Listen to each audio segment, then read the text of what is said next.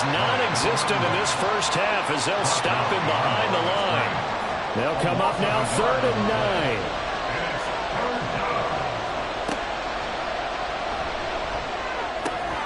Pass taken in by his big tight end. And he's going to have another first down here as the tackle's made at the Cowboys' 41-yard line. A 3rd down gain of 19. We often hear the phrase sure-handed tight ends, and he certainly fits into that category. Plus, he's got a quarterback who knows to look his way when they need a big pickup. And on this play, he finds him for the first down. They'll run on first down. Clemens trying to find a lane, but instead he'll get back to the line of scrimmage and no more. Now a 2nd and 10.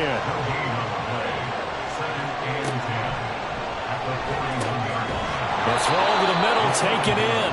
5 yards. Now it's 3rd and 5. And we've seen him have success earlier on with the ball in his hands because he is a get it in space and make a play kind of a receiver. But that time, they closed on him quickly and held him to a short gain. He's got his target. That's complete. And he will have the Bears first down as they're able to get the 3rd down conversion.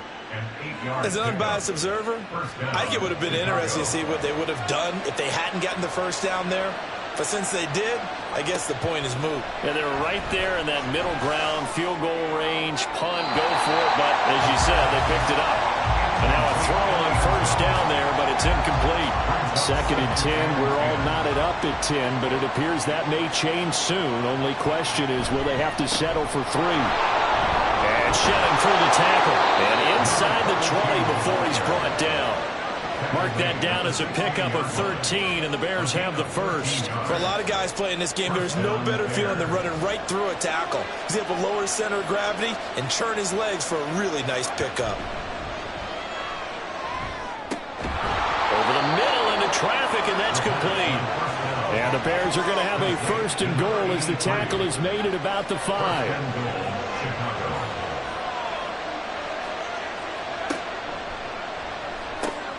Got his tight end. That's complete. It's Chambers.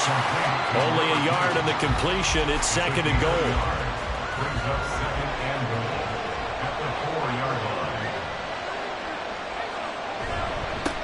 Now they try the right side here. And he'll get blown up behind the line of scrimmage. Back at the 6. That'll be a loss of a yard, and it leads to a 3rd down. And now 3rd and goal coming up. The loss on 2nd down. That just means this crowd's going to get even louder, and they'll get a little bit of extra help from the defenders as they exhort them to join them in the effort. He's got it. A terrific job there to keep him out of the end zone, and now it'll be 4th and goal. A short gain that doesn't get them the first down brings up a 4th down situation. Really nice job defensively. They knew where the sticks were. They got the stop before. And his kick is good. So 3 points on the board, as easy a field goal as you're going to get, but I can see you shaking your head. I love that peripheral vision of yours, partner, because to me, if it's the 4th quarter and you're up 6, I get it. But now, even if you run and don't get in, you're still setting them up to go a long field, 98, 99-yard drive. How do you look at your defense and not give them that opportunity? The time to get another look at this Cowboys offense. They have the game here followed by the open date on their calendar next weekend. And Charles, this is a crew that you have to think really is relishing the opportunity to be on the couch for a few days. Yeah, they certainly are, but let's face it, partner. They can't get caught looking ahead to that couch time while they're playing this one. They've got to take care of business first. So here's a 1st and 10 at the 38. There they'll keep leaning on the running game. Back to the ground. And he has a big gain inside the 40 before being dropped. 62 yards rushing for him as he has been tough to stop here this first half. We often poke a little fun at running backs past the age of 30. Oh, they're getting old, they can't run anymore. What he's showing past the age of 30, you can still have some nice runs like that. You certainly can, and I think that we're starting to expand our definition of old running back. Because it used to be as soon as they hit 30, you want to get rid of these guys and go to the younger guys. But now that the guys are taking such great care of themselves, as you pointed out, you can still get explosive runs at any age. And he's got his man out of the backfield. That's complete. And he'll go down here at the 12-yard line. Here's a 2nd and 5. the 12-yard line.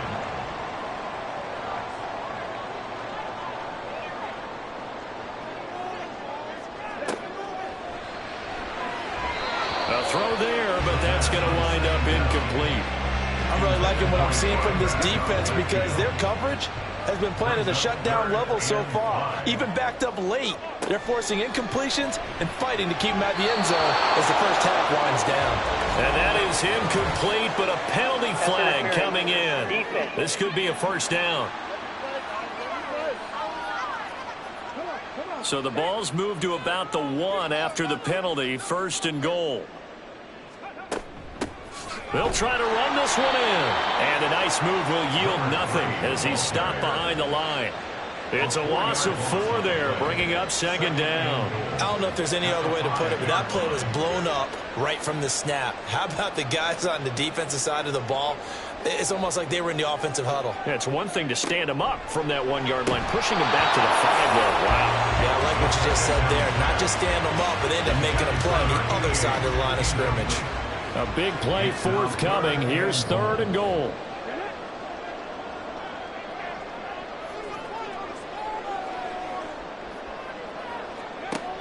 They'll drop to throw.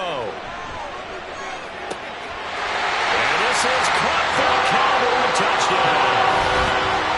A 5-yard touchdown.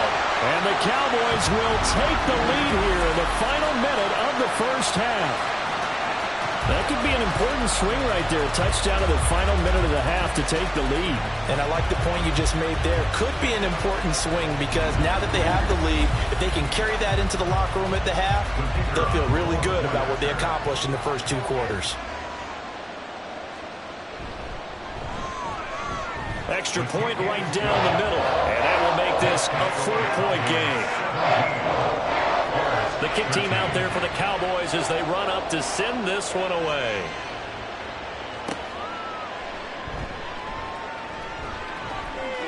And he'll get it up past the 20 to about the 22.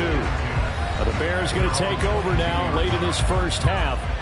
With this slim deficit closing in on the end of the first half, we'll see if they can move this at least into field goal range and try to get 3 out of this drive. They'll come out throwing here on first down. And complete. Gresham.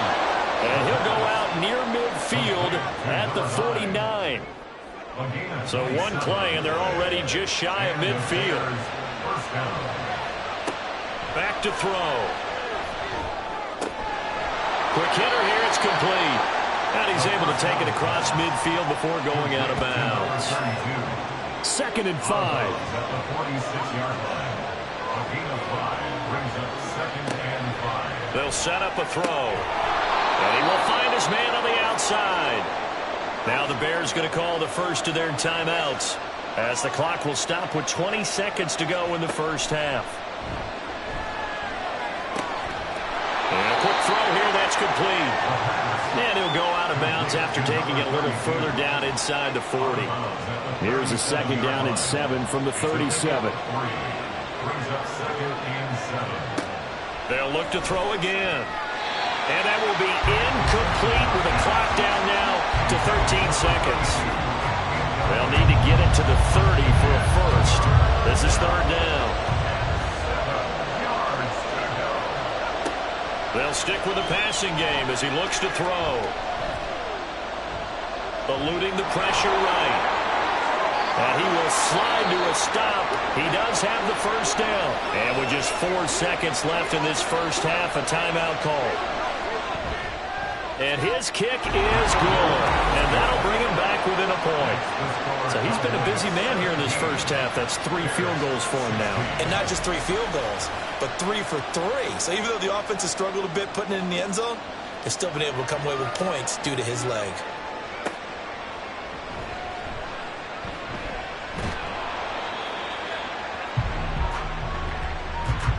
So we have come to halftime here in Dallas with the Cowboys out in front. As we send you on over to Orlando for Jonathan Coachman at our EA Sports Halftime Report. Take it away, Coach.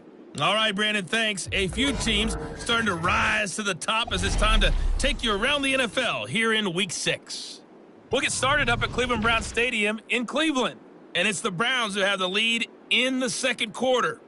The Browns locked in a tight one, but this is a game you feel they've got to have. We'll stay in the AFC South as we head one state over to check on the Indianapolis Colts at home at Lucas Oil Stadium. And you can see, currently they trail in that ball game. The Packers seem to be on their way to what would be a good victory. Finally, we finish at MetLife Stadium to see what's going on with the Jets. And you can see they have the lead over the visiting Seahawks. The Jets trying to hold on and claim victory.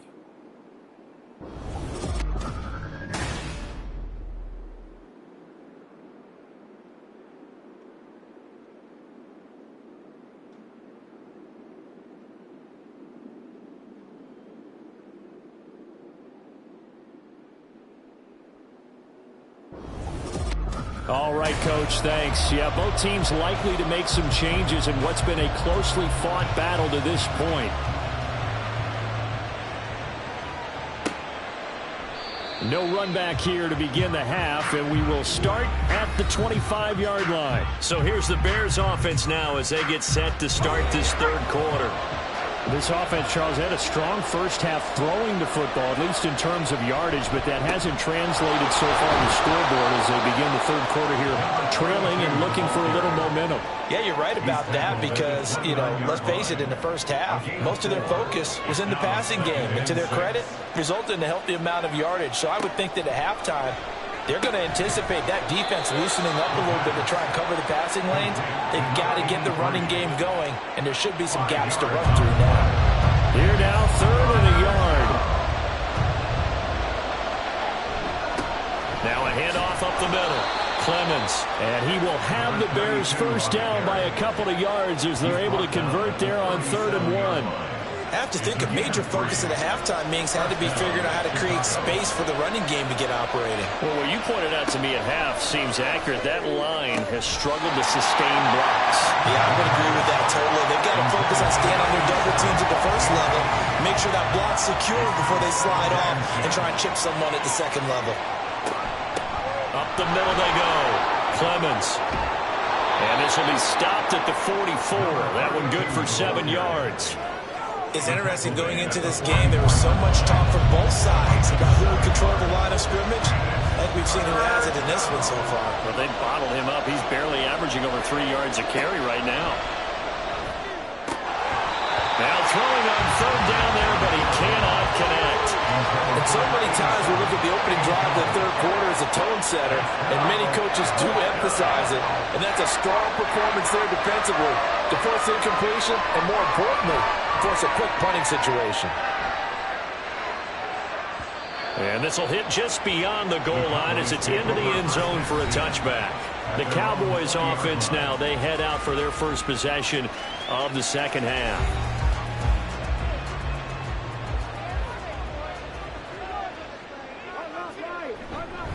They'll start this drive out on the ground. And he is brought down at the 22 after a gain of 2, and it brings up 2nd down. 2 yards on the pickup. It's 2nd and 8. And they'll give him another shot here on the ground. Oh, some strong running. And he'll be out of bounds right at the 40. 78 yards for him on the ground now as he has been terrific here this afternoon. Veteran running back like him, we've seen a lot of those chunk carries in his career. And that's why you don't just look at his birth certificate and decide when a guy is done, right? Because you know as well as I do, in this league, as soon as you hit 30, they're looking to let you go if you're a running back. Sometimes there's a little tread left on the tires. They'll look to throw now on 1st down. And he's got his man on the out route. And he's tackled a yard short of the marker. Good gain of 9 on 1st down. Just need a yard here. 2nd and 1. One back in the backfield. He'll get the carry. He juked him. And he'll be brought down at the 45-yard line. 6 yards to pick up, and that's a 1st down. Yeah, once more, strong running, excellent blocking at the point of attack. They've got a nice little drive brewing right here. Now on 1st down, he'll drop to throw it. He'll throw right side here, complete. And he works it past the 30, almost to the 25. Give him 19 there as the drive marches forward. They'll look to throw here on first down. Got a man, and he hits him in stride. And brought down, but not before they get it inside the 10 to the 7. That is now 19-yard gains on back-to-back plays. Just picking up yardage in bunches here these last few plays. They have moved right down the field, and just like that, they can be set up with a first and goal. 2 big plays in succession. Not sure this D knows what hit him, but now they got to get ready. It's first and goal. They're going to look to throw. Toward the end zone, but that's going to wind up incomplete. Quick hands that time to knock that one away. It sure looked like a short touchdown, but able to get a good break on the football and force the incompletion. Back to throw again. Rolling to his left. Feeling the pressure here and taken down. A sack back at the 7. Second goal, last thing you need to do is get pushed backwards to take a sack. But he couldn't find anywhere to go with the football. Had to eat it and ended up on the ground.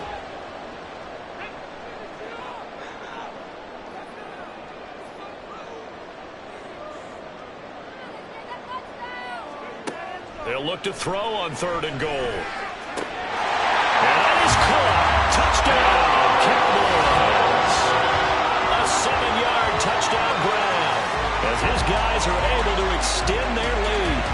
Well, that's what I call the answer right there. They gave up a sack on the previous play. How about what they did to finish things off, turning it right back around? That's the response, and that O-line feels a lot better now, don't they? Yeah, without a doubt, because give up the sack on the previous play, that just hurts those guys because they never want to see their guy get hit. Extra point splits the uprights, and the lead is up to 8. So that drive, 80 yards, 9 plays. And it culminates in a Dallas touchdown. And there will not be a return here. It's a touchback, and it'll come out to the 25-yard line. The Chicago offense set to get started. Over on the sideline, hoping to hit that reset button between possessions. Last time out, they had to punt it away. This time hoping to finish this thing off in the end zone. They'll come out throwing here to start the drive. And this will be a gain of 5 as he gets it to the 30. Well, it's time for them to be good teammates right here. And what I mean by that is possess the ball for a little while. Get at least 2 first downs. Give their defense a chance to settle down a little bit after they give up a touchdown. The play-action fake. They'll look to throw. And the Cowboys' pressure gets there this time for the sack. Micah Parsons showing off that elite athleticism as he gets the sack. Still needing 10 yards. Now it's third down. Looking to throw. Under pressure again, and down he goes again. Multiple defenders getting to him there for a huge loss. Now that was a passer's nightmare. The front door totally shut down by the defense. They kept going backwards, hoping to find another avenue of escape. It didn't exist.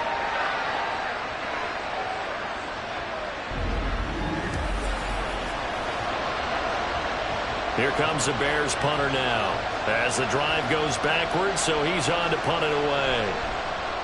Averaging over 50 yards a punt so far as this one's away. A beautiful fake.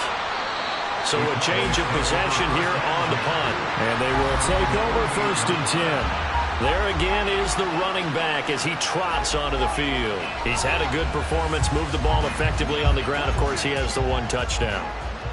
And when you're able to move it as effectively as you've described, that leads to finding a way into the end zone, and now he's just trying to do it for a second time. And, of course, with that comes additional yardage. Yeah, looking for additional yards, and again, that second score here in the third quarter. A really nice gain of 25 yards.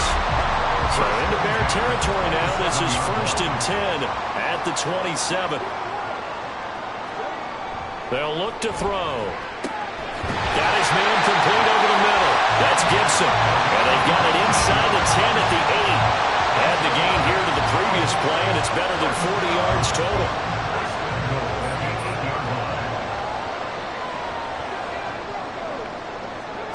They'll set up to throw. To the goal line, but it's incomplete. And those two just haven't been in sync thus far. They've done a nice job against him, but still, with his talent, you would expect them to have more completions to him in this game. And it's caught. 5 yards that time on the completion, and now it's 3rd and goal. Brings up 3rd and goal.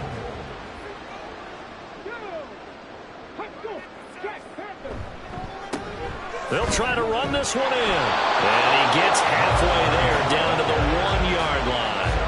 Only a yard there, so it brings up 4th and goal. It's kind of an interesting decision. 1-score game, 3rd quarter. What do you do? Yeah, I'm willing to go out on the limb on this one and go for it. Here's why.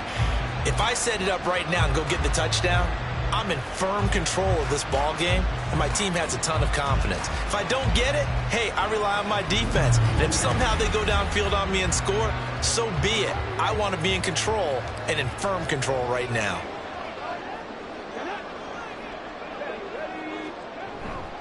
They'll try and run for it. And he'll wind up being knocked back to the 3-yard line.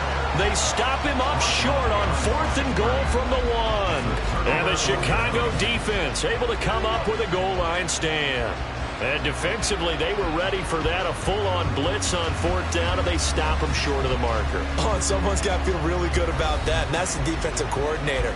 He dialed up a great run blitz defense, and they hit it just right. Stack that thing up. They're going to feel awesome going to the bench after that big play. The Bears offense ready to go for their next drive. They're going to have to go at least 50, 60 yards here if they want to ensure that they don't have to punt the ball like they did last time. Yeah, so what you're saying is we're not playing to just get out of the shadow of your own goal line, right? You're playing to make sure the punter doesn't see the field again. So it's not picking up a couple of first downs. You want to pick up 5 or 6 first downs and make sure you move the ball into their territory. There's a throw over the middle. It's taken in by his tight end. These two have hooked up 9 times now this afternoon as they pick up the first.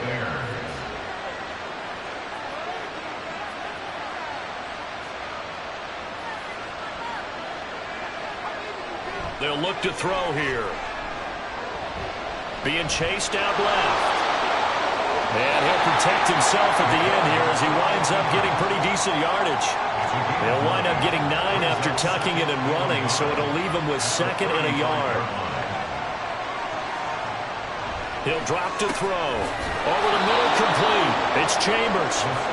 3rd catch for him on this drive alone, and it'll give him a first down. A 5-yard gain on the play. And the Bears first down. Now a handoff up the middle. Clemens. And he's going to be met at the line of scrimmage and taken down. Call it no gain on the play, and it'll be 2nd down. Brings up 2nd and 10 at the 40-yard line. And they're not going to get to the line to run another play. So we will switch ends as the 3rd quarter has come to a close. You're watching the NFL on EA Sports. Back now in Arlington. 2nd and 10. It's Bears football, but they trail on the scoreboard as we get set to bring you the 4th quarter. Now a deep throw there on 2nd down, but it'll wind up incomplete. Some coaches like to take the shorter, more reliable yardage, and some, they like to go for the big shot. No fear in risking a deep ball there, but it wasn't enough to get him the completion. And now the 3rd down throw incomplete as well. They don't get the hook up there, but you really have to marvel at how precise he's been throwing the football these last couple of weeks. Oh, that's a perfect word for it, precise, because if you're at 70% or better 2 weeks in a row, you have a job as long as you want one in this league, won't you? I mean, let's face it, it's not just West Coast offense either. He's putting the ball downfield as well. 37 yards on the punt with no return. And it will be 1st and 10 as they take over.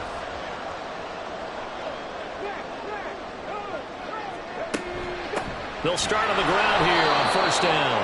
And he goes nowhere. He'll lose yardage back at the 17. He'll lose a yard there, and it's 2nd and 11. I like the strategy. Extra tight ends, extra beef. They want to run the football, but that means they probably want to run it inside.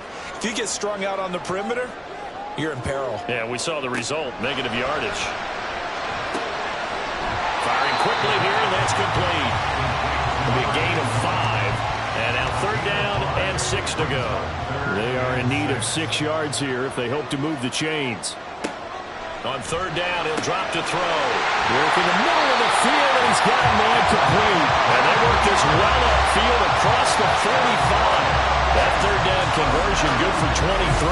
And that pickup of a 1st down, that's going to leave a mark because they really needed to stop them there, didn't they? So frustrating. Defensively, you're a play away from getting that football back here down late. Tough. Now they've got to find a way to create a turnover or a takeaway. Otherwise, this one will probably get away from them. Back to throw now on 1st down. Looking left side, he's got it complete.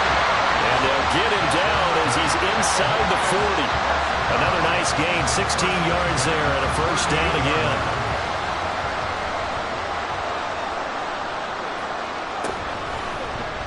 Here's the option. And he probably should have given that one off as he's going to get hit and taken down behind the line. It's a loss of 4 on the 1st down play. So a step in the wrong direction. Now they'll look to make amends on 2nd and 14. One back in the backfield. He'll get the carry. And he works it to the 30-yard line here, right at the 30. 93 yards rushing now for the NFL leader coming into this ballgame. The Cowboys on 3rd down. 5 out of 9 thus far. Here it's 3rd and 2. Pass taken in by his big tight end. And he will have the Cowboys 1st down. It's a gain of 6 that time on 3rd and 2.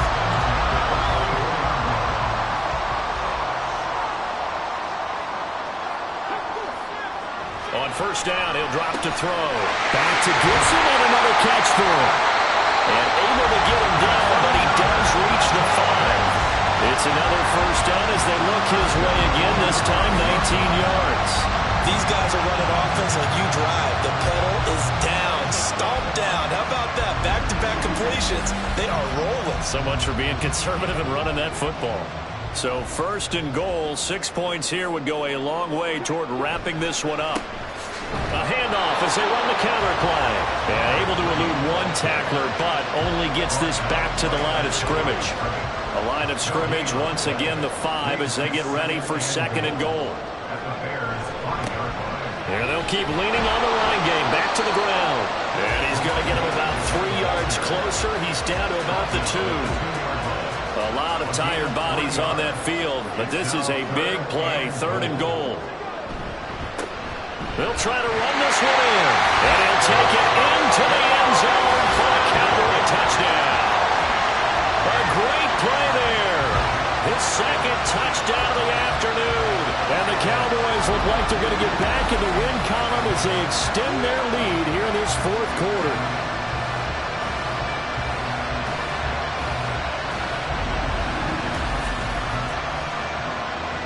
An extra point attempt here still to come.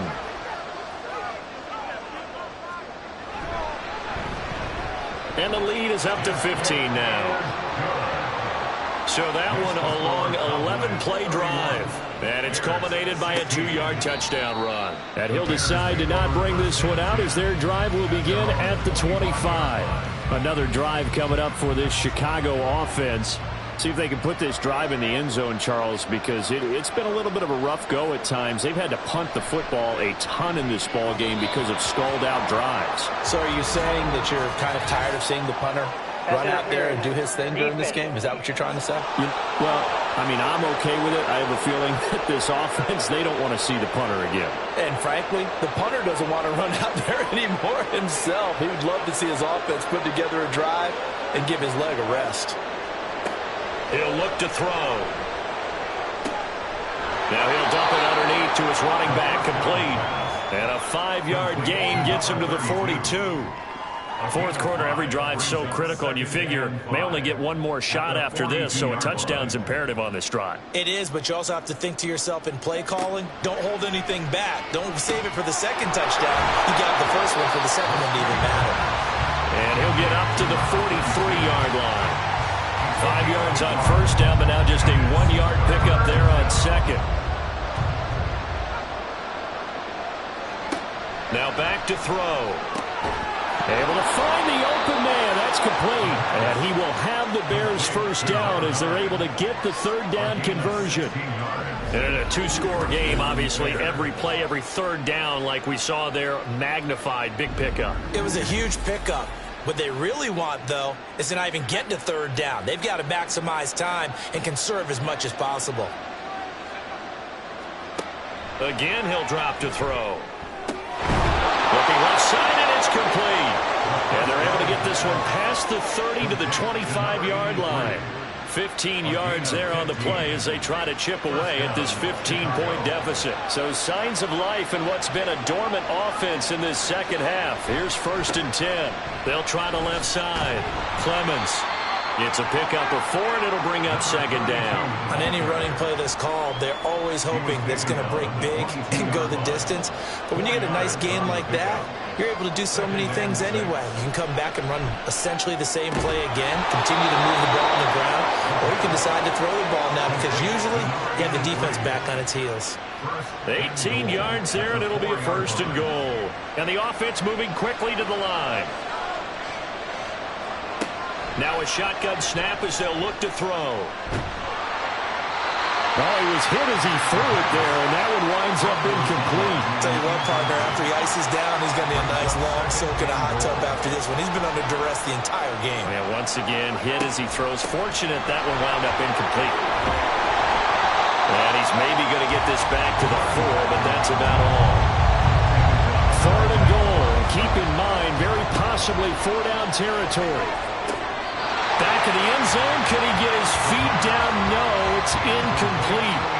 So now 4th and goal. You're trailing by a decent amount here. What are you doing, Coach Davis? Well, I've got to think to myself, just how many more opportunities am I going to have this close and have this chance? I've got to go for it right here. The clock's dwindling on me. Let's go get it done. Oh, what a heck of an effort there as he'll make the diving catch. They get the completion but cannot push forward into the end zone. And this Cowboy defense comes up with a goal line stand. So still over 3 minutes remaining in this game, but boy, not getting that one that hurt. That's a little bit demoralizing, so they have to be careful about that because still have an opportunity if they can get some things done on defense. But now, since they've taken over on downs, a team with the ball, guess what? Going to 4-minute offense, maybe they can put this thing away. And he's going to be taken down shy of the 5-yard line. 3 yards on the pickup there, and it'll be 2nd down. Brings up 2nd and 7.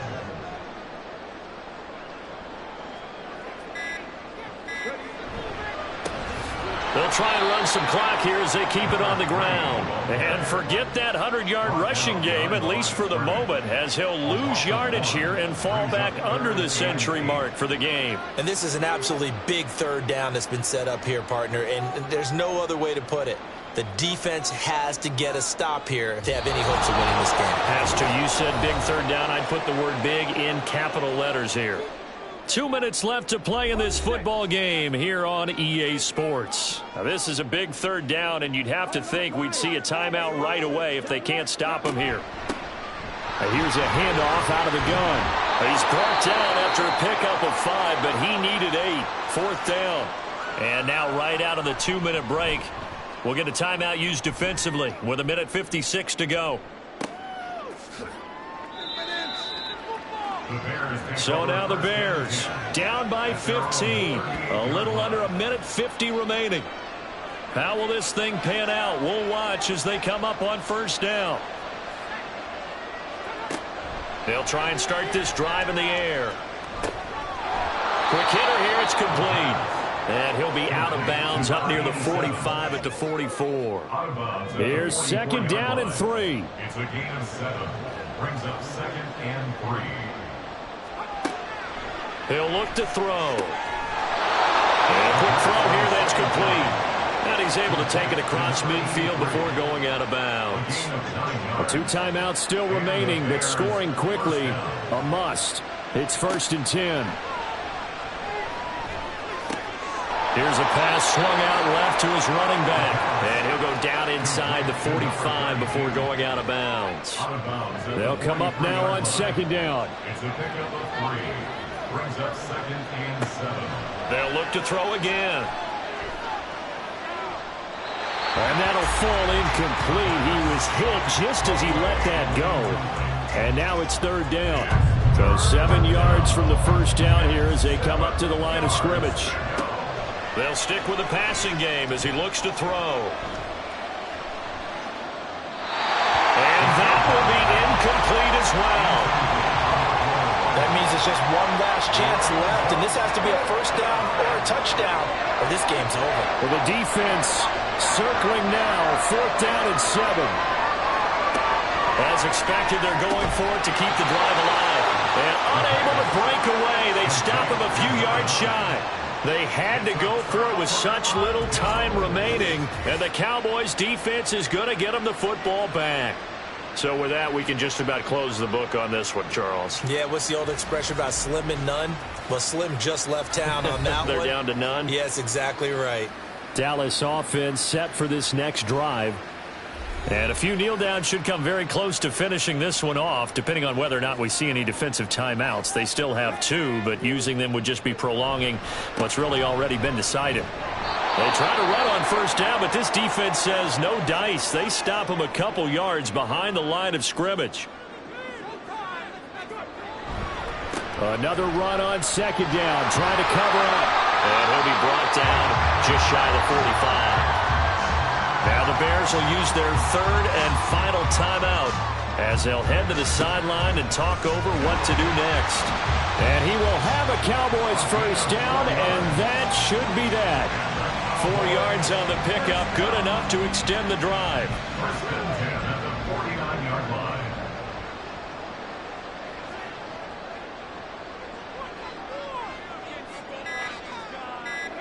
So he'll take a knee here to wrap this one up, and he's going to want to keep that game ball. He was sensational.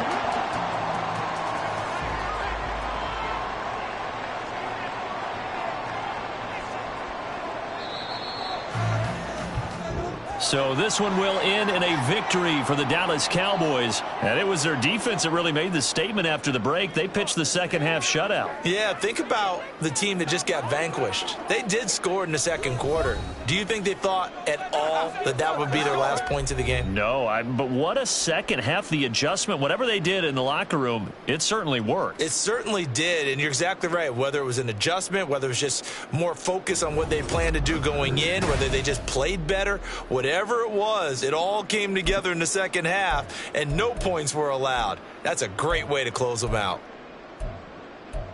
So for the Cowboys, their strong start to the year continues as they're up to 5-1. And they'll be able to enjoy this one through the bye week before they get back at it again.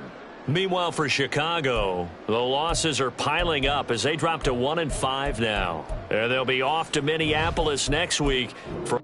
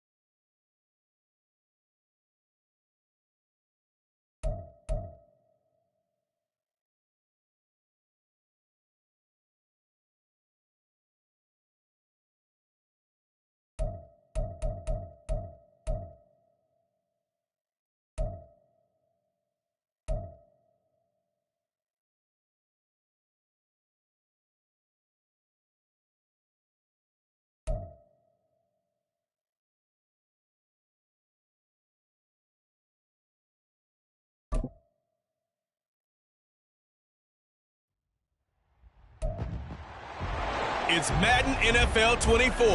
And coming up next is the Commanders' versatile running back. He was unstoppable a week ago, a mountain of yards and a pair of touchdowns. It's the Commanders and the Eagles, and it comes your way next. We've had spotty showers since about 7 a.m. here in D.C., and the radar indicates it's going to continue, but nothing to stop football from happening at FedEx Field. Today we've got a Week 6 matchup for you here, as it'll be the Philadelphia Eagles taking on the Washington Commanders.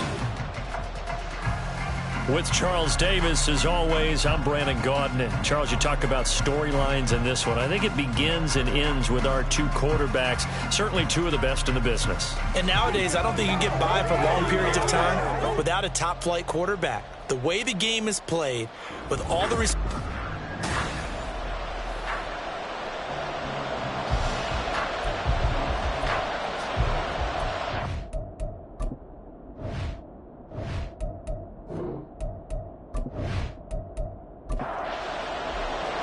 Set to go now in Week 6 of the NFL season, and we are underway on EA Sports.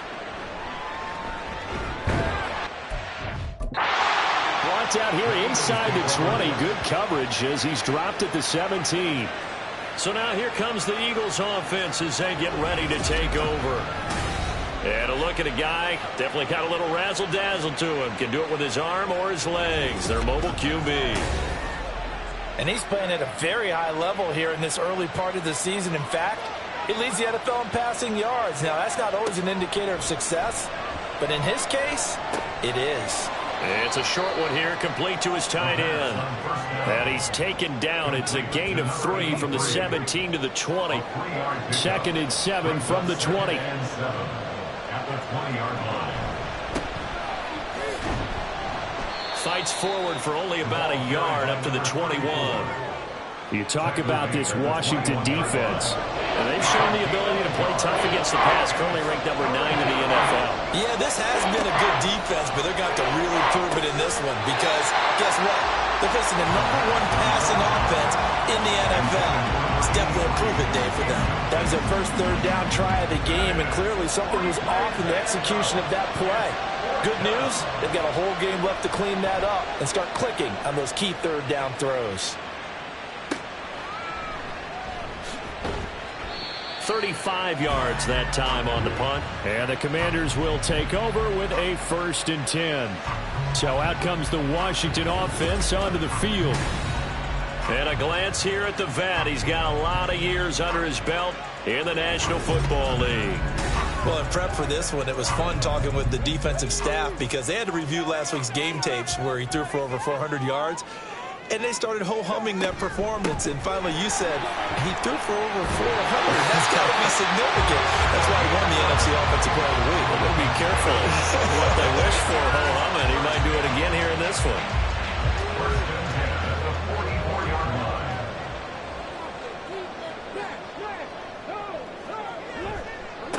Running game working. They'll stick with it on 1st down. And he'll be brought down at about the 42. The numbers for him from a week ago. And Charles, how do you think he ran the football? I thought he definitely had his moments. I did think that they could have utilized him a little bit better, and I'm definitely going to keep an eye on him to see how they're going to use him this week. A shotgun snap to Stroud. A throw left sideline falls incomplete. Well, this defense for the Eagles, they were very strong in the win last week over the Giants. I have to admit, I was extremely impressed by what I saw on tape because they stayed in the face of the quarterback the entire game, ended up getting forced. Stroud is hit, and the ball is loose. Oh, and one of the linemen on the other side has got it. And they take possession 2 yards away from midfield at the 48-yard line. The defense, they were swarming that time and ultimately got to him before he could get rid of the football and knocked it free. And don't you feel just a little bit of sympathy for him back there, though? So much going on, so much swirling around. He's trying to find someone downfield. He's trying to move around to find an open target. Sometimes you forget the #1 thing, take care of the football. And they'll begin by running the option. Powerful running. Give him 3 on the keeper there, and it is second down. Anytime you decide to use your quarterback as a runner, most of the time when you design a play, you're expected to break a little bit bigger than this one, because when you run him on short gains, your risk-reward and him taking hits, I'm not sure that's the payout they were looking for. Yeah, he'll be out just a yard or 2 shy of the 30. His first catch, good for 14 there and a first down.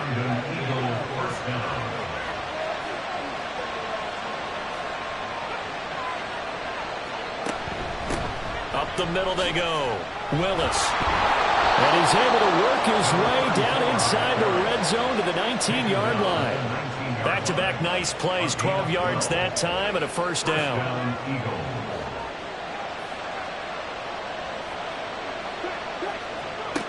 They'll drop to throw. And that's going to be caught for an Eagles touchdown.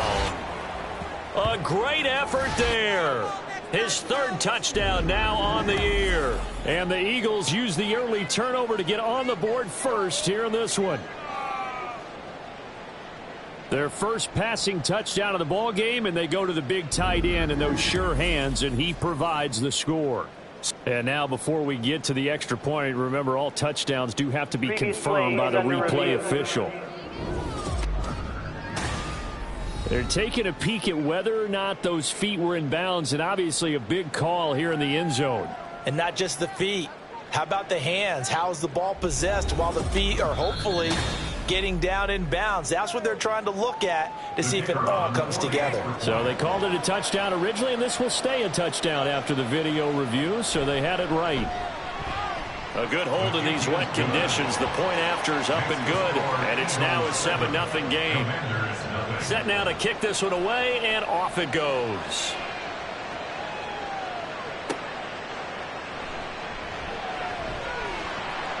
And he'll get it up just past the 20 as his guys will go to work at the 21-yard line.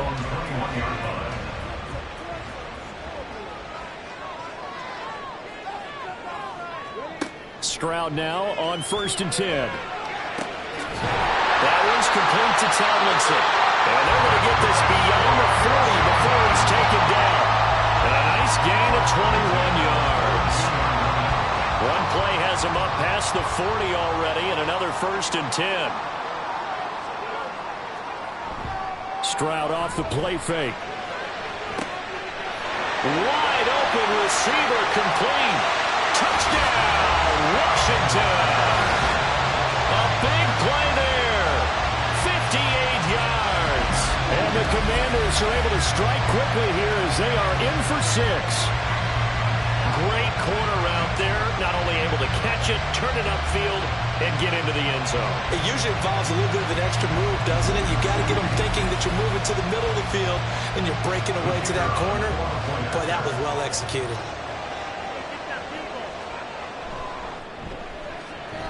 Point after, right down the middle. And we are tied at 7. Pretty clean and simple there. Just 2 plays. The long pass resulting in the touchdown on play number 2.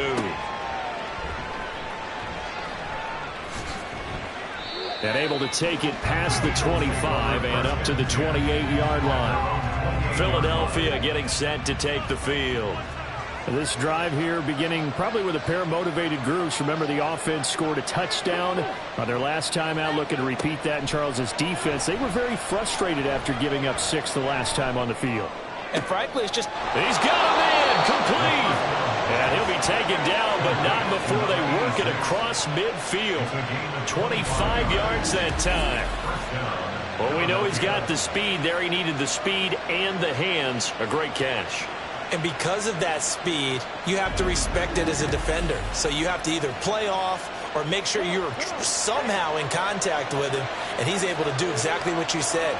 Use the speed to his advantage and go up and get the football. That's a big-time play right there. It'll go as a gain of 4, and that'll bring up second down. A gain of 4. It's now 2nd and 6 at the Commanders' 43-yard line. Throwing the out route incomplete. That's Edwards. So the completion good for 6 yards, and that will bring up 3rd and 1. So they just need 1 yard here to pick up the first down.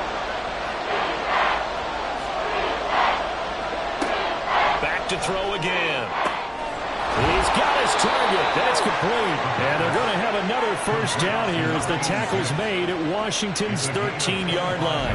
But forget the run on 3rd and 1. They shock the D and rip off a pretty big play. I can't help but chuckle a little bit because at this point, it can't be a surprise to anyone in the building who's going to get the ball. They just keep feeding him over and over, and he just keeps on delivering. They'll look to throw here on 1st down. And the timing a bit off that time as that one falls to the ground. Quarterbacking 101. Never force the ball into double coverage, especially not this close to the goal line. The windows are so tight, you just don't want to force it in there because it could be tipped up and picked off. And strong running there as he's inside the 10 and down to the 8-yard line. Play number 7 now coming up on the drive. 3rd and 5. Back to throw here. And probably the wise decision there. No one open. He just throws it away. And that keeps the field goal on the table as it's 4th down. So on now the field goal team for Philadelphia. From the left hash, should be a fairly easy one here. And the 12-year veteran knocks it right through. So he's been automatic to this point of the season, and he connects on the field goal there. And what a luxury it is to have a kicker you can depend upon, partner, because he hasn't missed all year long. Converts on that one as well. And kudos to you. You didn't jinx him. And they'll start this drive just across the 30. Pretty nice work on the return. The Washington offense set to take over. And they'll just simply be looking to build off the confidence of the last time out where they scored a touchdown. And confidence is powerful, isn't it? When you've scored once, you feel like you can go back out there and get it done again. Doesn't matter what the defense throws at them. They feel like they're in a groove right now, and they want to get out there and show it. Yeah, hoping to stay in that groove here this go-around. And now a throw on 1st down there, but it's incomplete. After the incomplete pass, here now is 2nd and 10. Now they'll go play action here with Stroud. Firing quickly here, and that's complete. They do get a yard there, but only a yard. Leaves them with 3rd and 9 looming. They'll come to the line here needing 9 yards to pick up the first. Stroud on 3rd down now. That is caught. Fighting through, and he's got space. And he's going to get this all the way down inside the 35. An excellent gain, 35 yards. There's no doubt in my mind that not many guys in this league have had the impact that he's had here in the first half of the season. He's been a big play guy from the word go and continues to be one with another one right there. So the big play changes the complexion of things. Here's 1st and 10 just outside the 30. A handoff as they run the counter play. And he is going to be stopped cold behind the line of scrimmage. Officially, it's a 1-yard loss. That's going to bring up 2nd and 11. 2nd and 11 at the Eagles' 34-yard line. Stroud to throw it. Throwing the out route incomplete. That's Martin. You look at this Eagle defense. In that win last week over the Giants, they were very good. Have to admit, I was extremely impressed by what I saw. They ended up getting 4 sacks in the game, stayed in the face of the quarterback the entire time, made it difficult for him to step up and find receivers downfield. And that's what they told us this week, that pressure on the QB is key. Well, that's a perfect example of how he was named NFC Defensive Player of the Week from last week's game. He is just all around the football right now, isn't he? That he is, and it's funny because I talked with the coaching staff about drills that they do in practice, and one of them is called matching hands. And as soon as that hand is launched by the quarterback, you throw up the opposite hand and match that hand with the QB, and oftentimes you're able to knock it away, as we just saw there. So that, Charles, a season long right there. And you know who's really excited about that? The special teams coordinator, because he's the one who has to tell the head coach in pregame, this is where we trust. Now a hit and a loose football. So a teammate picking him up there, that was nearly disaster. And the way that you coach these things, you want to make sure you have eyes towards the return guy. because you want to make sure that the catch is secured. A lot of teams do that. They have at least one guy. Okay, you're responsible for making sure he secures the catch. He's not always the one that makes the recovery, but he can always sound out the alarm. Hey, ball's on the ground. We've got to get it back. The Eagles offense set to begin their next drive. Their drive last time, it stalled out. They were forced to take the short field goal. And the key phrase, you nailed it, forced to, because you know coaches look at these short field goals as a last resort, right? To them, that's not how drives are supposed to end. You're supposed to put 6 on the board. That's a consolation prize, like going to the county fair. You don't get the big stuffed animal on that one, do you? No, you don't go top shelf. That's bottom shelf material. Now, meanwhile, here's a second down throw that's knocked away and incomplete.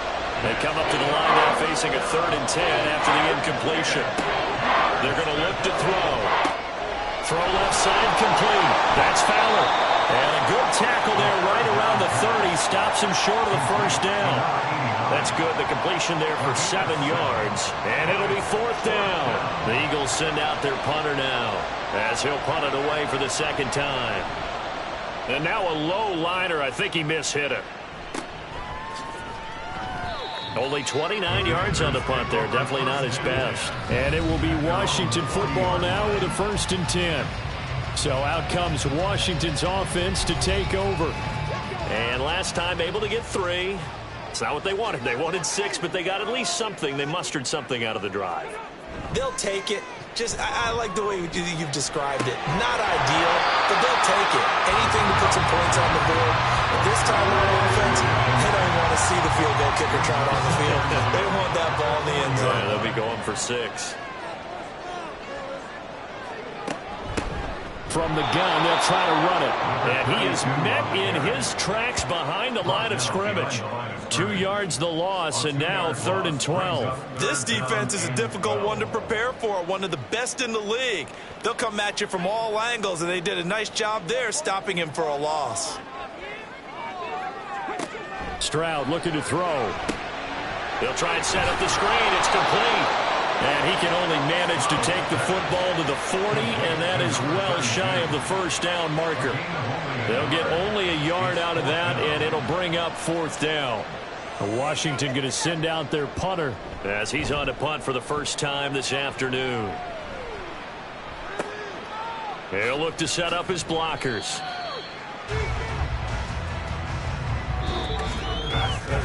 10-10 our score after 1 on EA Sports. Start of the second quarter, and it's the Eagles in possession. Already at the line, this Philly offense set to go. Charles, a very uninspired effort the last time we saw them out there. It was a quick 3 and out, then they punted the football. Yeah, and you never want to get stopped so soundly during a series, but what would be even worse now is letting it happen again right here. They've got to get going. Nice rhythm throw there on 1st down. He located his tight end, made it a nice easy pitch and catch. Hoping he can break a tackle or two. Wasn't able to do that there, but still good yardage. Throwing again on 2nd down, but this time it's incomplete. You've always been very good about checking my math. Am I correct? That's the first time that it's been incomplete when they've thrown it to him? Yes, he had caught every other ball coming his way. So they feel like they've got something really good going there, and they're going to continue to go there until the defense makes an adjustment and takes it away. Well, they finally made an adjustment there. We'll see if they can build on that stop. Second catch for him today, and it'll wind up a 1st down. Normally on 3rd down and short yardage, you're thinking to throw to your tight end. It's just going to be a simple chain mover. But this time they let him roam down the field, and a nice dart picks up the 1st down and then some. On 1st down, he'll drop to throw. Throw caught there by Willis. They'll wind up getting 7 on the play, and it'll be 2nd down. It's a gain of 7. Brings up 2nd and 3 at the 41-yard line. On play action, they'll throw. He finds his man, complete. It's Bradley. Touchdown, Philadelphia. A great play there. 41 yards. And the Eagles have taken the lead. And on that one, able to catch it, also able to have the wherewithal to take it in for the score. And how about the phases of a successful catch and a completion of a play? look the ball in, secure the catch, and then, of course, the run after the catch that ends up in the end zone. No going for two. They'll kick the point after. He's got it as they go up by a total of 17-10. The drive summary that time, 5 plays. And it was capped off by an Eagles touchdown.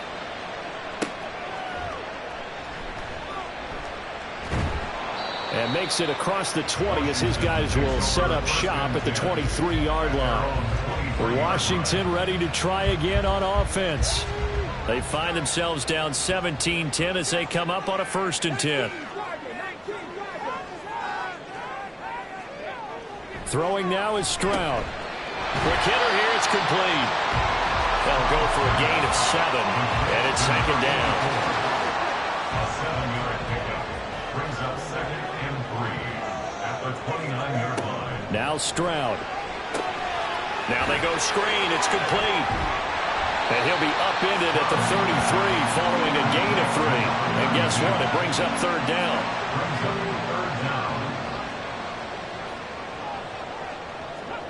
Back to throw. Here's Stroud. And unable to connect. If he had caught it, it would have been a 1st down. Instead, it's 4th. He'll definitely say that that's one he should have held on to. But when you're playing in elements like this, sometimes those bullet passes, those ones with a little bit of pace on them, they can be difficult to hold on to. And on 4th down, on is the punt team sending this one away. Fielded just inside the 30. They'll score that a 36-yard punt. And the Eagles will have it taking over 1st and 10. A look at the running back, the man out of the backfield as he gears up to go again. The passing game, they've had more success there than the running game. Maybe something they game plan for. How come they didn't tell us about it? Because they wanted to keep it a secret. We did ask, didn't we? But I think what happened in this one is they've realized that they've established the run pretty well, and teams are going to key on that. They thought they could open it up and have success through the air, and that's exactly what's going on. Yeah, they've had success at least so far here in the 2nd quarter.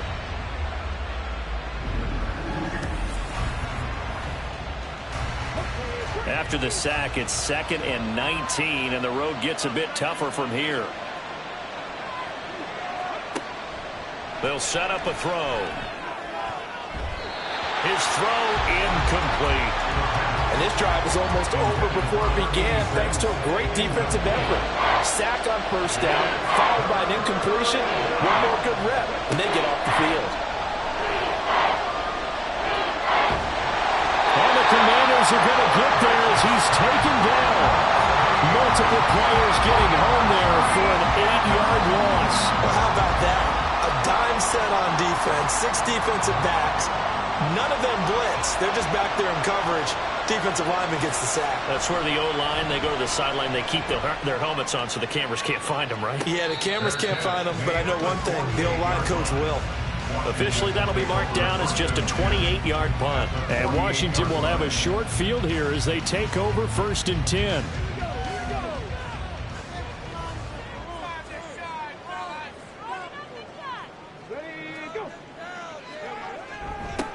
One back in the backfield, he'll get the carry. And not a whole lot of room to operate there on the 1st down run. He gets maybe 3. They'll come up 2nd and 7. Brings up 2nd and 7. Play action. Here's Stroud. Oh, he's got a man wide open, complete. And he's going to get this one down to the edge of the red zone. A 1st down there on a pickup of 25. And that's a more than acceptable read right there because it's zone coverage, so timing is everything. This time he waits for his man to come open, puts it right on him, and they pick up a 1st down.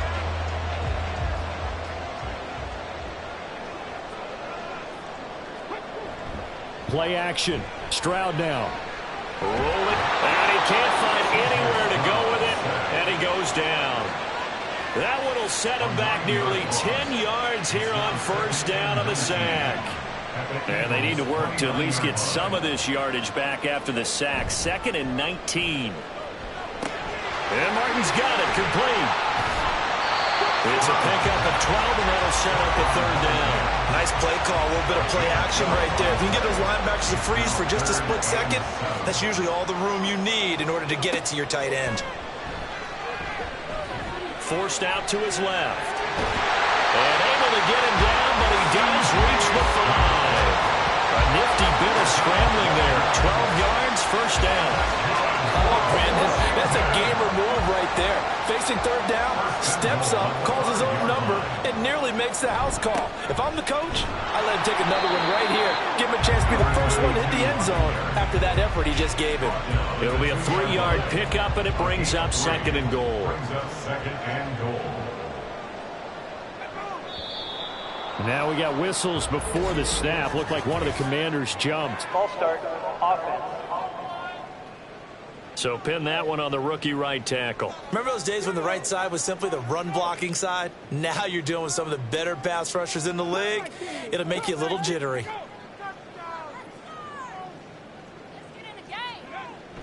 Stroud sets up the play action. And this is incomplete. Boy, that was lockdown coverage there. He's scanning for someone to come open. That was great work to blanket everyone. And in the end, he's just got to throw it away. Third and goal, Stroud. And they're going to get him. They bring it down to sack back at the 16-yard line. Disastrous outcome there on third and goal. They lose 9 yards on the sand. They were in the top 5 in sacks in the league coming into this one. That's their third one in this game. Obviously, pass rush has been a strength of this team all year long. And apparently they're not satisfied with top 5. They want to climb that ladder. Yeah, I think it goes back to their offseason. They decided to make it a priority, and it's working out. And his kick is right there. It's good. And that will cut this lead back down to 4 now. It's 17-13. Well, in a close game like this, obviously you want the touchdown, but certainly they will take the 3. And they'll be okay with that, but let's throw a little credit to the defense as well. And I'm just glad this doesn't come down to a debate, right? Which side won, partner? Because the defense, hey, we didn't give up a touchdown. The offense, hey, we put 3 on the board. Either way you look at it, I think both sides gained something out of that drive. Getting set to go again as we look at the back, heading onto the field again. A good job in the passing game, decent job in the running game, but really they've been more effective through the air. We'll see if that shifts at all as this goes on. Thus far, it feels like they're calling this game in reverse. Normally you run to set up the pass. Here it feels like they're passing, hoping to set up the run and be more effective later on in the game. Yeah, you can do it both ways. We usually talk about it in the reverse, however. No doubt about it. Not much there. Maybe a couple up to the 35. But not much on that run, Charles. No, that's exactly the way to execute a run blitz there. They guessed correctly that they would move the ball on the ground, honed in on it, and stopped him. Marked that down for a win in the defense's column. And he is going to have an Eagles first down as he'll be marked down a yard or 2 past the marker following a gain of 6.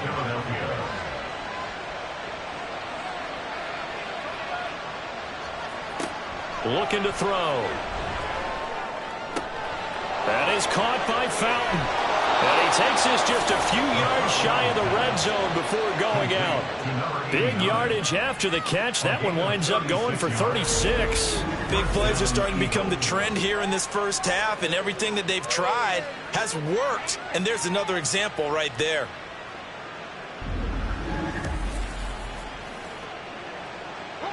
So the big play gets him all the way down to the outskirts of the red zone here for 1st and 10. He'll look to throw. Now he's loose down the middle of the field. And he gets it all the way down to the 3. They go right back to him for 20 and a first. How about the way they're moving the ball down the field? They had a big play a moment ago. Followed it up with another nice one here. And before you know it, they're already looking at 1st and goal. 2 minutes remaining in this first half of football. 2 big plays in succession. Not sure this D knows what hit him, but now they got to get ready. It's 1st and goal. They'll try to run this one in. And they'll bring him down after just a short pickup. Give him 2 yards on that one. 2nd and goal now.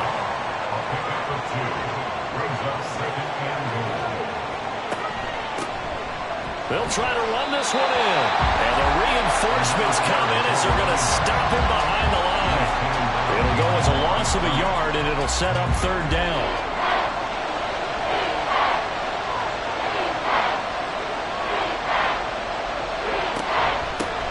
They'll try to run this one in. And he is into the end zone. Touchdown. Touchdown, Philadelphia. A great effort there. Hitting double digits with his 10th rushing touchdown on the year. And they are able to add on to their advantage. So that's now 10 touchdowns for him on the year. He's into double figures, and we're not even to the halfway point of the season yet. Partner, doesn't it speak to how well he works with this offensive line? And they know he doesn't need a giant alley to run through. He just needs a little seam. And he's so good at being patient, waiting for things to develop, and then accelerating when it does appear.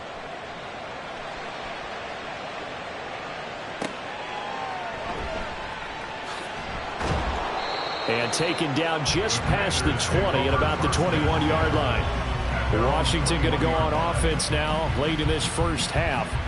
And with a little under a minute remaining, they may try to put something together here just to try to cut into that deficit. Now they'll throw it with Stroud here, 1st and 10. In trouble here, and down he goes. Back at the 8-yard line. And Washington now going to use the first of their 3 timeouts. So as they talk it over, we step aside. 1st and 10 here, and you know, if they could just get 3 out of this, something about whittling it to a 1-score game at half that might provide a psychological boost.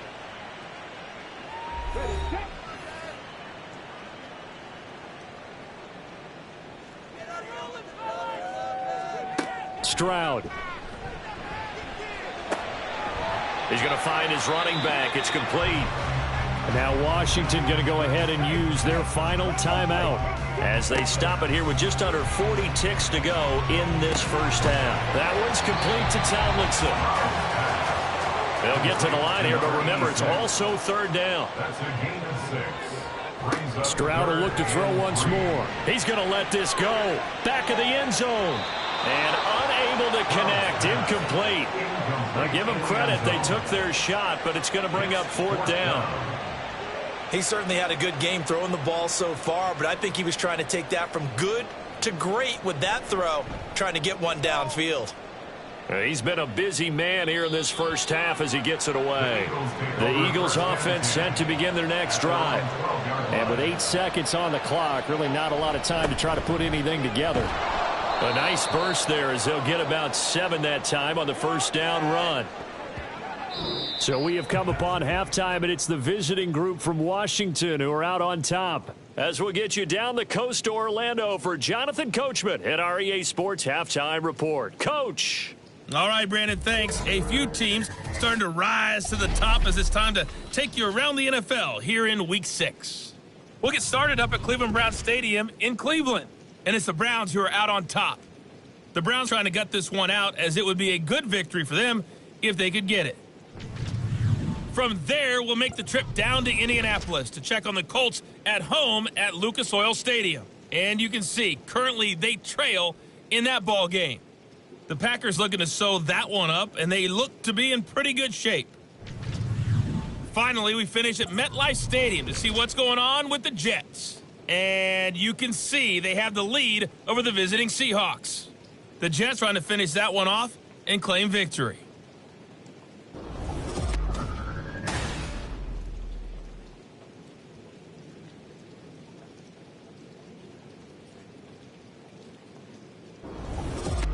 This has certainly been a fun one to watch so far. We knew this was going to be a battle, but we have not been disappointed. This is the kind of game that could wind up hinging on which side could play mistake-free football the rest of the way. And he won't get this to the 20-yard line as he's down at the 19. First chance for the Commanders' offense now as they head out for their opening series of the second half. Well, the first half, they struggled a little bit to keep pace offensively, CD, down 2 scores here. So how do they make some changes coming out of the locker room? Well, they've studied what they did in the first half. They've seen what the defense has thrown at them. Now they want to have a plan of attack against it. So you come out, you're not going to get all the points back on one drive, but get started on it. Start chopping into that lead, and maybe it'll inspire your defense to help out as well. Stroud off the play fake. And he will find his man on the outside. 5 catches for him in that first half, and that's number 6 that we just saw, and also a first down.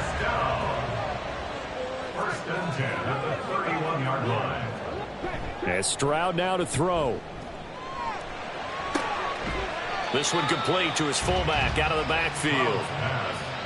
Good, sure hands there from a guy not accustomed to catching a whole lot of passes. But how about the way he was able to pull that one in and pick up good yardage? The second down throw now from Stroud. Wide open receiver complete. And he takes this one down almost all the way to the 30. Good yardage after the catch. Is that play good for 30 and a first? Despite writing it down on my notes, I never give enough credit to the offensive line, and we have to here. The protection, that's what made this play a success. Quarterback had to wait for his crossing route to develop, and that takes a little bit of extra time. Excellent job by the big fellas up front. On first down, they'll go to the ground attack. Yeah, boy, this defense again really making things tough on him as they stop him for no gain. Here's 2nd and 10. Brings up 2nd and 10 at the 31-yard Here's Stroud. This complete to Martin. And he has another first down as they'll get the ball down to the Eagles' 20-yard line. It's a gain of 11 yards that time, and it produces a new set of downs. Stroud to the air on 1st and 10. Oh, there's that man again. It's complete. This will be a 5-yard pickup as they move it from the 20 to the 15. Now 2nd and 5. brings up 2nd and 5 at the 15-yard line. Here's a give up the middle. And his rough afternoon continues. He's going nowhere again. No gain on the play there, so they're left with a 3rd down and 6. It's 3rd down and 6. Now a shotgun snap as they'll look to throw. Oh, he tries to force it in, and it's intercepted. Fighting his way through contact. And the Eagles are going to get the football here as he gets this up to the 38-yard line. So it was a drive that had real promise here to begin the 3rd quarter, but ultimately derailed by the INT. And that was the position you wanted to be in. Coming out to start this 3rd quarter, get a nice drive going, looking for the end zone. Possibly got a little bit too greedy right there. So here are the Eagles to take over. They're working on a 4-game winning streak, and they lead this one as well right now as they start 1st and 10.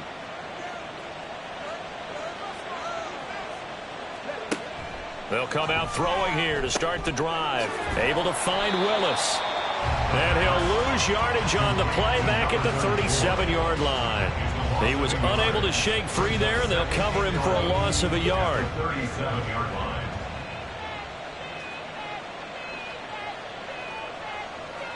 Second and 11. Throwing the out route incomplete. It's Edwards. And a 6-yard gain gets him right around the 43.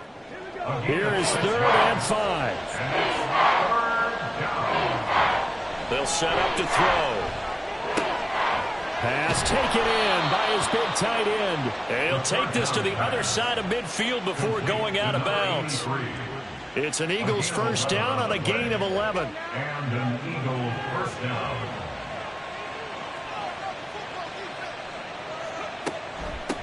Now a handoff up the middle. It's Willis. And he's going to get this one down near the 45-yard line. They work now on 2nd and 9. Brings up 2nd and 9. He'll drop to throw. And that'll be incomplete. Took a pretty good shot as he tried to pull that one in. Couldn't hang on 3rd down.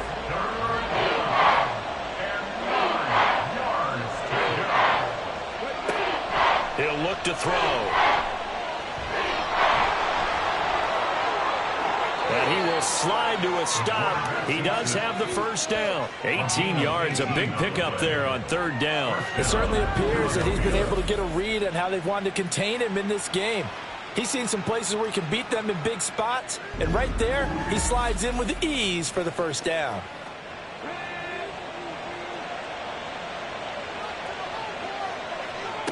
Back to throw now on 1st down.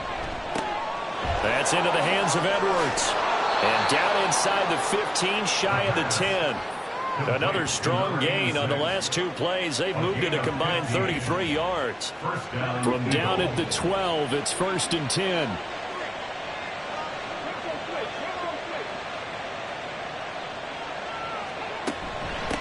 Up the middle they go.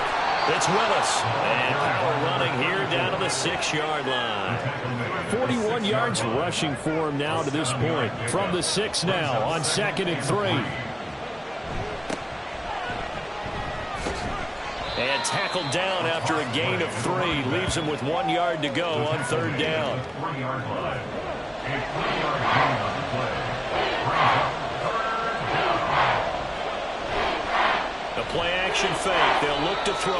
Disaster there, resulting in a loss of 7 on 3rd down. It's now 4th down. So on now the field goal team for Philadelphia. From the right hash, and this one just a chippy. And his kick is indeed good, and that will extend their lead even further. Whatever was said in the locker room during the break must have worked. They forced the turnover. They didn't get the touchdown, Charles, but it does translate into 3 points to begin this second half. Exactly as they discussed in the locker room at halftime. Get some points to get things kick-started. Now start your half off with some momentum. Gives you something to build on for your next possession. A look at Washington as they come onto the field. A big mistake last time they were on the field, tossing that interception inside the red zone and really taking away what had been a pretty successful drive up to that point. Yeah, and I don't think there's any question about it. As they head out on the field for this drive, that whole offensive unit is just thinking redemption. You know, they moved it really well, didn't pay it off. This time, they want to make sure that ball ends up in the end zone, and they're the ones possessing it.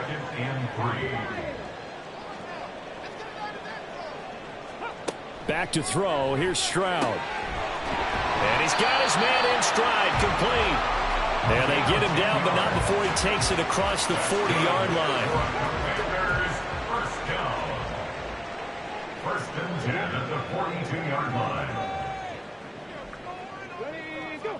Stroud now on 1st and 10. And a quick throw here, that's complete. They'll give him 4 yards there, and it'll be 2nd down. It's now 2nd and 6 at the 46-yard line. Now Stroud. Throws a quick hitter on the slant. That's complete. You can see the time and effort and thought that they put into their passing game because it was evident right there. It looks like a simple pitch and catch, but you and I both know that they have planned for this and worked hard to make it happen. And he's going to have a Commanders first down as they're able to get the 3rd down conversion. I'm okay with the call there. In fact, I actually like it. I know they're down a couple of scores, but the running game worked in that situation. I would continue to go in that direction. Right back to him on 1st down. Looking for a seam, but finding none. He'll get back to the line of scrimmage, and that's it. Officially no gain on the play, and it's 2nd down. 2nd and 10 at the 40-yard line. Stroud to throw it. Throwing the out route incomplete. It's Martin. And he gets us down inside the 35 before going out of bounds. This will be the 8th play of the drive here. 3rd and 4. And that is going to do it for this 3rd quarter of action. This is the National Football League on EA Sports. Back now at FedEx Field. And this offense on 3rd down today, they're hitting at just 30%, 3 for 10. This is 3rd and 4. Work in the middle of the field, and he's got a man complete. And he has another 1st down as they'll get the ball down to the Eagles' 24-yard line. A nice pickup of 10 means that this drive will stay on track. Good yardage on the completion there. When they look at the scoreboard, they do understand a field goal is not going to do them any good. My guess, they're going to press the ball downfield as far as possible, try and throw it into the end zone and get a score because they know they've got to get that done and get the ball. He's got it. Touchdown, Commanders. A 24-yard touchdown. And the Commanders have made it a one-score game again here in the 4th. And he is a reliable target. They like to get him involved. They got him involved there for the score. And they should. He's a very good player. Remember, they can use him in certain positions, so many different spots, and he usually comes through for them. The call is to go for 1 and kick the extra point. And that'll cut the lead down now to a touchdown. So a nice drive put together there. They go 75 yards in 9 plays. And the result, a touchdown for Washington. The kickoff unit is out on the field, and they will send this one away.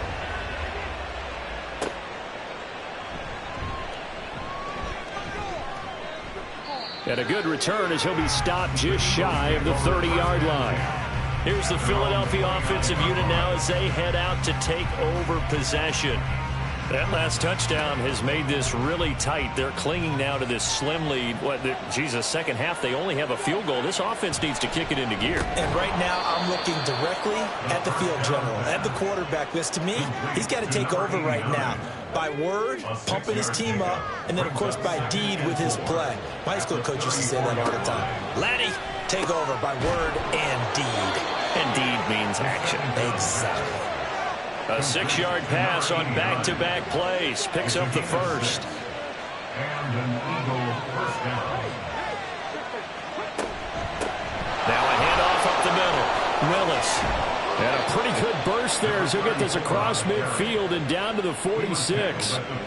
55 yards rushing for him now as he's carried it 13 times. I'll tell you, far from ideal conditions to play in, but neither offense has had much trouble. Plenty of points to go around. 1st and 10.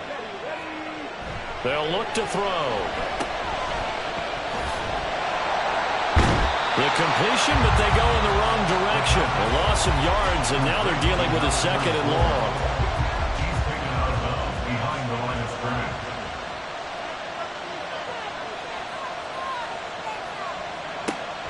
They're going to look to throw. Throw caught there by Willis. And a 5-yard gain gets him to the 42.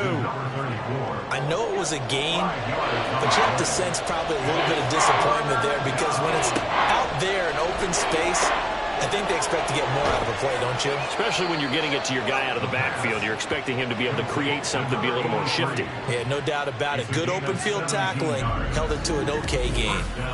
And that certainly appears to be a critical conversion right there because not only do they keep the drive going, they take valuable time off the clock as well. They have to feel really good about that last completion.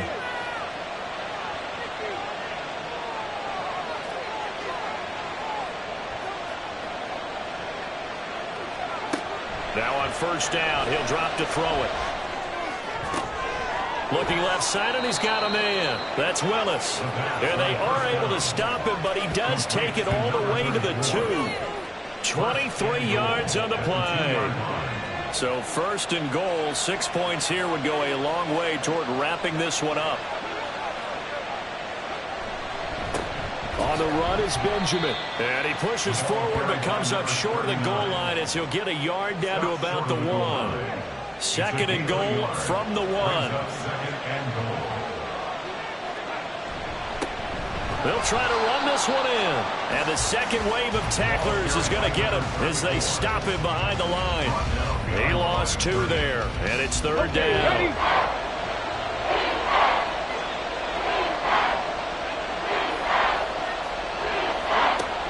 From the shotgun, he'll look to throw toward the end zone, but that's going to wind up incomplete.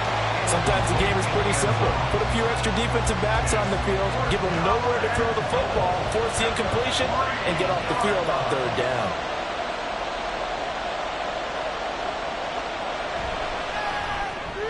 And his kick here is good, and that will extend their lead even further. So that's, CD, an important one here in the 4th quarter. And that importance cannot be overstated. All eyes on both sidelines were staring that one down all the way. The significance is that they made it a 2-score game.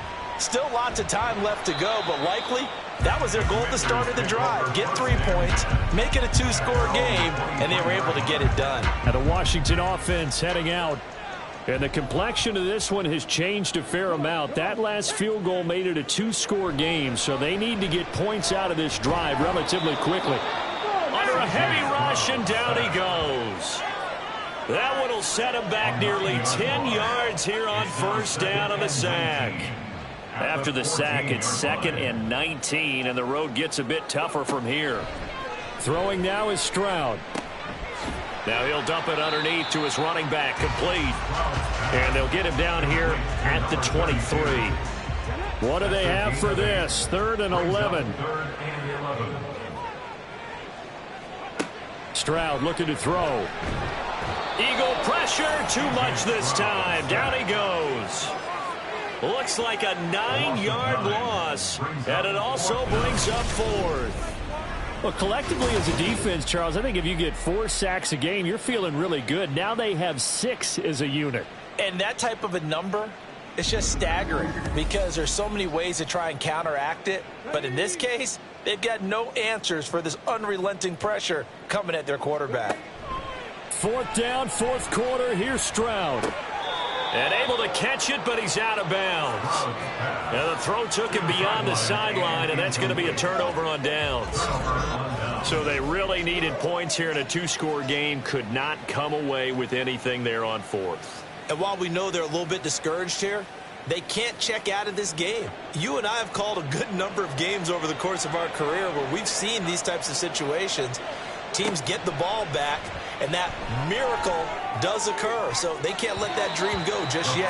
They have to get stout on defense here. Yeah, right now really hoping for a turnover. An incomplete pass on 1st down. That leads to a 2nd and 10. Back to throw here. Throwing into traffic there, and that's complete. And he's taken down at the 7 after a gain of 7. Coming up here looking for 3 yards to pick up the 1st. On 3rd and short, they'll try and pick it up through the air. To the goal line, but it's incomplete.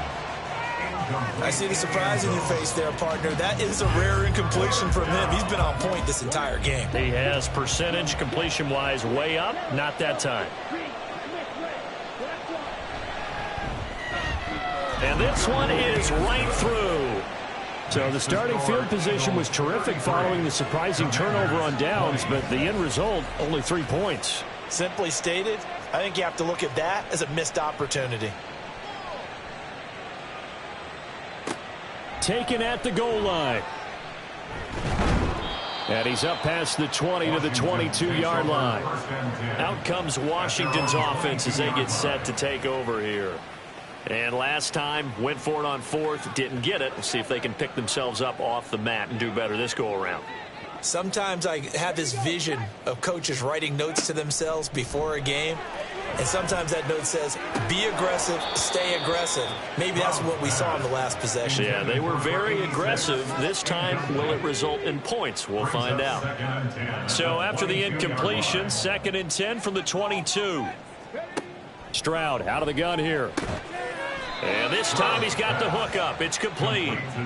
They get 7 out of that, so they're left with a 3rd and 3. Brings up 3rd and 3.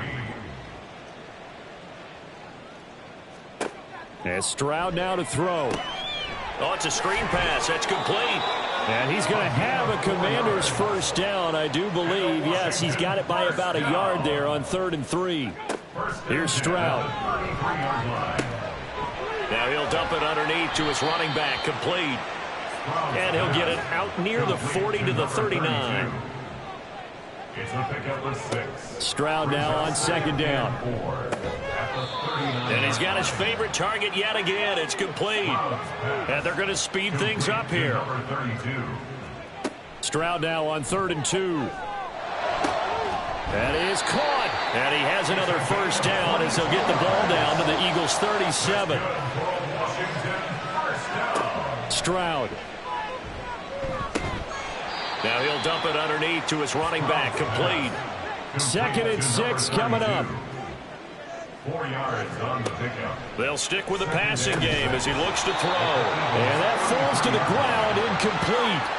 A nice job of bodying him up defensively. And now it brings up 3rd down. Brings up 3rd down and 6 yards to go. Play action. Here's Stroud. He's got his target. That's complete.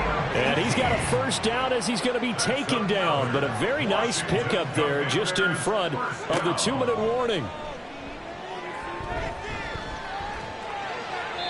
Throwing there, but this pass is going to wind up incomplete. Limited time left on the clock after that incompletion, so I think both sides are going to savor every second to prepare before the next snap. Because once the ball's in motion, it may be a non-stop push to finish this drive off. Everyone better be on the same page right now because I think they're going to try and get several plays off in quick succession if they can. Well, the elements, the crowd, the situation, this is NFL football at its best. Here's third down. And this is caught now for a late touchdown. So hold everything here. This one's not over yet. I'm not sure win-win is the proper term here, but it certainly felt like it. They got the touchdown they needed. But if I'm on the defensive side of the ball, okay, you got the touchdown, but it sure took you a long time. Yeah, because offensively, though, you're probably hoping for a 1 to 5 play drive. That one ate up a little more time than they were hoping. You're exactly right. And if you have that 1 to 5 play drive, you actually build up momentum and even more hope. When they had to slog their way downfield, they got the touchdown, but it's almost like, yeah, you know, doesn't feel right. Exactly. So here comes the kickoff, and what now is just a one-score, 6-point game. From a couple yards deep, he'll bring it out of the end zone. And ultimately cannot get this out to the 25-yard line as he's dropped at the 23. Here comes Eagle offense now as they get set to take over here. And this game not quite over yet. And we'll likely see them take all 3 timeouts defensively, so they can't just kneel this one out. They're going to have to try to run a few plays. You're exactly right. They've got to get a first down and make them use up all their timeouts in order to feel like they have this one in hand. Now Washington going to use the second of their 3 timeouts as they'll head to the sideline and talk over what to do next. They run it with Benjamin. And he won't get to the marker. He's a yard short. A pickup of 3. It leaves him with 4th and 1. So they're forced to punt on 4th as this one's away. Fair catch called for and taken right near the 30-yard line. Now Washington Down by 6. Less than 90 seconds to go. They need a touchdown. A field goal is worthless now as they come up on 1st and 10. Now Stroud. And his throw here's incomplete. Really solid coverage from the current NFC Defensive Player of the Week. Also had an interception in that game a week ago. And it was fun to watch him in practice this week, wasn't it? To see how he understands spacing and when the ball's arriving, which hand to put out in front to try and knock it away. And he just exhibited on that play. And they're going to have this across midfield and inside the 45. Plenty of time to work with here, but the timeouts, they're gone. Here's 1st and 10. He's going to launch this thing way downfield. And he knocks the ball away, and it falls incomplete. They took a big shot there for the end zone, and if he finds a way to come up with it, that might be your game winner. But it was not to be. The coverage was good, and it winds up incomplete. They still can't get it, and he'll just get rid of it. Back-to-back incompletions, but we know this is definitely 4-down territory. Time not on their side. I don't think they want to try and get the first down in 2 installments. I think they got to go and get it right here, right now. He lets this one fly toward the back of the end zone. And this one dropped in the end zone. Looked like a touchdown, but not to be. And now it's 4th down.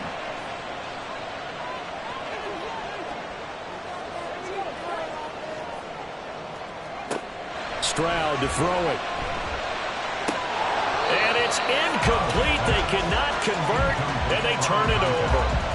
They had to go for it with such little time remaining, and the Eagles defense able to hold. So they've gone for it twice now on 4th down in this game, and both times unsuccessful. I wish we could hear the headsets now between the head coach and the offensive coordinator. Now that they're 0 for 2, if they get into a third situation, head coach might say, hey, you got anything for this one? Might get radio silence back. Yeah, it's fun to kneel down in front of your home crowd, but when you go on the road, that band of brothers attitude, right, just us against the world, and get it done, how happy are they? I remember a coach at a previous stop telling me, you get a win on the road, doesn't matter the opponent, get out of there like you stole something, and they did in this one.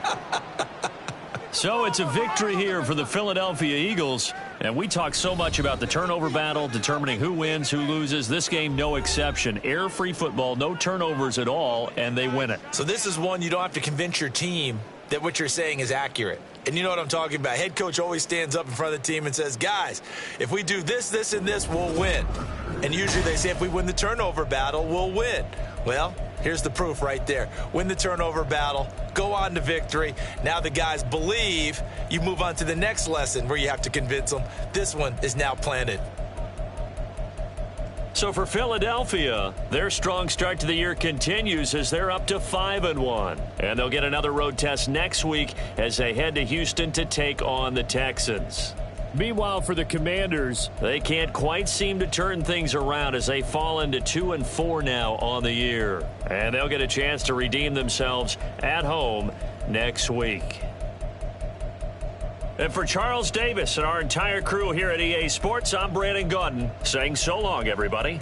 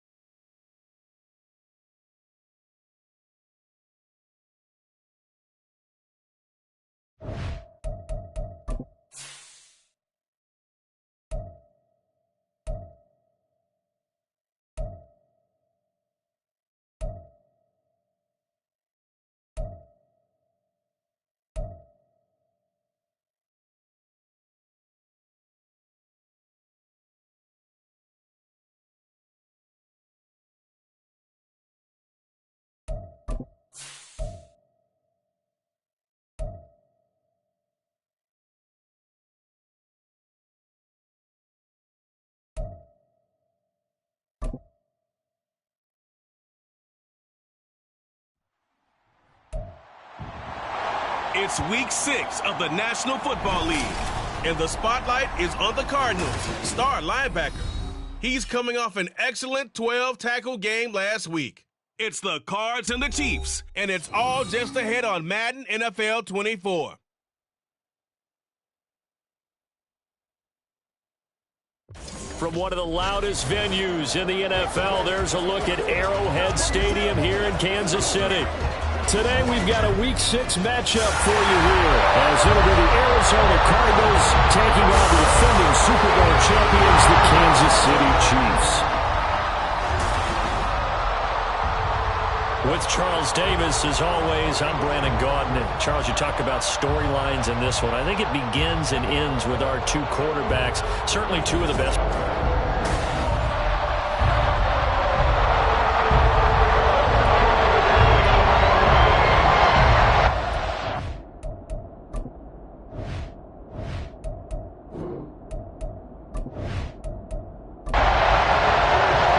Set to go now in Week 6 of the NFL season, and we are underway on EA Sports. And look at that. Loose football.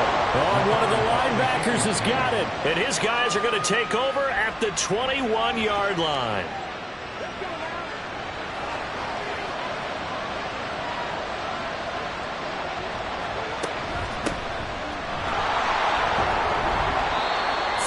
The result on the first play from scrimmage. Second down. Well, we all know the guy carrying the ball is going to get the credit both in the stat line and probably in the newspaper. But guess what? Those guys creating holes. Oh, now meanwhile, the pass incomplete, but penalty flags on the field. There might very well have been early contact there. After the penalty, a fresh set of downs. It's 1st and 10. They'll look to throw here. And that is caught on the right sideline, but out of bounds, says the line judge. The throw took him a little too far. It's 2nd down.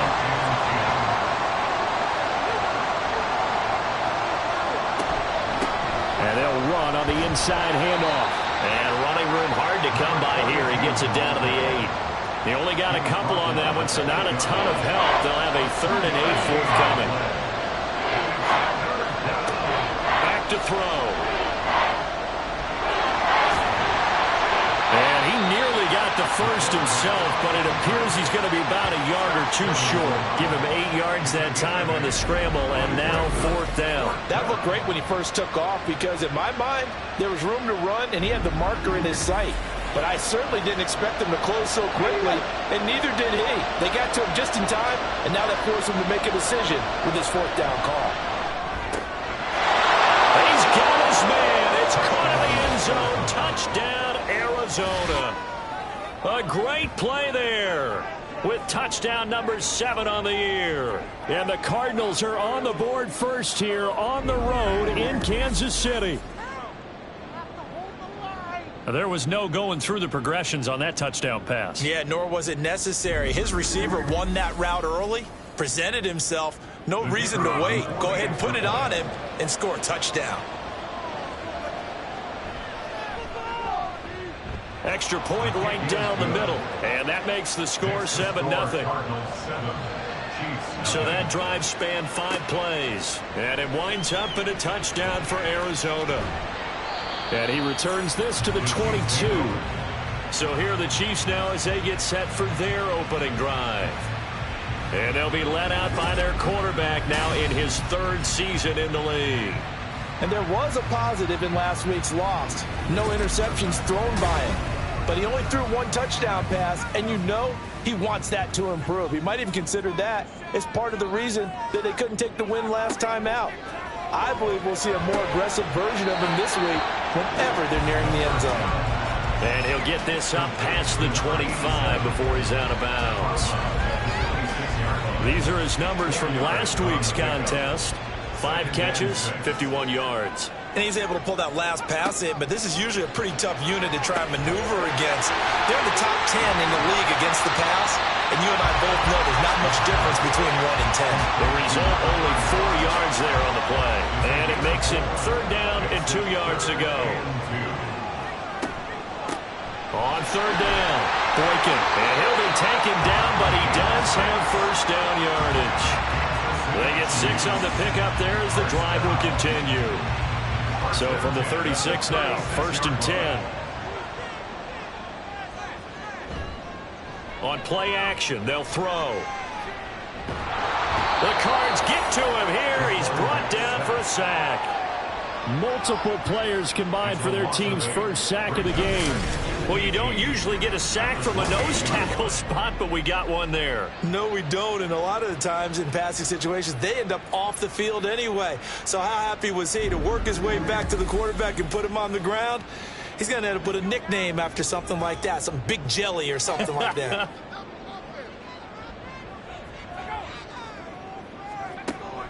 They'll set up to throw. Here's Johnson with a reception. And he slips up past the 45 before being tackled. 19 yards to pick up there. Move the chains. A couple of first downs on the drive already, as they'll go from the 47 now on first down. Now a give right side. Boykin. And he is going to lose yardage here. They'll lose a yard there, and it's 2nd and 11. You look at this Arizona defense. They're trying to cover up some holes in the secondary. Right now, bottom 5 in the league against the pass at number 28. They're in the bottom 10 in the league. I mean, when you look at their talent, you would think that they'd be much better. Overall, I don't think there's any question you'd have to say that they've underachieved. That'll wind up as a loss on the play, so now they're staring at a 3rd down and 12. We'll see what they have drawn up here. A little bit behind the line. 12 yards needed to gain a first down. Now they set up the screen. That's complete. And he's able to take it across midfield before going out of bounds. The screen does get him 9, but it also brings up a 4th down. And that's a play that's not uncommon on 3rd and long, because the offense is just hoping that somehow they can get a guy in space and follow some blockers downfield. Does a pretty nice job there getting a few yards, but he ends up getting stopped before he gets the first down. So the Cardinals offense back onto the field here for their 2nd drive of the game. Yeah, they dipped a game below 500 following the loss last week, and you get the sense that maybe this team's at a little bit of a crossroads here. Yeah, I think that's a really good way to put it, because what's that old malaprop? If you come to a fork in the road, take it. Because this crew, they're losing ground fast. They've got to start winning some ball games. And the good teams, they're starting to separate themselves, and these guys are being left behind. 17 yards on the catch and run. It's a first down. Well, it's almost as if they didn't leave the field after their first drive. They picked right up where they left off. Another good throw there.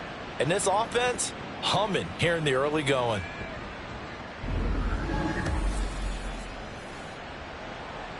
Ball up to the 35 now as they come up on 1st and 10. On first down, Avery. And he's got it up over the 40 to the 41. The numbers for him from a week ago: 9 carries, 77 yards, and a touchdown. And that's just not enough carries for a running back to get loose and really feel like he's into the game, because they have to have enough volume to establish a rhythm, not just for themselves, but also to get in sync with their offensive line so they can read the blocks properly and they can execute. I expect them to get a minimum of 15 carries in this game, and the optimum number would be 20 plus.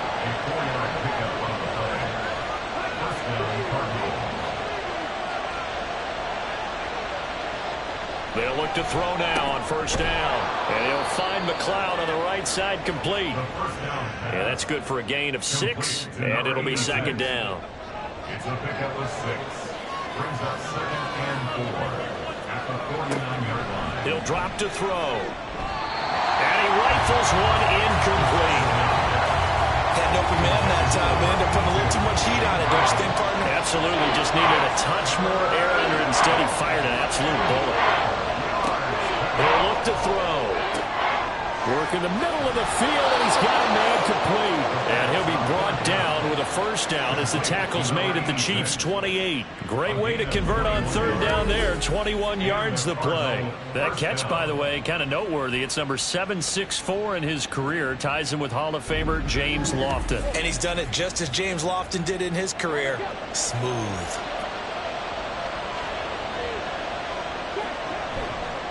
Now a play fake here on first down.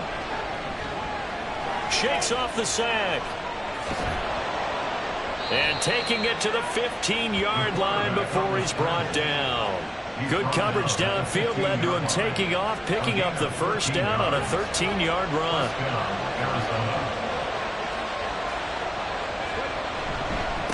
Up the middle they go. Avery. And this will leave him a yard short. Nice pickup of 9 yards on first down. Second down and a yard. Brings up 2nd and 1. They'll set up a throw. Flushed out right. And he's going to have to eat this one as down he goes. It was Leo Chanel who got in to drop it. I spent a lot of extra time preparing for this game, watching this offensive line, because they gave up 5 sacks last week in their loss. They just gave up another one now. They don't seem to be working together as a cohesive unit. Right? 4 guys might have it right, but the 5th guy is giving something up. They've got to find a way to all get on the same page.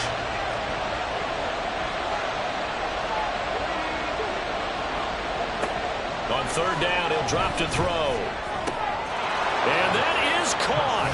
Touchdown, Cardinals. A 14-yard touchdown. And the Cardinals lead this now 13-0 here in the opening quarter of the ball game. Another impressive drive, so they're 2 for 2, 2 touchdowns. Charles, a great start to this ball game for them.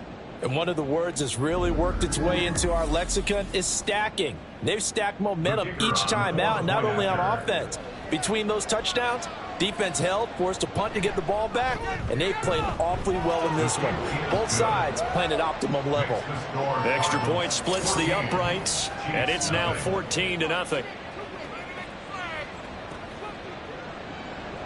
The kickoff team on the field now as they will send this one away.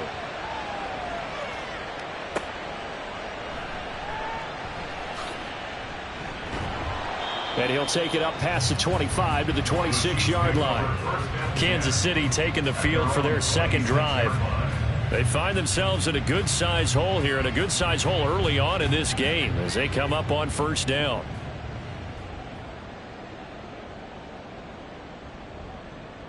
Downs going in motion right.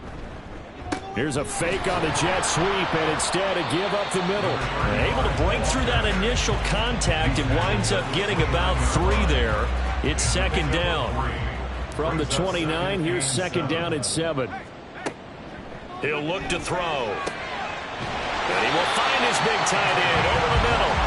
And he'll be taken down, but not before they work it across midfield. 23 yards the pickup there. You can almost hear the sigh of relief coming from their sideline and from their point on the field, because this has been a tough start for them thus far. A much-needed first down there. They needed something good to happen. Plays like that will continue to help them dig out of this hole.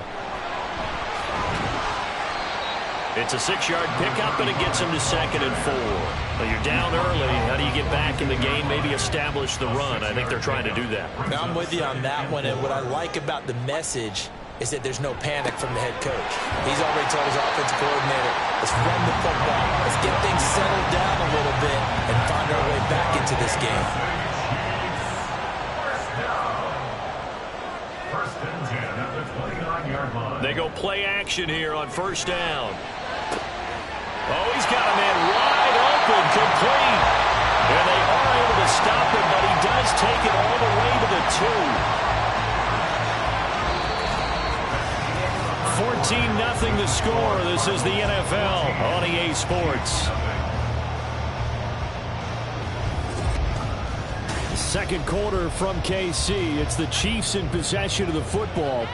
First and goal, and they got to be thinking a chance to get right back into this football game. And they'll turn to the power game to try to get in. And he takes this into the end zone for a Chiefs touchdown. It's the fullback. His first touchdown on the year. And the Chiefs are back within a score. And, boy, that was a heavy set. I think they had 3 tight ends out there. The fullback, you knew what they were going to do. Yeah, they weren't trying to fool anybody at all, were they? There was none of this show-you heavy set, bootleg it out. Nah. Big guys up front, hand it to the big guy in the backfield. Point after, right down the middle. And that'll make our score 14-7. out as the kickoff unit as they run up and send this one away.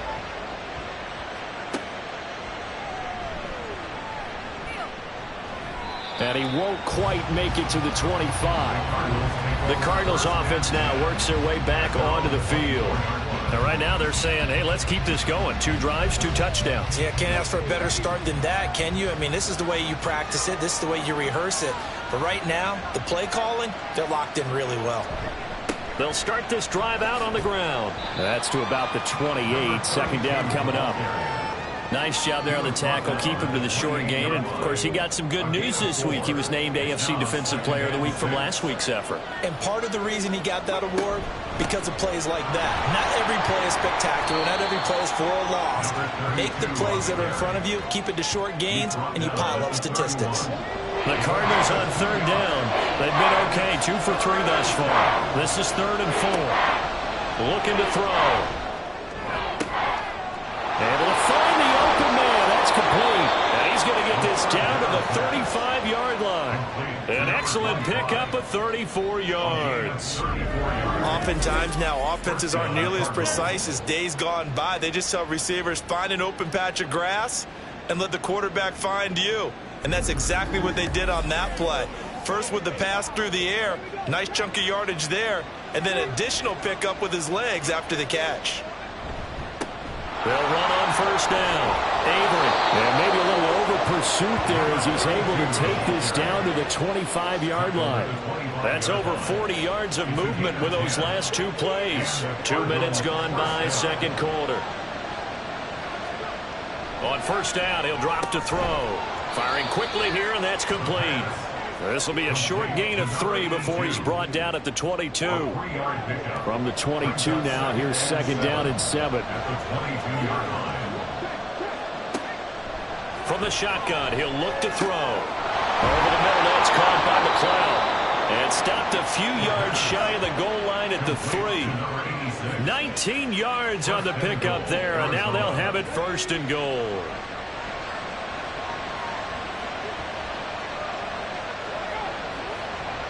Now back to throw. And that throw behind his man. He missed it, incomplete.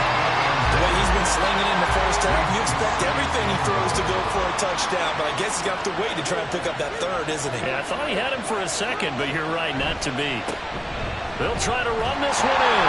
And he is into the end zone. Touchdown, Arizona. A great effort there. His 8th rushing touchdown on the year. And the Cards go up by 2 touchdowns. But just power football there. Down near the goal line. Give it to him. He's able to push his way across. Yeah, they went heavy there. Sometimes you have those big offensive linemen come and have to report like they're eligible.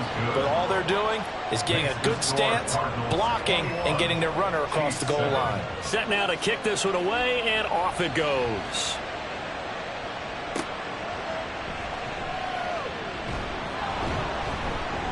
And he's up across the 25 and down at the 28. The Chiefs offense now making their way back onto the field. For this offense, Charles, remember the last time they were out here, marched it nearly the full length of the football field, and a lot of the attack went through the air, so now they're seeing if they can duplicate that performance. Okay, if I show my age a little bit, partner, because I can hear my high school coach, John Ford. I can hear his voice in my head. Laddie, when you put the ball in the air, 3 things can happen, and 2 of them are bad. But the way the game's being played now, this is just part of what they do. So I don't think they should change anything at all. They've been dominant. Keep throwing it around. A second down pass play there, but it's incomplete. They went with a dime look on defense. 2 extra defensive backs on the field and covered up essentially every blade of grass. That allowed them to disrupt the play. Now a shotgun snap as they'll look to throw. And he will not be able to hang on through the contact. It's incomplete. The coverage strong, and now it's 4th down. Here's the Chiefs punter now as he'll kick it away for the 2nd time.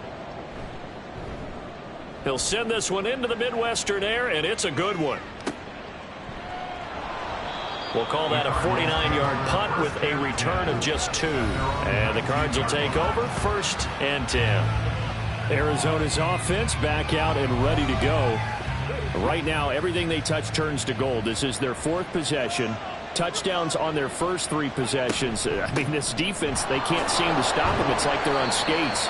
Great analogy, Brandon, because they are pushing them back and winning everything at the line of scrimmage. And they've just been laying down tracks towards the opposite end zone. So to themselves, all they're saying is, if we don't make a mistake, there's no way they can stop us. Here's a pass swung out left to his running back. So 5 yards here, 5 on the play. And this will wind up being a 3rd and 3.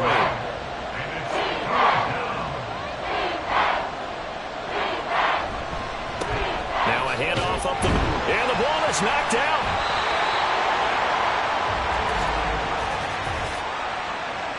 Holding offense. So instead of giving them another 3rd down, they'll decline it, brings up 4.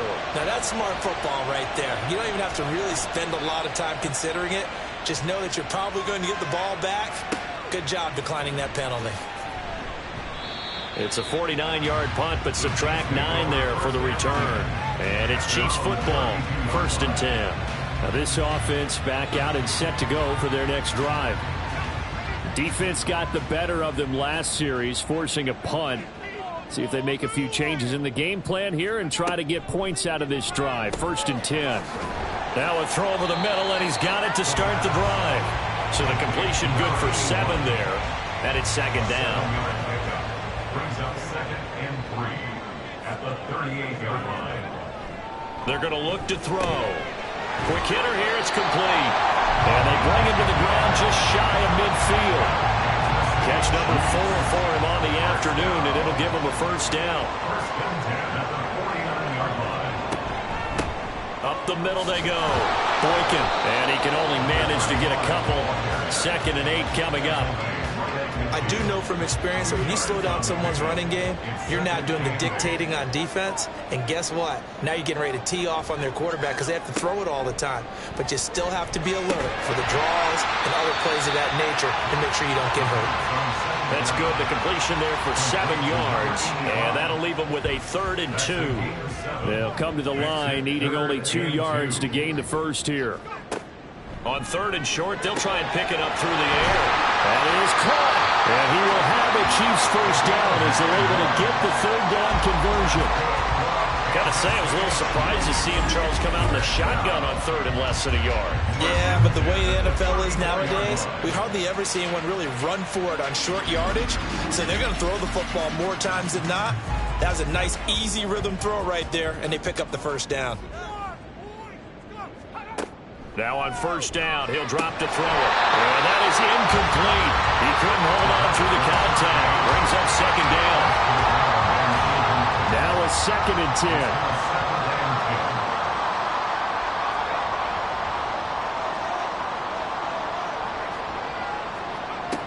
Back to throw again. Johnson's got it complete. And they're going to have another 1st down as the tackle's made here at the Cardinals' 12-yard line. A gain there of 21 yards. From down at the 12, it's 1st and 10. They'll look to throw again. That's to the sideline and incomplete. Some of the fans here don't seem too happy about what we've seen in this 1st half. No, not at all, and I understand why. They've looked lethargic, out of sync, and it shows on the scoreboard.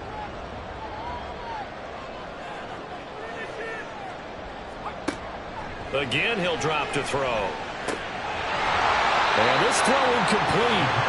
Now the defender all over him that time, but it's going to lead to 3rd down.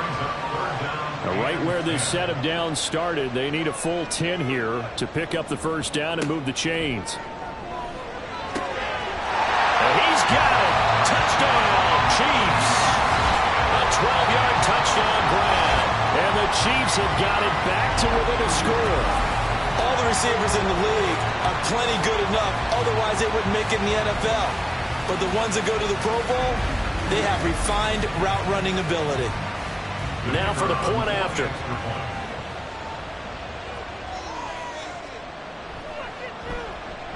It's up and good. This becomes a 21-14 ball game now. So that one a pretty time-consuming 10-play drive. And it winds up with the Chiefs hitting pay dirt. Oh, a good return up past the 30. And he nearly broke that for more, but as it is, still a good return. They'll start the drive right around the 37. Arizona getting ready to go as they take the field. As we eke closer and closer to intermission, Charles, remember last time out they punted. They would love to get points here, especially if this is going to be their final possession of the first half. Yeah, and this is what close games feel like because the pressure is on both sides, but sometimes the pressure is a little bit higher on the team with the slight edge because they're trying to hold on to that, trying to increase it. Let's see how this one continues.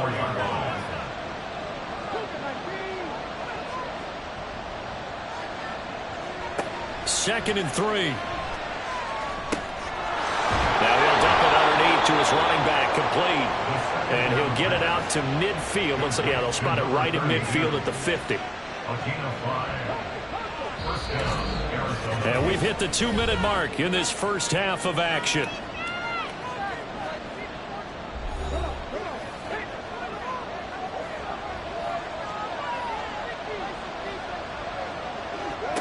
From the midfield stripe, they'll look to throw.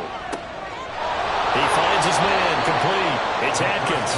And he gets it inside the 35 and just shy of the 30. The Cardinal passing game dialed in now. First down. Good strong throw and catch right there. And so far in this game, the alleys have been open for them to get completions, and they're taking advantage of it. From the 32 now, here's 1st and 10. They'll stick with the passing game as he looks to throw. Got an open man. It's McLeod. They like going to him in the slot. He catches another one. I think this comes under the heading of until they stop him, why not go back to him? He has something going really well. Great working relationship with the guy throwing the ball, and they keep making the connection. A gain of 5, good enough for the first down. And defensively, they were in zone coverage there. Do you have to be a little careful? You're losing playing against a good quarterback like he is to not play too much zone? Yeah, you have to be careful about how much time you're giving up. I think it's a good point you just brought up. So maybe if you still want to play zone, you go to a zone blitz scheme. And you can drop anyone out of your defensive front. Defensive end, defensive tackle. It doesn't matter. You just exchange someone to bring more pressure towards the quarterback and still try and cover downfield. Now the Cards going to call another timeout, their second, as the clock will stop with 45 seconds to go in the first half. Second down and 4.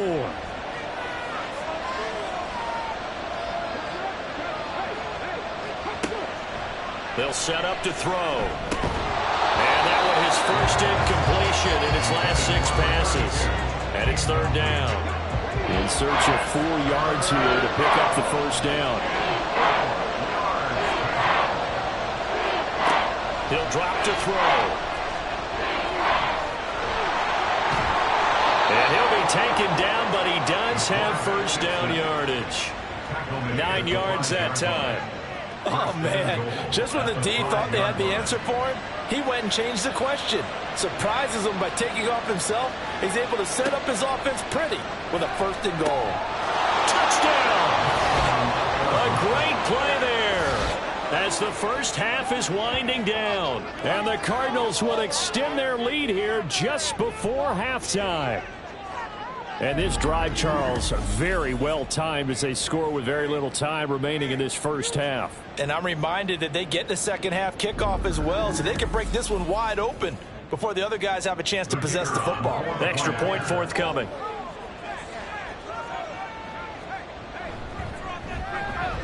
He's got it as they double up the lead. This one's now 28-14. A good drive that time as they go 9 plays in all. And the Cardinals cap it with a touchdown. And he'll take it a yard or so past the 20, call it the 21. The KC offense out of the huddle, ready for their next drive. And with only 9 seconds remaining, well, not much time, we'll see how they play this. And he'll just push his way forward for a few as the clock will run. So we have come to halftime in what's already a 2-touchdown game. As we send you down to Orlando, where Jonathan Coachman has our EA Sports halftime report. Coach. All right, Brandon, thanks. A few teams starting to rise to the top as it's time to take you around the NFL here in Week 6. We'll start up at MetLife Stadium in New Jersey. and it's the Jets who have the lead with that one getting close to halftime. The Jets still in a dogfight, but this would be a good victory for them if they could get it. From there, we're off to check out another game. And you can see, currently they trail in that ball game. The Packers seem to be on their way to what would be a good victory. Finally, we head to the shores of Lake Erie. See what's going on with the Cleveland Browns. And they've got the lead in that ball game over the visiting Jaguars. The Browns locked in a tight one, but this is a game you feel they've got to have.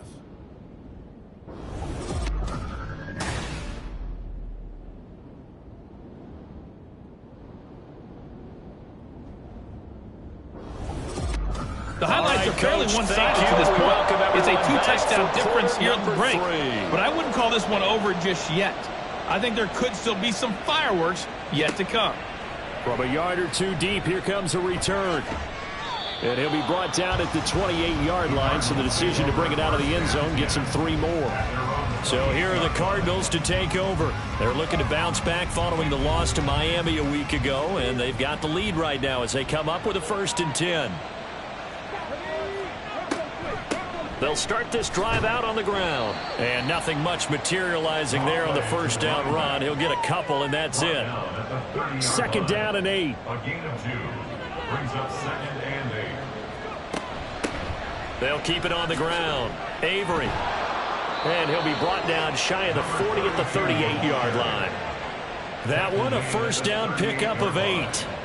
That's a nice run right there, able to get to the outside, and so many times defenses say, okay, we got you hemmed in.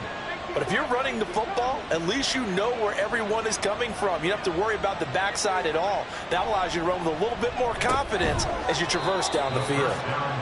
Call it a gain of 6 on the play, and that'll make it 2nd down. A 6-yard pickup brings up 2nd and 4 at the 44-yard line.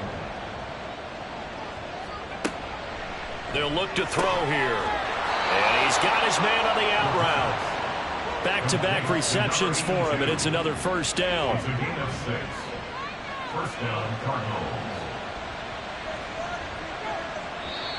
And we've got movement by one of the big boys up front for Arizona. Flag comes in. So they accept the penalty, of course, and push the offense backwards a bit. A false start backs him up 5. 1st and 15.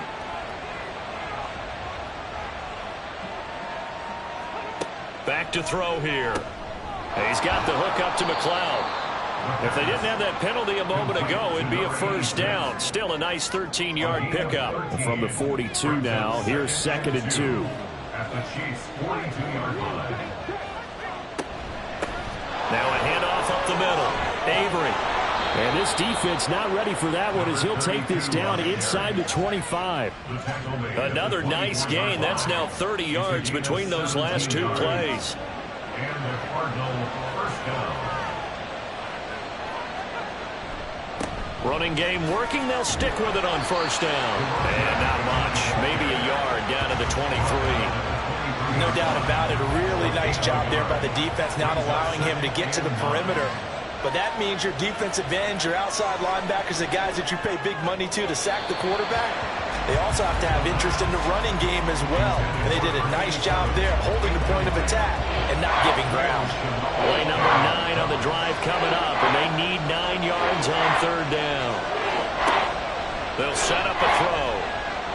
Escaping and he can't get rid of it. He's taken down.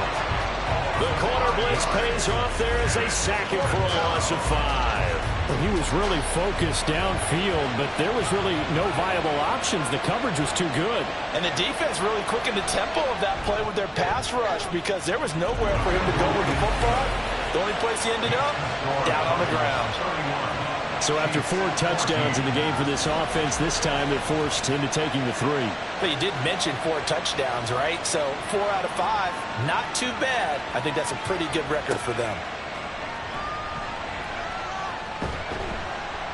And they will wrangle him down a couple yards shy of the 30.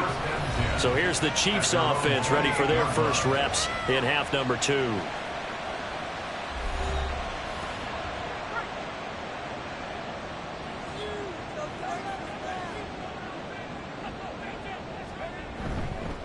They'll start on the ground here on first down. And he edges forward, but only gets a pair of yards out of it. It's second down. That ground game contained again there, Charles, and that's really a big reason that they're trailing right now. And give a lot of credit to that defensive front. That's exactly what they worked for all week, to try and take away the run game, make them one-dimensional. In the battle of game plans, theirs has been superior.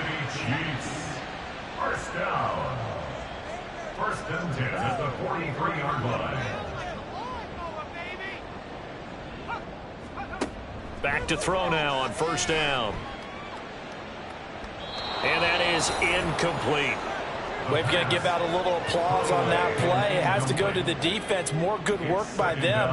They've taken away the passing lanes all game long, and you can see the frustration that it's causing because he just about threw that one into the first row. Trying to run inside, but nothing there. This offense in desperate need of a conversion as they come up on third down. Back to throw. Pass taken in by his big tight end. And out of bounds on the other side of midfield at the 45. So into Cardinal territory now. It's first and 10 at the 45-yard line. They'll drop to throw. Connecting over the middle with Downs. And he's going to get this down near the 30-yard line. 15 more there, and they're on a roll. It's another first down. Well, we talk all the time about playing situational football. And right now, I think the scoreboard is dictating what they need to do. Where they are in this game, they've got to push the ball downfield, take their shots, try and get big chunks of yardage in a short amount of time. That was a nice play there. They'll look to throw now on first down. Over the middle, it's complete. And inside the 20 before he's brought down. 10 more there and another first down. First and 10 at the 19-yard line.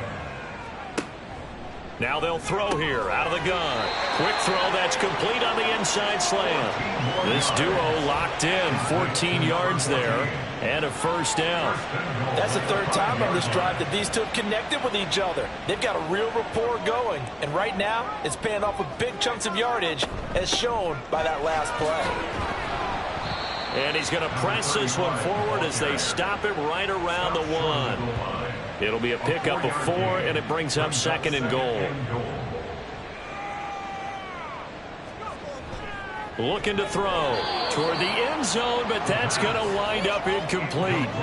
They may be snapping the ball near the goal line, but all you're thinking defensively, keep them out of the end zone. Force the incompletion, force them into going for 3, and not giving up 6.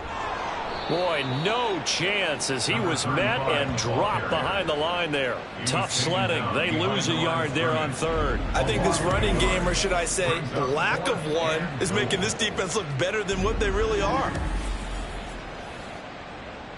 Still just the third quarter, but they've got to make something happen. I think they know that. They're going for it on fourth.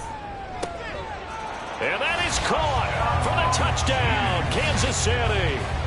A great effort there with his second touchdown of the game, 4th of the year. And the Chiefs' decision to go for it pays off with 6 points.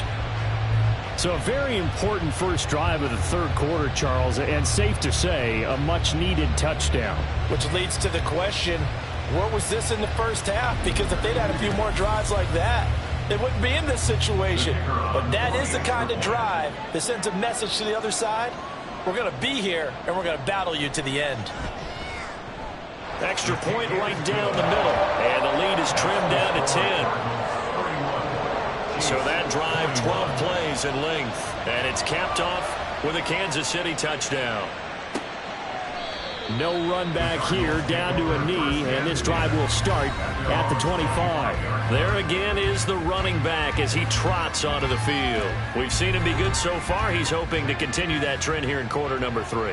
And typically when you see guys running it this well, they see the game in slow motion, don't they? They see the cuts happen, they see the blocks happen, they feel really good about their vision, and then they use their legs to find that open space. And he's had some good help up front to boot. Brings up 2nd and 7. Here's a 2nd and 7. He finds his man complete. It's Atkins. Second catch for him today, and it'll wind up a first down. gain of 9 yards. First down, Arizona. Now back to throw. Over the middle, that's caught by McLeod. So just 3 yards on the completion there. And that will bring up second down. It's a pickup of 3. Brings up second and 7 at the 41-yard line. On play action, they'll throw. Able to complete this one to McLeod. Short completion, just 4 yards. And now that sets up 3rd and 2.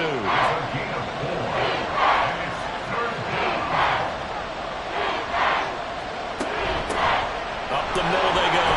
Avery, and he's got the first down. Yardage before being taken down at midfield. Give him the 3rd down conversion. 5 yards on the play. A gain of 5. First down, Cardinals.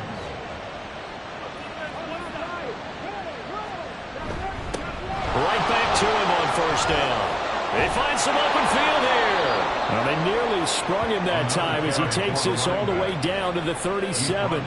95 yards rushing for him so far as his terrific season continues here. Line of scrimmage, the 37 on 1st and 10. They'll keep it on the ground. Avery. And he will maybe get back to the line of scrimmage, but that's it. And that's also all for this 3rd quarter of play. We have played 3 quarters. You are watching the NFL on EA Sports. We're back now in KC. It's Cardinal football. They're also out in front of the scoreboard as we get set for the 4th. On 2nd down, Avery. And he'll take this close to a first down at the Chiefs' 29. Play number 9 set to come here on the drive on 3rd and 2. They'll try the left side. Avery. And he's going to get the first down as they bring him down at the 23. It'll go as a gain of 6 that time, and it moves the chains as well. First down, Arizona. On first down, Avery. And for one of the few times here today, this run's not going to go anywhere. No gain on the play. It'll be 2nd down. Now a handoff up the middle. Avery, he is taken down at the 21 after a short gain of 2. In search of 8 yards on 3rd down. They've already converted 2 of these on this drive, 2 for 2. Work in the middle of the field, and he's got a man complete. And he gets it inside the 10 to the 9.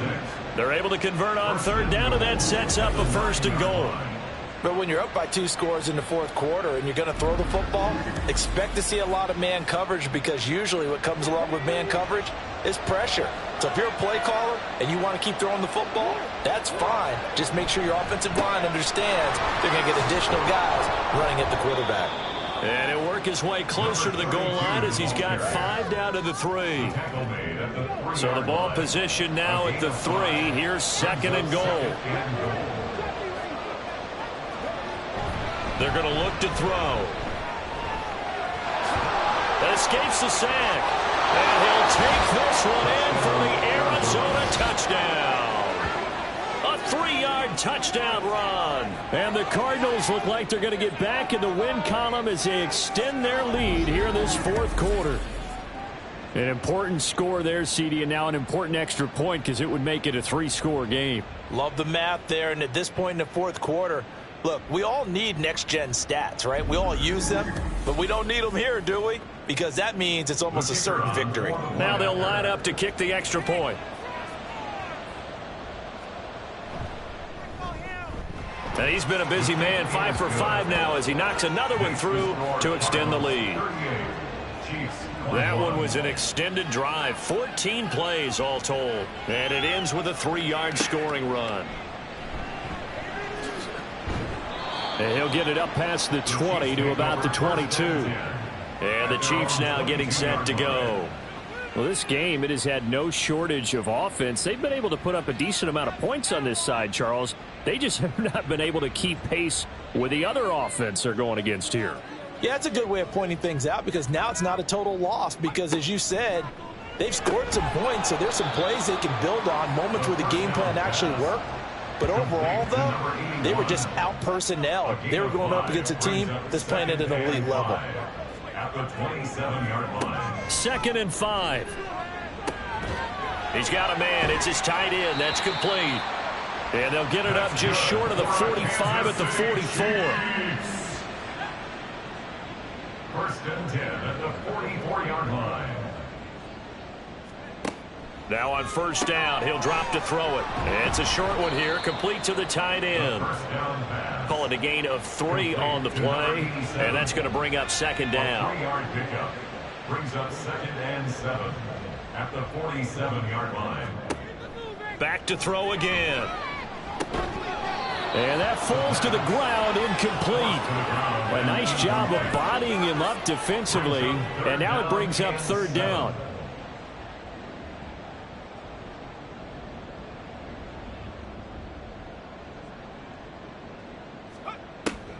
He'll look to throw.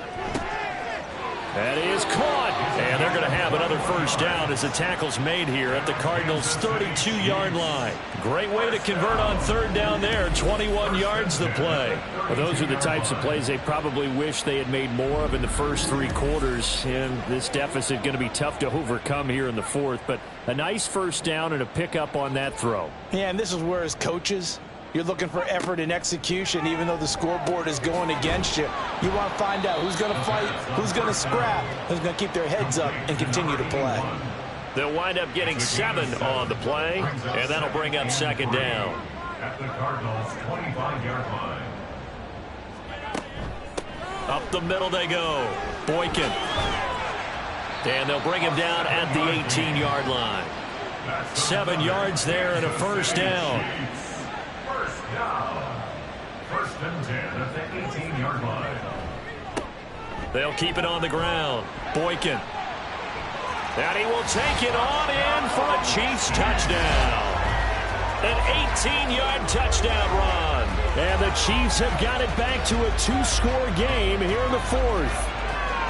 So a little bit of a letdown there defensively. I mean, look, you're still 2 scores to the good, CD, but things may be a little more uncomfortable than they had hoped. Yeah, if you kept them at the end zone there, this game's over. You've locked the door on them. Instead, it's still open a little bit, and they've got a puncher's chance. Extra point splits the uprights, and the lead is trimmed down to 10. Chiefs, 28. This fielded right at the goal line. And he'll be brought down right on the chalk of the 20. A look at the running back, the man out of the backfield as he gears up to go again. He's been a good workhorse. I know we use the word workhorse a lot, but he's been a good workhorse for him in this one. No doubt about it, and there's nothing wrong with that. That's what you're looking for if you're a back, because that means everything's coming together for you. Big guys up front have created space. You've run through it. You've probably gotten some help even from the wide receivers who want to catch passes as opposed to block, but they're helping out too. Yeah, everyone's pitching in. He's had a good game. On 2nd down now. And he loses the football the 2nd time. But it looks like one of the DBs has it. And his crew will take over the football at the 35-yard line.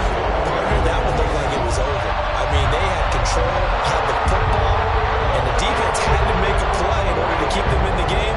That's exactly what they did. And now that door ajar, 2-score game, so hold on, you're not done in the 4th. Now the Chiefs offense, they get ready to head on the field.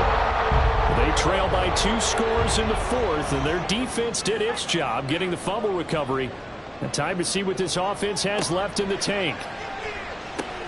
A throw left side to start the drive is complete. It'll be a gain of just a yard, and it'll be 2nd down. 1-yard gain brings up 2nd and 9 at the 33-yard line. He'll look to throw. This pass left side to Downs. And he's going to get this down near the 20-yard line. That catch puts him over 70 yards receiving now as he's got a 1st down. 1st and 10 at the 22-yard line. They'll look to throw. And this will be incomplete. Physical play on the football there, and it's 2nd down. Brings up 2nd and 10 at the 22-yard line.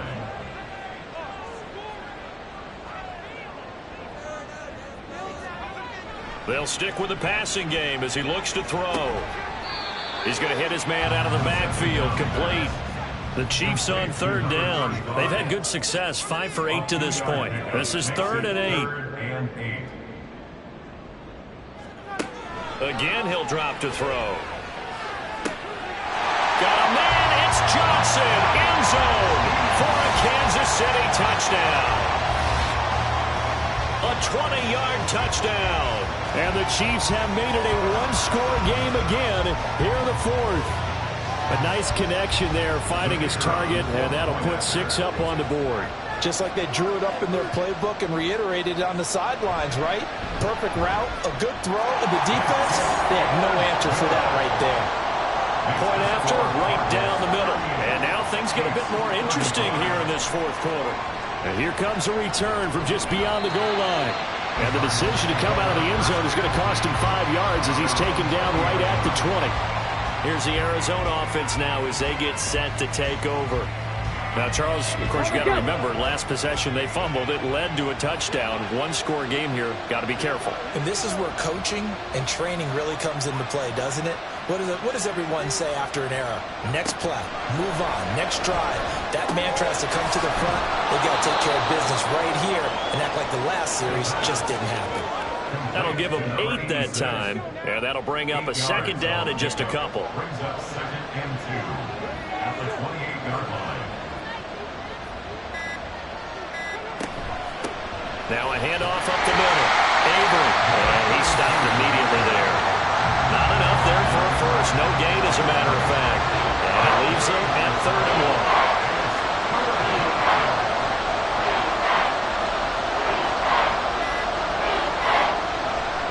A play-action fake. They'll look to throw. And a quick throw here. That's complete. And he is going to have a Cardinals first down, and he's going to have it by plenty. Able to get 8 yards there on 3rd and 2. Up the middle they go. Avery. And hard running's going to get him over the 40 to the 42. So fresh out of the 2-minute warning, and here's another timeout taken with 1:55 remaining. Now a second timeout called for by the defense. That'll leave him with just 1 remaining in this 4th quarter of play. And he is going to lose yardage here. The Chiefs quickly now going to use the last of their timeouts as they'll head to the sideline and talk over what to do next. And that one hits at the 7, but bounds into the end zone, and that'll be a touchback.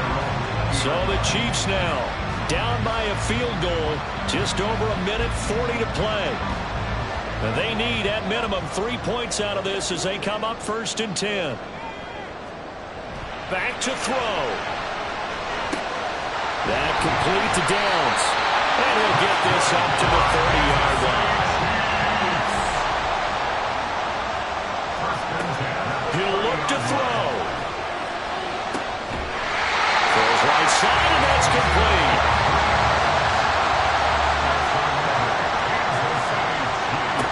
They'll look to throw. And he finds a man on the crossing route. And down to the 20 he'll go before heading out of bounds. And he did exactly what they needed him to do, Charles. Got out of bounds. They have no timeouts. And they knew that before the play even began. Still executed it. How many times have we seen it happen where you know it, yet a guy's still looking for it? And this is caught. Touchdown. And they've taken the lead here in the final minute. So the second half comeback is now complete. They have battled from behind, taken the lead, and CD now, they just need their defense to stand up here and secure the victory. And remember, they were trailing by double digits, fought their way back into this one. Now we find out the true definition of the team, don't we? Because one side of the ball just did its job. Now it's time for the other one to take over. Don't let them drive downfield and get the deciding score in what time remains. Extra point right down the middle. And that will make this a 4-point game.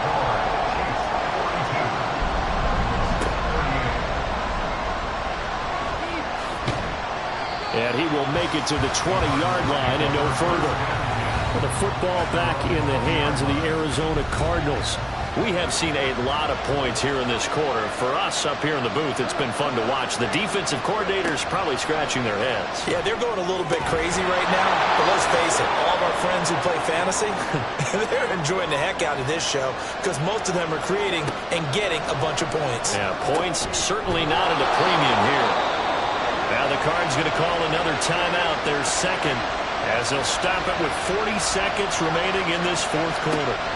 He's back to throw. And his throw here is going to be incomplete. The way he's throwing the football today, almost a surprise when he doesn't complete a pass like happened there, but he needs a few more to get his guys downfield. Well, the way he's throwing it leads him to believe that he's going to get those completions. And that means the guys going out for passes, they'll run even harder because they expect it as well. And he can't get a throw away. He's taken down. The Cardinals forced to burn their third and final timeout. It'll be their third and final timeout, so as they talk things over, we'll step aside. And we all know how talented this guy is who's calling the signals for him, but even the best in the game, they can struggle against a good, cohesive zone coverage. Can't find a gap in the secondary quick enough, and he ends up... Oh, and that's going to sabotage their comeback plans. It is intercepted. And he returns it into enemy territory down the 45-yard line. When you talk about making winning plays, that is a winning play at this stage of the game. To come up with that interception, huge. I like how you identified that because most people think winning plays are the offense trying to get it done. In this case, nursing a lead, they found a way to make a play on that side of the ball and maybe finish things off.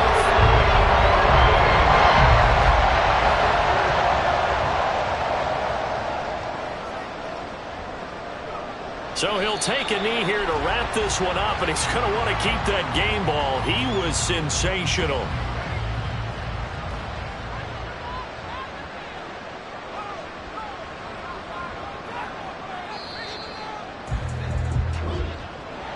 Charles, normally when you see a group score this many points, it's a complete blowout, but instead they needed every single one of those in this close, high-scoring affair.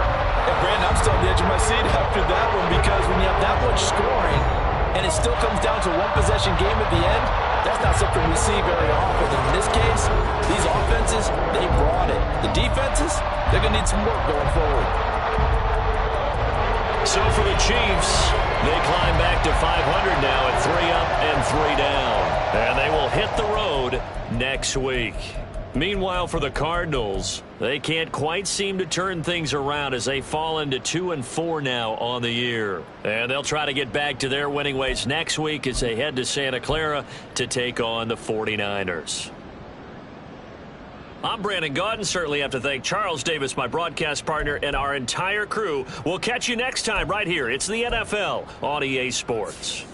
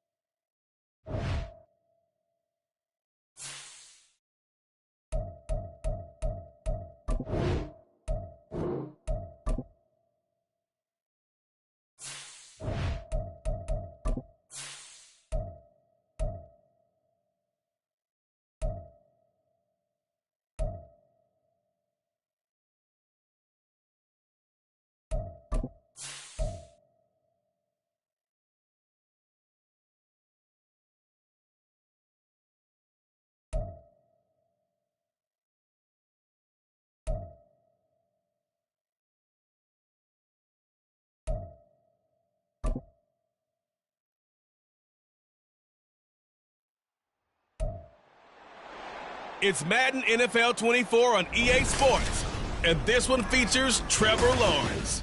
He's coming off a very nice showing of an even 400 yards. It's the Rams and the 49ers, and it's coming up next on Madden Football.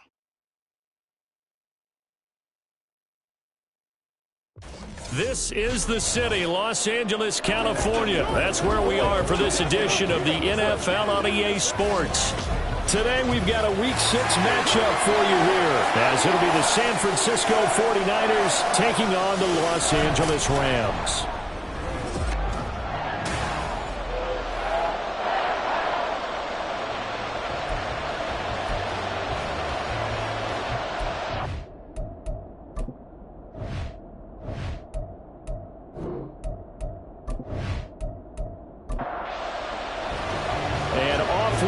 From SoFi Stadium.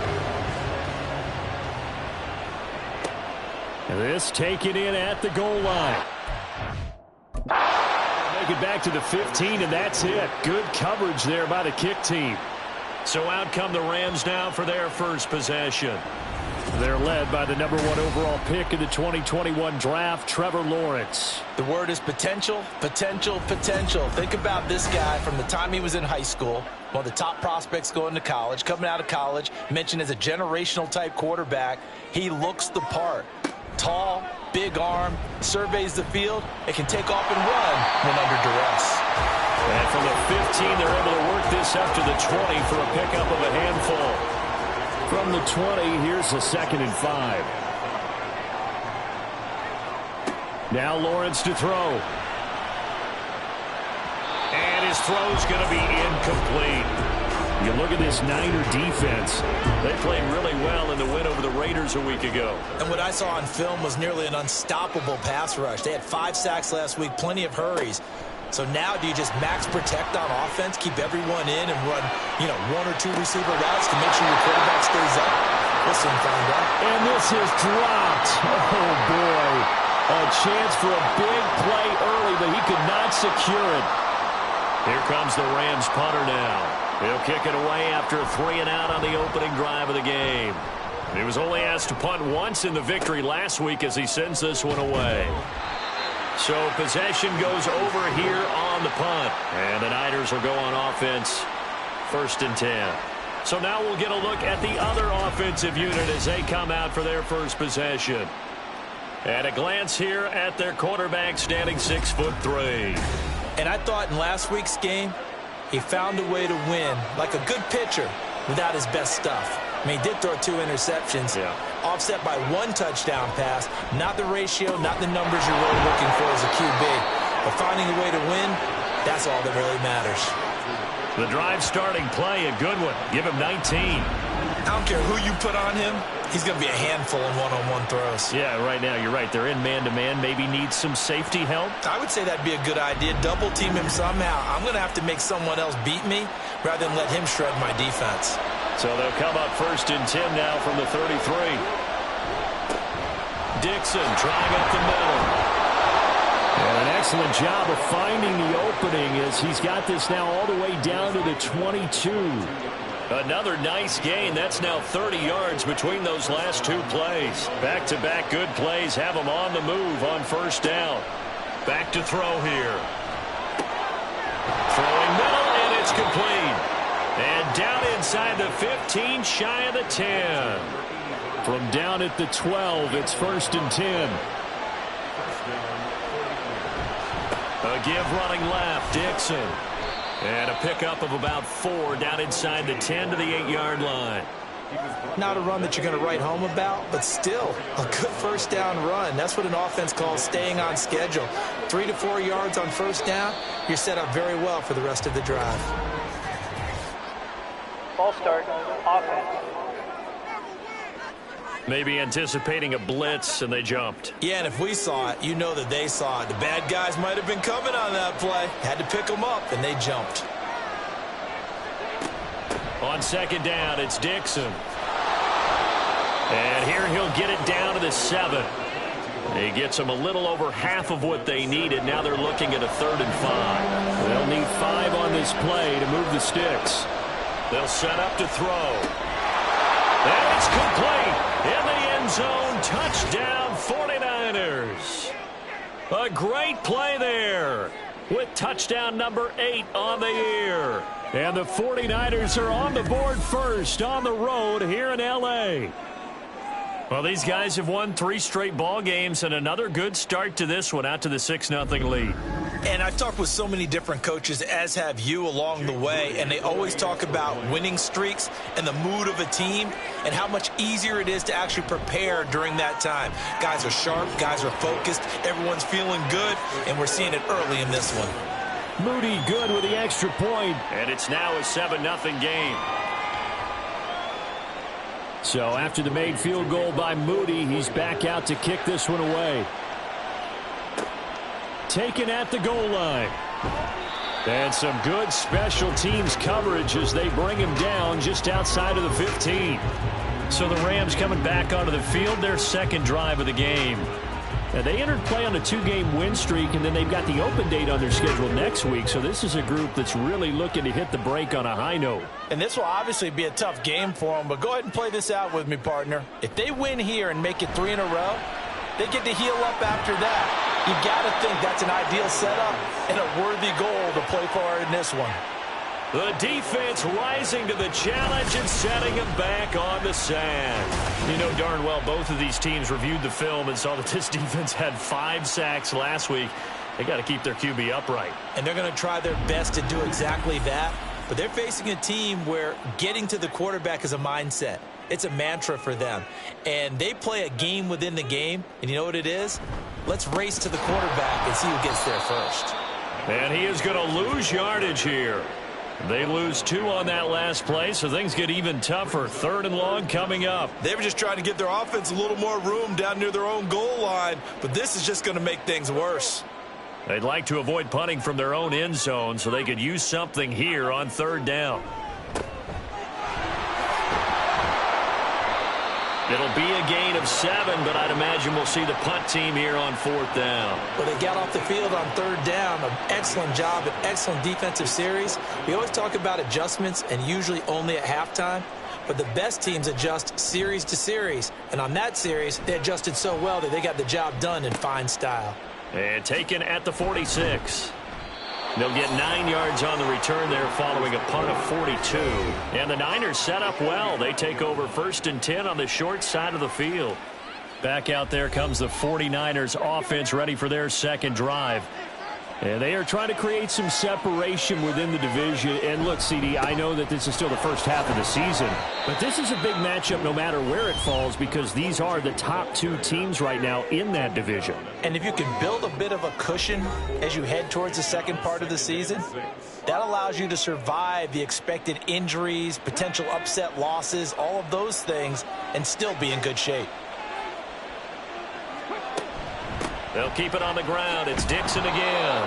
And some nice running going to get him down close to a 1st down at the Rams 35. Here's 3rd and a few inches. He'll drop to throw. Able to find the open man. That's complete. And he is going to have a 49ers 1st down as they're able to move the sticks with a gain of 4 on 3rd and inches. The Niners hit a very solid 4-1 here in the early part of the year. And they come in on a pretty good roll here. Winners of 3 straight. And I thought that they played pretty well last week. Their execution, their discipline, their resilience, all on display in that victory. Now a throw here to his running back. It'll go down as a gain of 6, and it's 2nd down. We've seen quite a bit of the short passing game here early on 1st quarter, haven't we? We have, and I think it works a couple of ways for this team because, number one, you throw the short game until they stop it. And if they're not going to stop it, you keep throwing it, and occasionally you'll break a tackle and turn into a bigger gain. Also, if they start to creep up, start to pressure receivers, now you go over the top, take it deep, and now you get some of those big shots downfield. They'll look to throw again. And his throw is incomplete. Partner, I came into this game eager to see how they would hold up in man coverage. And on that play, they held up quite well. He'll try again with the arm here on 2nd down. And he hauls it in the end zone. Touchdown, San Francisco. An 18-yard touchdown grab. And the 49ers have taken a 13-0 first quarter lead.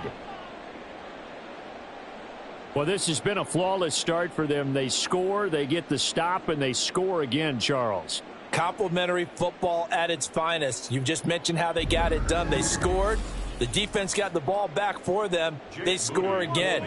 That's the way you win ball games. Moody good with the extra point. And that'll make the score 14-0. So that drives 7 plays in length. And it's polished off by a touchdown for San Francisco. So following the touchdown, here's Moody back out to send it away.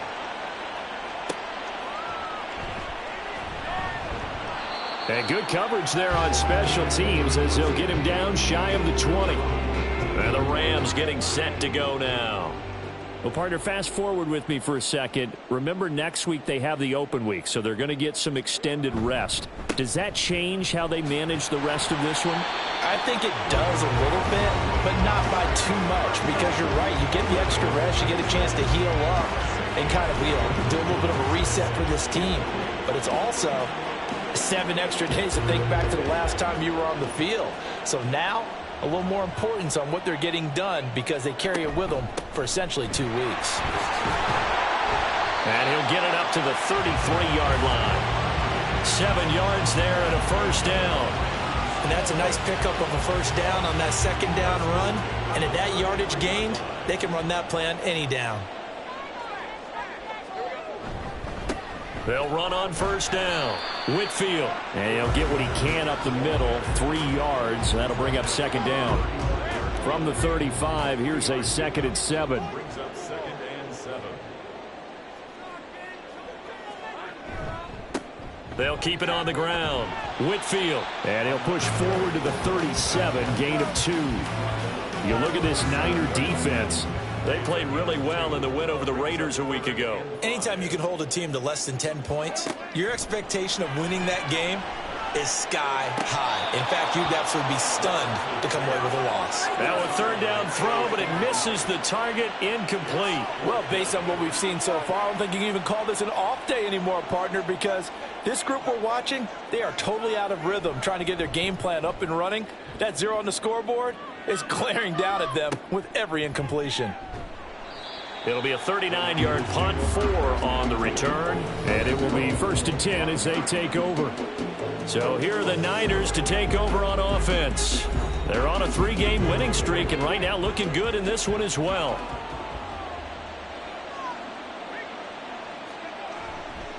The drive begins with a run by Dixon. And a short pickup to about the 27. It'll be 2nd down.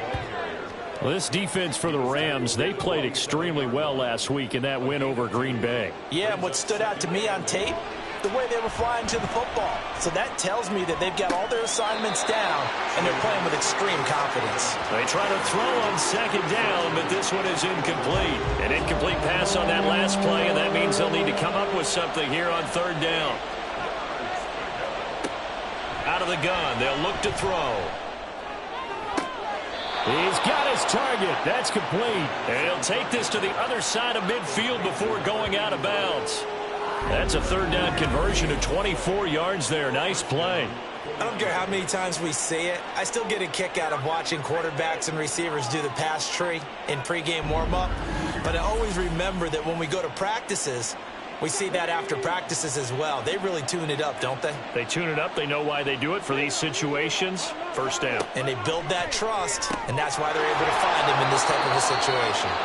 And he is tackled inside the 40, not quite to the 35. Line of scrimmage, the 37 on 1st and 10. They'll set up a throw. And a throw right sideline is complete. And they're going to be set up down around the 15-yard line. 23 yards, the final tally. And a good quarterback facing zone coverage, if he has just a little bit of time to survey the scene, that's what's going to happen. No doubt about it. If there's no pressure, he's going to continue to pick them apart because he'll have all that time to find someone open downfield. He can only cover for so long. So maybe they want to go to a zone blitz scheme, get a little bit more pressure. Remember when Carolina did that against Denver? They lost the game ultimately. They dropped the defensive end out, and he ended up with an interception in that game in Super Bowl 50.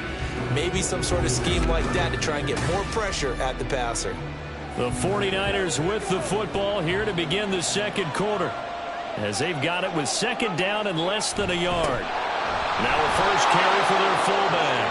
And across the goal line into the end zone. Touchdown 49ers. It's the fullback. His second rushing touchdown on the year. And the Niners take a 3-touchdown lead. So, Charles, that's 3 touchdowns on 3 drives, and it's just been an offensive barrage so far. Great word, partner, using barrage right there. I'm going to add another word if you don't mind. How about perfection? No surprise that they're leading right now. Absolute dominance throughout this ball game and no signs of slowing down. Moody good with the extra point, and it's now 21-0. So here's Moody back out there now to send this one away. From his end zone, here comes Patterson. And no chance to get away as they'll get him down at about the 17-yard line.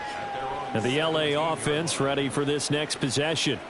They have the game here followed by the open date on their calendar next weekend. And Charles, this is a crew that you have to think really is relishing the opportunity to be on the couch for a few days. Yeah, they certainly. Oh, he's hit. He lost the football. Put it on the carpet. Oh, and one of the linemen on the other side has got it. Wow, that ball gets knocked free, but a teammate comes along and scoops it up. It's almost like baseball. Guys at bat, people are on base in scoring position. One guy doesn't get him home. The next guy comes through and picks him up. And avoids the turnover. That's a gain of 13, first down Rams. First and 10 at the 32-yard line. They'll try the left side. Whitfield. And he finds a little bit of room, enough for 4 yards. It'll be second down. Now a 2nd and 6. Second and 6. Here's Lawrence. Throwing left sideline there, but it's incomplete. I tell you, Brandon, this defense is playing with some confidence. Haven't allowed a point yet. Flying to the football. I'm telling you, it's almost 11 to the ball on every snap. Another nice job there to force an incompletion. Wide open receiver complete. And he is going to have a Rams first down as they're able to get the third down conversion. This offense finding its legs now. Here's another 1st and 10. Out of the gun, it's Lawrence. Oh, he dropped it. And that's pretty indicative of the way this one's gone. 2nd and 10.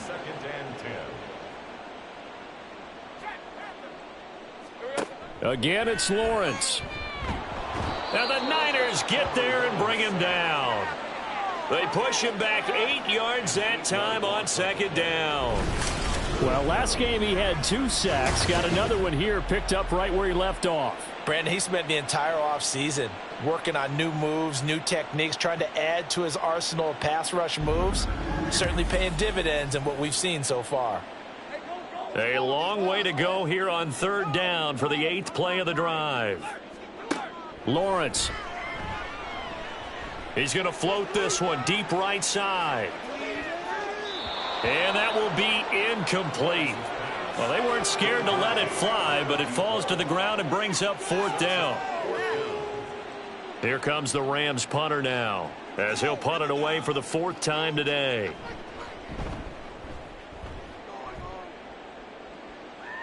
And he'll get credit for putting him inside the 20 as the fair catch is made right at about the 19-yard line. Yeah, call it 38 yards on the punt, no return. And out will come the offense as they take over. The 49er offense set to get this drive underway. Well, everything right now that they touch on this side of the football, it seems to turn to gold. They've scored on 3 straight possessions. That lead continues to grow, and I mean, if they can get points here, Charles, might almost be an insurmountable comeback for the other side. I think you make a great case for that, so I'm going to flip it over to the other side. Could they make the big comeback? Certainly. Am I expecting it? Not at all. I think if we don't see a drastic change in how they're playing, this blowout's going to get bigger and bigger before the final gun. And he gets this up across the 35 before he's out of bounds. So from the 36 now, 1st and 10.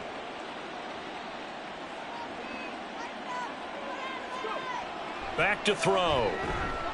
Rush coming, and he's taken down. The sack recorded. It's a loss of 5, and now it's 2nd down. Well, competition comes up in so many different ways. And right now, this unit, their competition is who's going to get to the quarterback the most times. How about 5 sacks last week? We just saw their first one of this game. Got a man, and he hits him in stride. So they'll get 8 out of that completion. 3rd and 7 now. It's a gain of 8, and it brings up 3rd down.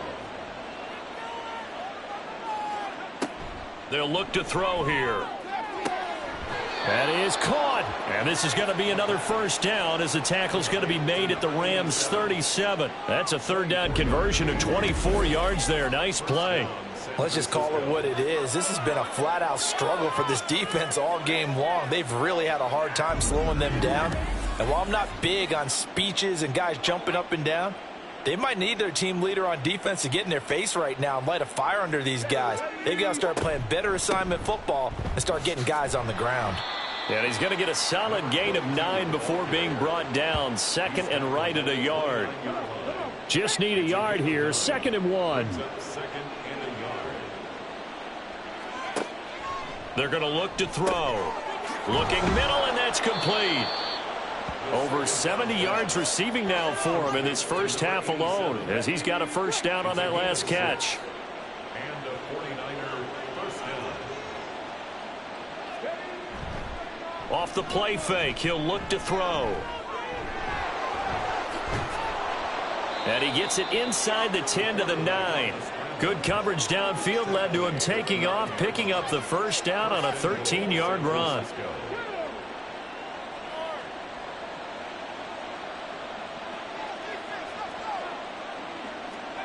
Now back to throw. And he's going to go down. Sacked right around the 17. A big loss there of about 7 yards on 1st and goal, so now it's 2nd down.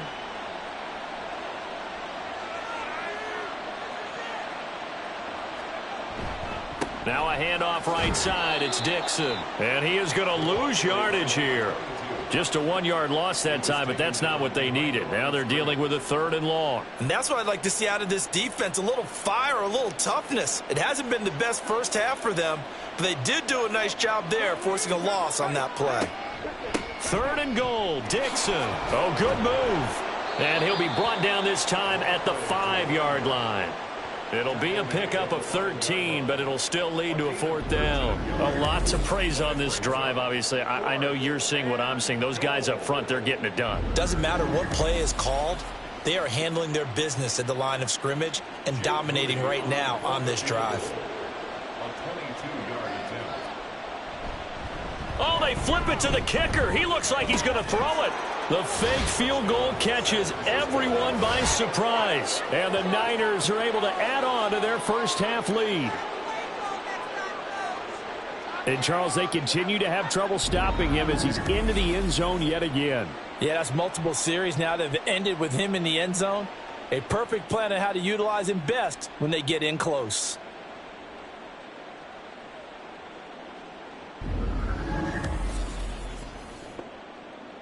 Extra point try now for Moody.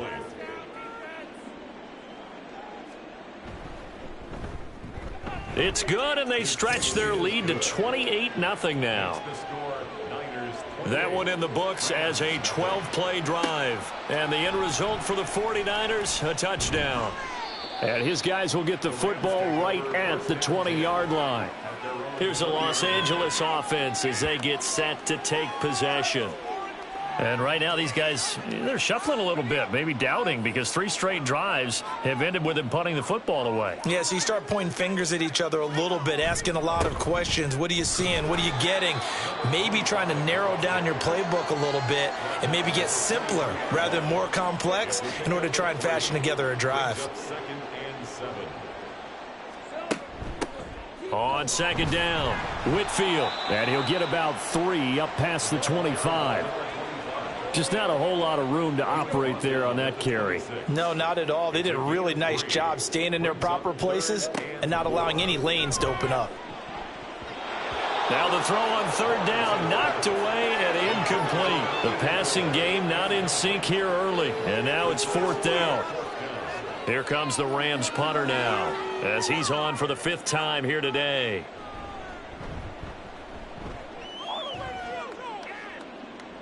Fair catch signaled for and taken just shy of the 30-yard line. A 40-yard punt, no return, and they will take over 1st and 10. The San Francisco offense ready to start their next drive. A long drive last time out for this offense, Charles. If you remember, they started basically in the shadows of their own end zone, marched it down the field, and a lot of that was through the passing game. And, partner, as a former defensive back, I'm having almost a physical reaction watching what's happening right now. But let's give credit where it's due, because they've done an excellent job moving the ball through the air. Secondary getting picked apart pass by pass.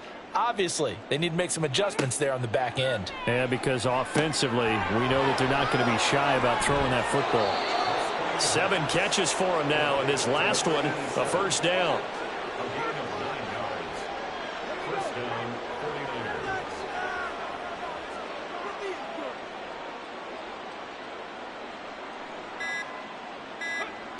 He'll look to throw. Got his man complete over the middle. That's Collins.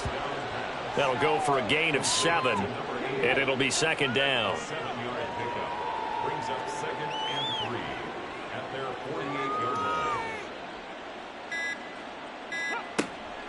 They'll drop to throw. Looking right sideline, that's complete. The 49ers now going to use the first of their timeouts as they stop it with 28 seconds to go in the first half of play. Dixon complete. And they move this all the way down to the 9. Now San Francisco going to call their 2nd timeout. So that means they're down to 1 remaining here as we head toward halftime. And now a throw on 1st down there, but it's incomplete. I think he's got to be careful not to force anything into coverage right there. There weren't really any throwing lanes, but the best part for him, he's got 2nd and 3rd down to fall back on. And he comes back with 1 complete. The catch good for 6 yards, but now it's 3rd and goal. And with just 4 seconds left in this first half, a timeout call.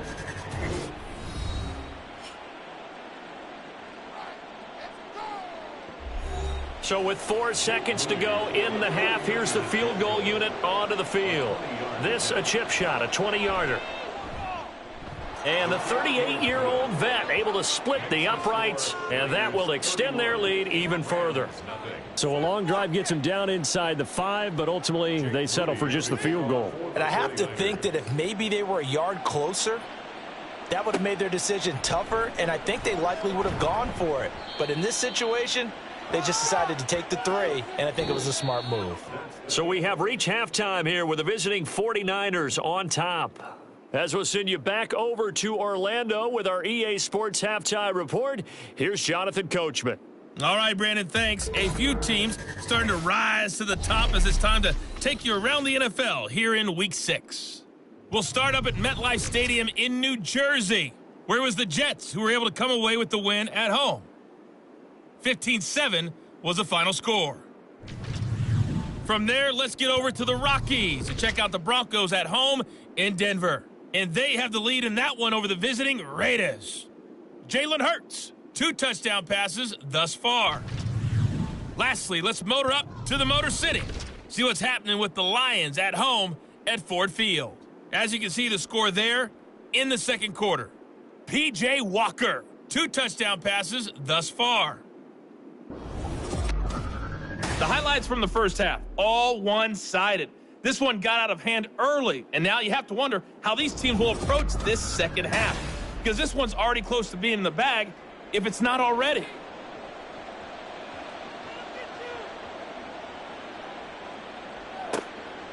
And we will not have a run back here as the second half starts with a touchback. The 49er offense set to go to begin quarter number 3. And it's hard to imagine that the first half could have gone any better for them. So what's the approach here in the second half? Just continue to play smart football because they got the other team down and they feel good about the position they're in. The obvious thing people would say is just keep attacking, but I think you also have to be smart about it. Avoid turnovers. That's about the only thing that can derail you at this point. Attack, but make sure you take care of the ball.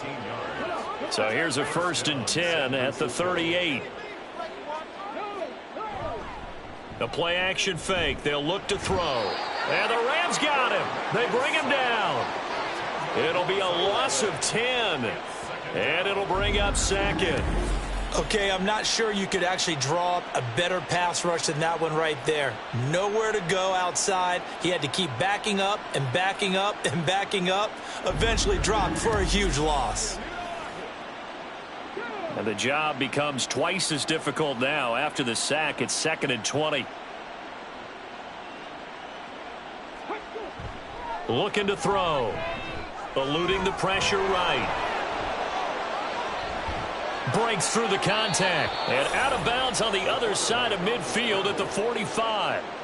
Big yardage there on the scramble. It gets him a 1st down.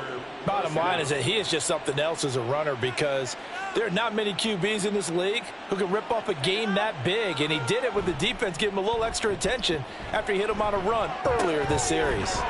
Meanwhile, the throw here is complete. And past the 35, he'll be dropped a yard or two shy of the 30. 2 catches in the first half. Now he's got a 3rd here, and it's good for a 1st. Whatever the discussions were at halftime to try to slow down this offense, it has not worked to this point. Yeah, I have a vision right now of everything that was discussed at the half just being torn in shreds or being erased off of the Microsoft Surface tablets because none of it is working. They are really locked in on offense. And he works his way past the line of scrimmage and then slides to a halt. He'll wind up getting right about 4 there on the scramble, and it's 2nd down.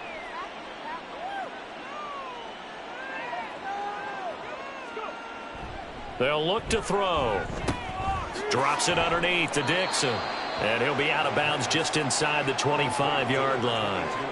And just 3 yards on the catch there. He couldn't get away. And now we've got a 3rd down and 3. He'll look to throw. Work in the middle of the field, and he's got a man complete. And he is going to have a Niners 1st down by a couple of yards as they're able to convert here on 3rd and 3. So here's a 1st and 10 now down inside the 20.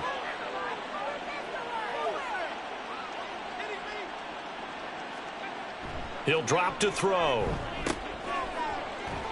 And he is going to lose yardage here.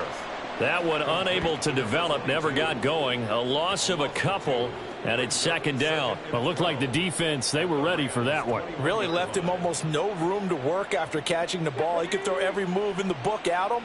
They were there, and they tackle him for a loss. Here we go on 2nd and 12. His throw caught right around the 6. And able to get him down, but he does reach the 5. He's been big. 2 touchdowns earlier. Now he's got a 1st down here. And I'll tell you what, this offense is playing a little bit of keep away right now. They've come out here in the 3rd quarter, possessed the ball for quite a while, and they keep on converting. Nice pitch and catch there to set up the 1st and goal.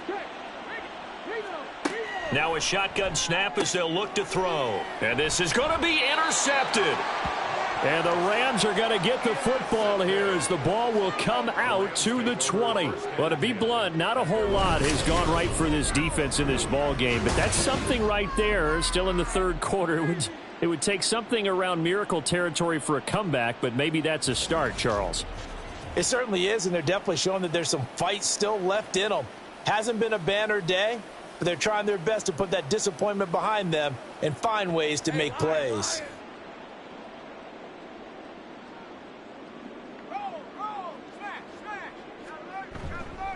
They'll start this drive out on the ground. Yeah, boy, this defense again really making things tough on him as they stop him for no gain. The stop for no gain brings up 2nd and 10 from the 20. Now Lawrence. Going right side here, and that's complete. And he's got it past the 30 before he's hit and dropped. So they'll come up 1st and 10 now from the 33.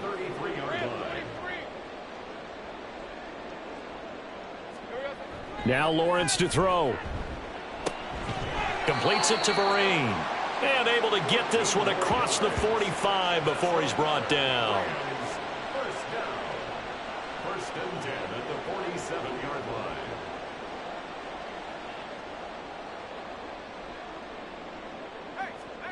line. On 1st down, Lawrence. And he's got him. Got his man on the end route. Complete. It'll be a gain of 5, and it'll be 2nd down. Lawrence going to throw again. And he drops it incomplete. And their struggles continue here. And there's another stop. One of the league's best defenses is certainly bringing it again this week. Off the play fake. Here's Lawrence. He finds his man. Complete. It's long. And he's going to be out of bounds, but not before he takes it inside the 40. Still in search of their first touchdown of the game, but they're on the move. 1st and 10. Now a handoff up the middle. Whitfield, and he is going to be stopped cold behind the line of scrimmage. Officially, it's a 1-yard loss. That's going to bring up 2nd and 11. I think it's pretty evident. We can say what a difference a week makes. Last week, he ran pretty much wild, didn't he? Did pretty much what he wanted to do. But this one, they've stopped him cold. That, to me, that's good scouting and even better execution. Yeah, and they stopped him behind the line right there. They obviously watched the tape a few times and made some adjustments. And this will go as a gain of 7 as he gets it to the 30-yard line. Here comes play number 9 now as they come up on a 3rd and 3. Lawrence will throw.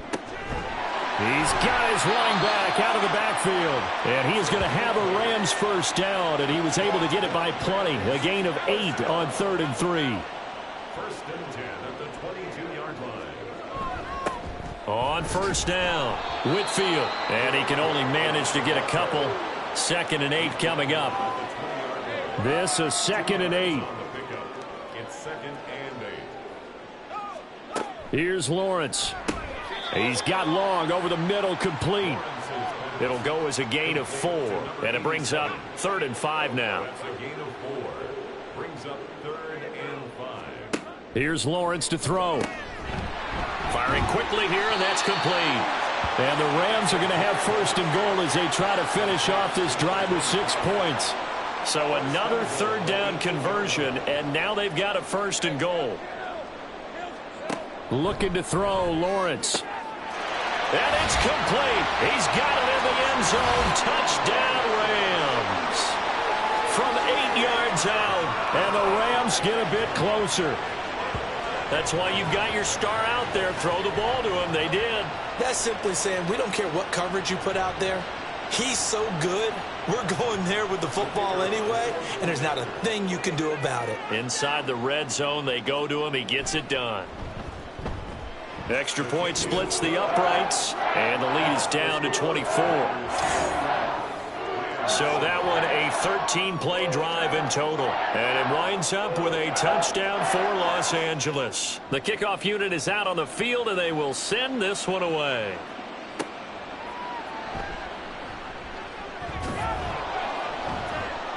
And able to get this out to the 25.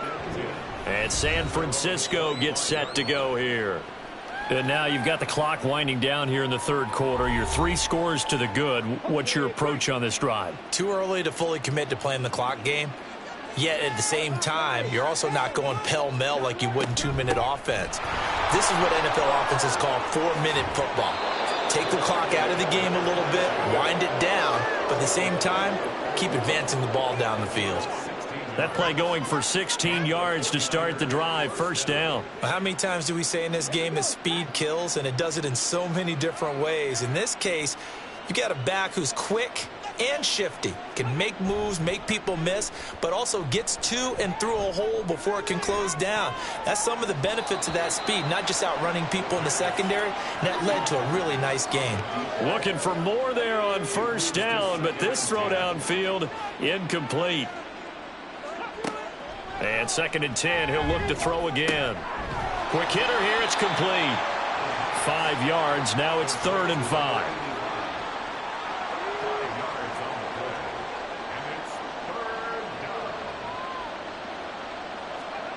They're going to look to throw. Able to find the open man. That's complete. And he is going to have a 49ers first down as they're able to get the 3rd down conversion. And while we may be looking at the scoreboard, this offense certainly is not, because they're showing no signs of backing down, even with a 3-score lead here in the 3rd quarter. I think they keep taking their shots. They've seen blown leads happen throughout this league. They don't want to fall victim to it themselves. And as they come to the line, they will not be able to get off another play as time has run out on this 3rd quarter. We'll return with more after this. You're watching the NFL on EA Sports. Back now in Los Angeles. It's 49er football here. They've got the lead as well as we get set to start the 4th and final quarter.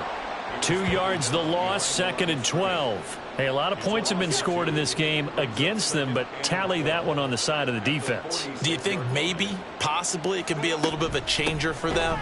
Maybe not a game changer, but a little bit of a momentum one that maybe they can string together some pretty good plays and slow them down. 7th play of this drive coming up, but a long way to go on 3rd down.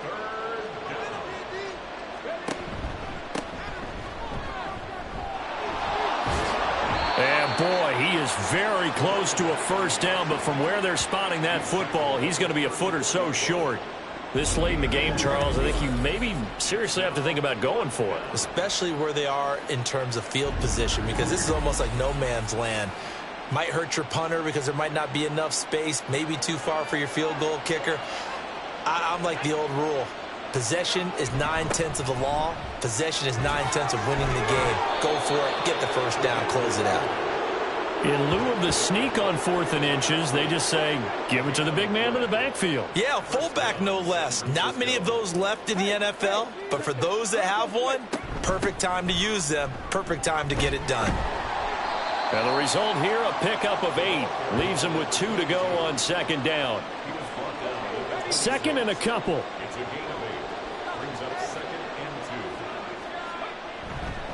Right back to Dixon.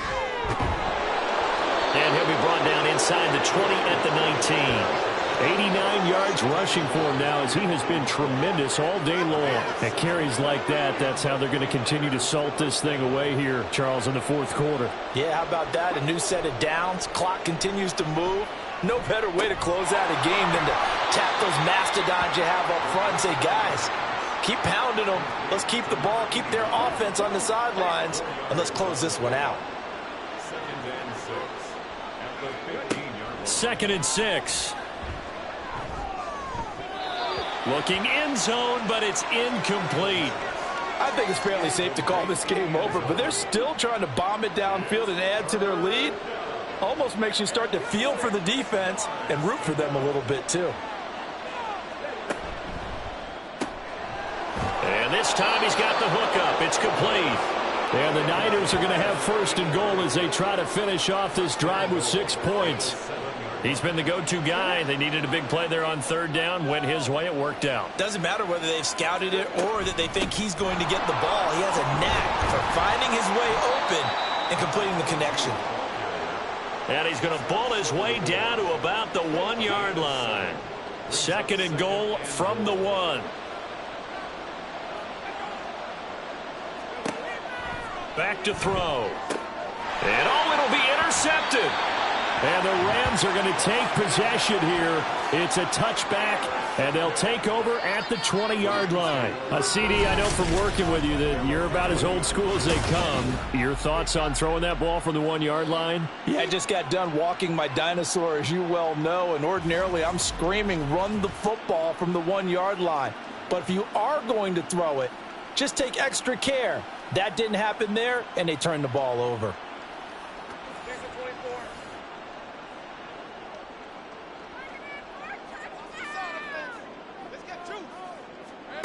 And they'll throw on first down with Lawrence. Over the middle into traffic, and that's complete. And he'll get this up to the 34-yard line. First play of the drive going for 14 and a first down.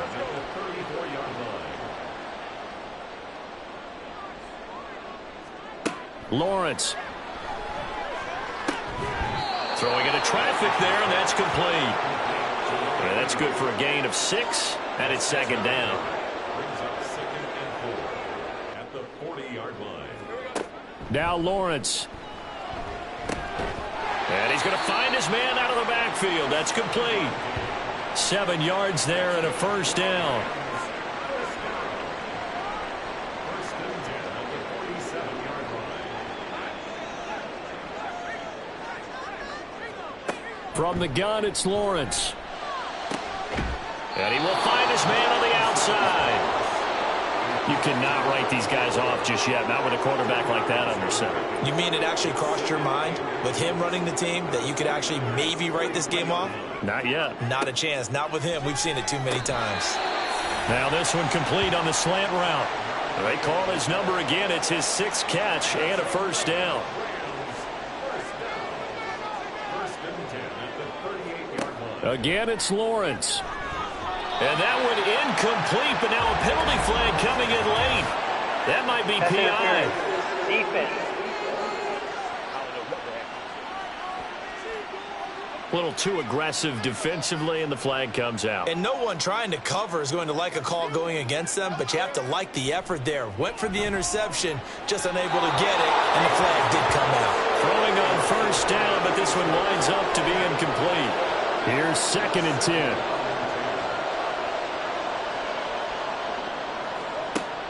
They'll look to throw again. And that's to the left sideline and incomplete.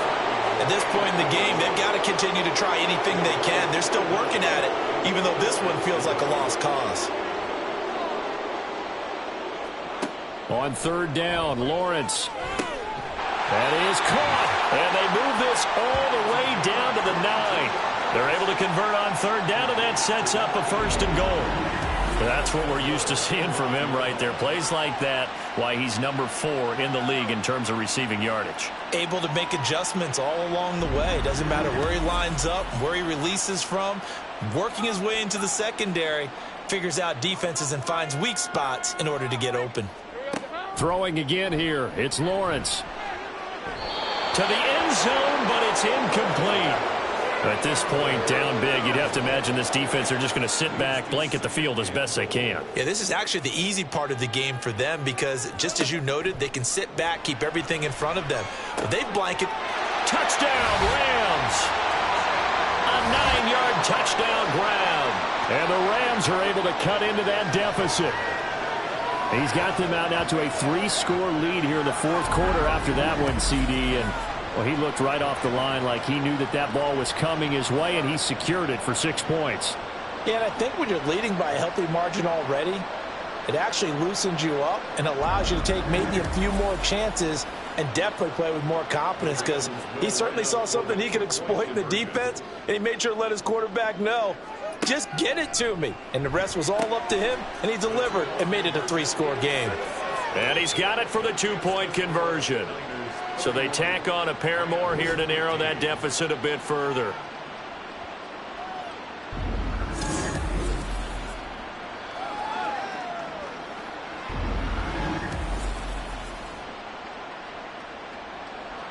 The kickoff team on the field now as they will send this one away.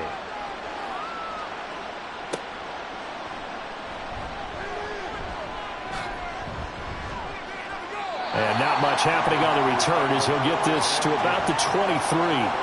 San Francisco set to go on offense once more. Now all of a sudden we've got an interesting game here. You just saw them go down and score a touchdown. And what was a comfortable lead at halftime, it's down to a 2-score game. And so the obvious thought is they've got to ramp things back up again. Got to get the offense into high gear. But we've seen this before when you've kind of been in shutdown mode for a while thinking that you're okay. It's hard to mash the gas again and have everything work perfectly. They've got to fashion together a good drive right here and now. Because defensively, got to be feeling confident. They haven't allowed a point this half. There's a ball thrown right side and complete. And he'll get this one way up just shy of the 45-yard line. 22 yards there, a first down. Still throwing the football here, even with the big lead. Yeah, I know you and I came up in a different era, and we think about sportsmanship and all that. Other people think about fantasy points and getting their numbers. That's all they care about right now. They'll look to throw now on first down. Over the middle into traffic, and that's complete. Call it a gain of 6 on the play, and that'll make it second down.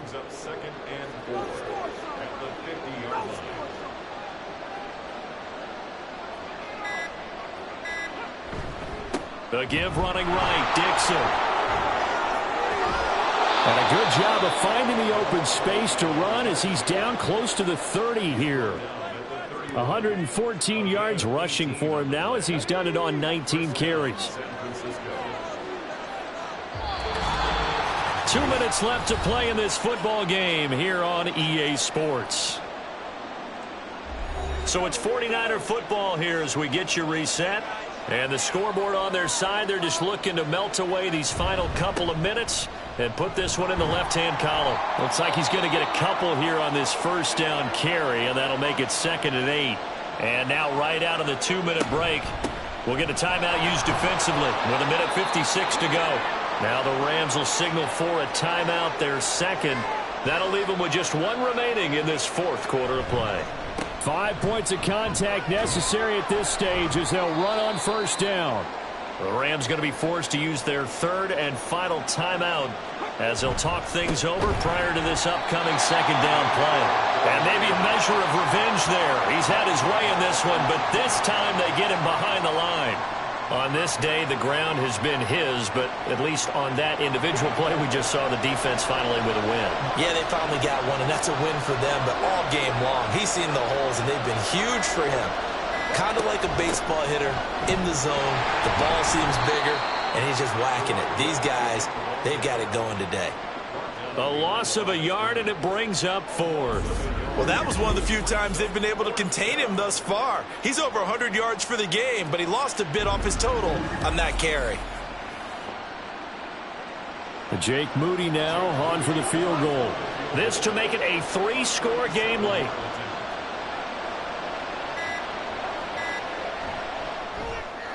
And in his 15th season, he's able to get this one to go, and that will extend their lead even further. So a nice kick there as they are able to add on to their lead. And that's exactly what you're looking to do. Maneuver yourself into range. That way, if your drive stalls out, you're able to get something out of it. And they do so right there. Patterson going to bring this out of the end zone. And no alley to be found. The coverage was solid, and he's dropped at the 18. L.A. readies for its next possession.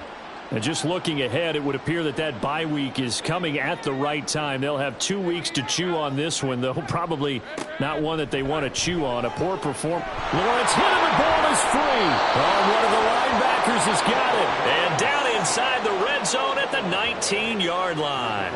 And I don't know that that fumble is going to matter a whole lot. You look at the deficit here in the 4th. It doesn't matter. The coach on the sideline still scratching his head. Yeah, not only scratching his head, but probably writing a note or two about we're going to address this come practice next week because maybe that's the reason we're down this far. Doesn't matter at this point, but being sloppy throughout the game, not going to help him improve.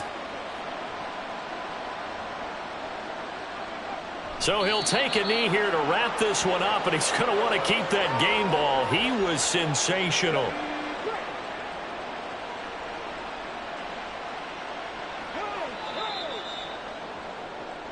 So it's a win for the Niners here, and it was thanks in large part to the play of the man who's been doing this for a while, their veteran quarterback. Yeah, I thought this defense just didn't have an answer for him all game long. They tried to change things up, but he was always one step ahead.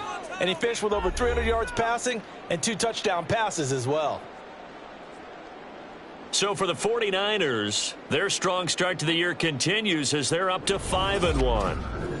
So that'll do it for my partner, Charles Davis, and the best darn crew in the industry. I'm Brandon Gaudin. This has been a presentation of the NFL on EA Sports. From Los Angeles, so long, everybody.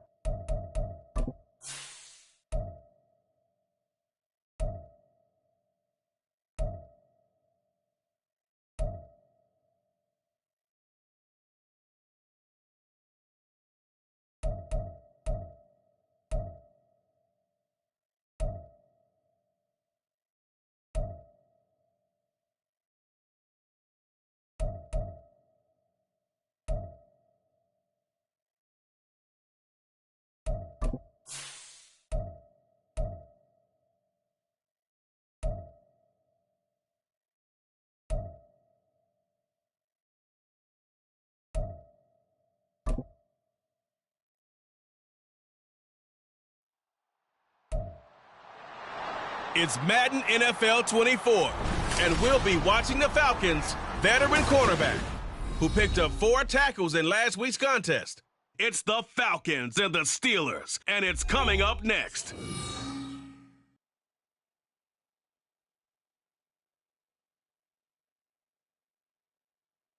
Well, the weather not fully cooperating here in Pittsburgh, but that has not stopped Steeler Nation from filling the stands at a rain-soaked Acrisure Stadium. Today we've got a Week 6 matchup for you here, as it'll be the Atlanta Falcons taking on the Pittsburgh Steelers. With Charles Davis, as always, I'm Brandon Gaudin. And Charles, you talk about storylines in this one. I think it begins and ends with our 2 quarterbacks, certainly 2 of the best in the business. And nowadays, I don't think you can get by for long periods of time without a top-flight quarterback. The way the game is played, with all the responsibility he has,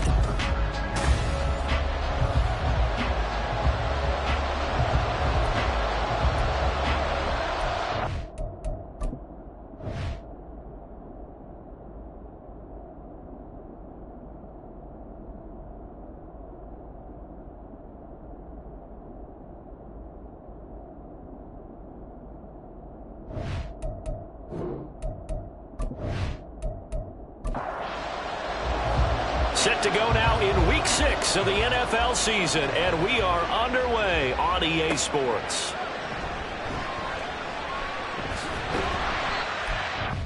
Take it past the 25 and up to the 28-yard line. So the Steelers offense getting set for their first drive. And leading him out is their 5th-year quarterback. and for how good he is throwing the ball, it's his running that makes him so dangerous. He had a couple of touchdowns on the ground in last week's game, so we'll see what they dial up for him for this one.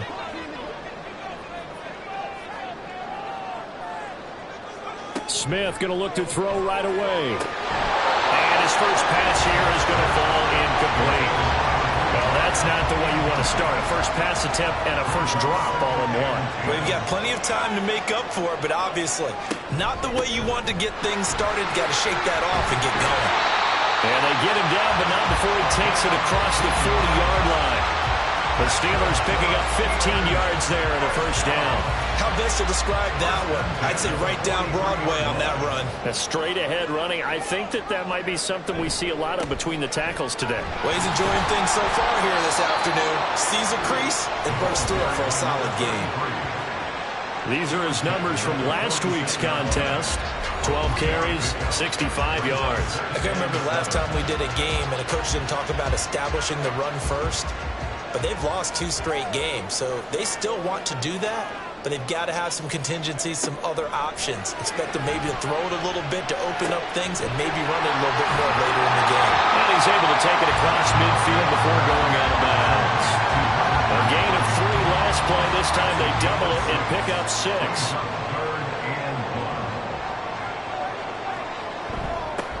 On third down, they're going to run for it here. And a good job of finding the open space to run as he's down close to the 30 here. It'll be a gain of 17 and a Pittsburgh first. Well, there's plenty of real estate for him to maneuver on that run, and let's face it, it shouldn't be a surprise. He's one of the better backs in the league. Had to come into this game with the idea, slow him down, otherwise it's going to be a long afternoon. They'll run on first down. Minor. And he'll lose yardage. Brought down at the 32. He'll lose a yard there, and it's 2nd and 11. You talk about this Falcon defense. It's quite a unit, that's for sure. Number 1 in the NFL against the pass. And I'm struggling a little bit trying to really categorize this crew. They're top 10 in the league against the pass, but the bottom half of the league in sacking the quarterback. That doesn't make sense. Imagine if this group ever put pressure on the QB, they'd easily move into the top 5. Now they're coming up on play number 8 of this opening drive, but they're looking at a 3rd and long. Smith now to throw. They'll try and set up the screen. It's complete. Oh, an absolutely filthy juke. He's got some space now. And into the end zone. Touchdown, Pittsburgh. A great effort there. His 3rd touchdown now on the year. And the Steelers will jump on top with the game's first score here this afternoon.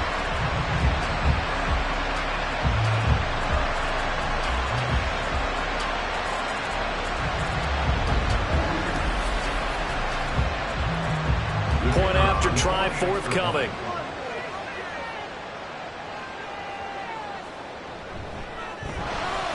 And we'll see if this rain affects the team's decisions going forward, but they kick it here, and it's good. So that drive in total 8 plays, and it ends with a Pittsburgh touchdown. Here's the Steelers kick team as they'll boot this one away.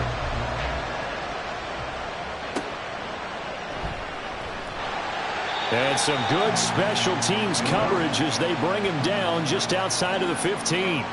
So here come the Falcons now to get the football for the first time. And led out by their veteran quarterback. He's been around a while. They don't celebrate birthdays for him. They just cut him up, see how many rings he's got around the middle. He has been in the league a long time. His ability to adjust on the fly is almost unmatched in the game right now because it leads to a couple of snaps per game where you just sit back and ask yourself, how did he pull that off? Opponents can practice and prepare each and every week all they want. But this guy, he is hard to corral.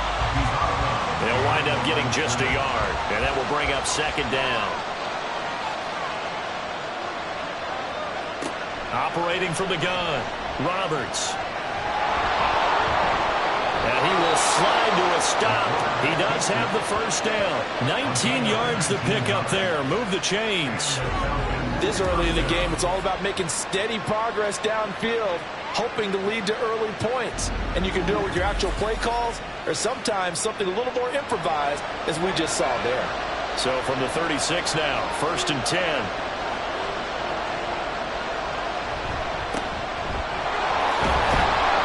And space, tough to come by there, as he'll get maybe a yard to the 37. You look at the Steeler defense. They were terrific last week in the win over Denver.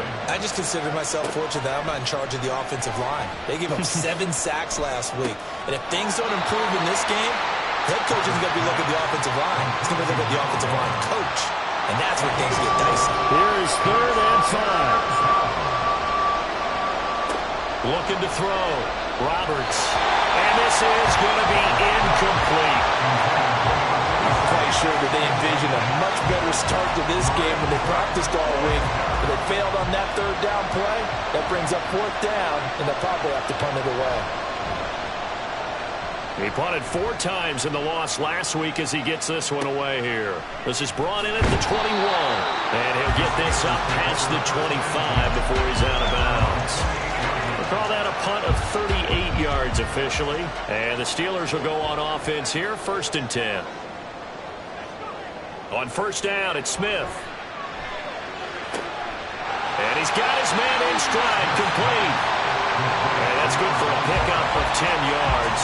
And that'll leave him with a 2nd and just a few inches left. At the 38-yard line. Smith going to try and run with it.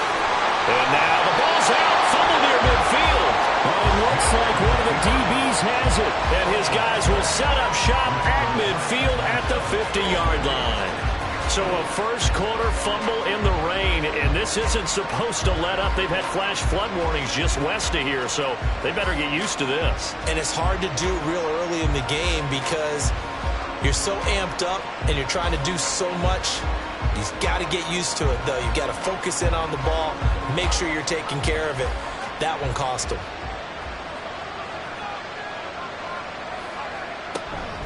On 1st down, Morrison trying to find a lane, but instead he'll get back to the line of scrimmage and no more.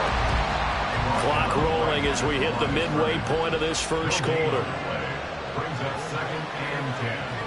At the 49-yard On 2nd down now, it's Morrison. And again, he's going to be stopped up right at the line of scrimmage. No gain on that one as it brings up a 3rd and 10. From the midfield stripe, they'll look to throw. And that is incomplete. Yeah, it's still early in the game. No sense taking a chance on 3rd down and forcing one into traffic. So I like the wise play he made there. Get it to the sideline out of bounds where no one's going to have a chance at it. So they're forced to punt on 4th as this one's away. And he didn't quite have the backspin on that one. It hits at the 4 and continues into the end zone. It's a touchback.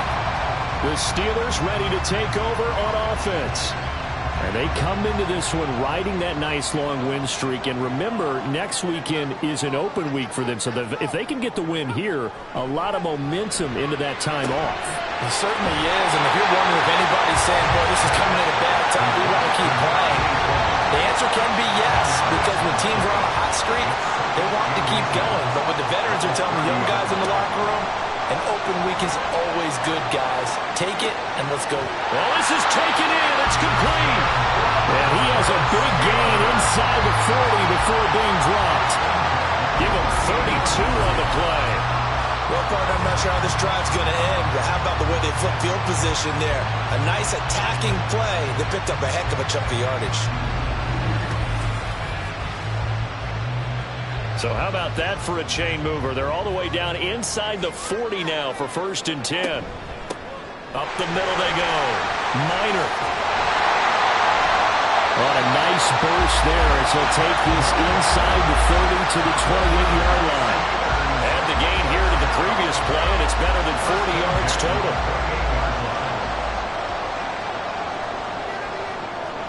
Now a 1st down throw. It's Smith. And he's going to be taken down back around the 35-yard line. It'll be a loss of 7 on the sack, and it brings up 2nd. In every game we talk about what are going to be the keys as we go into it. Maybe that's a key for their defense today. Pressure the quarterback and make sure you play a good zone defense behind them, and they get their first sack of the contest. He'll rifle this one deep right side. And that's going to be incomplete. Good effort there trying to take a shot, but it's 3rd down. brings up 3rd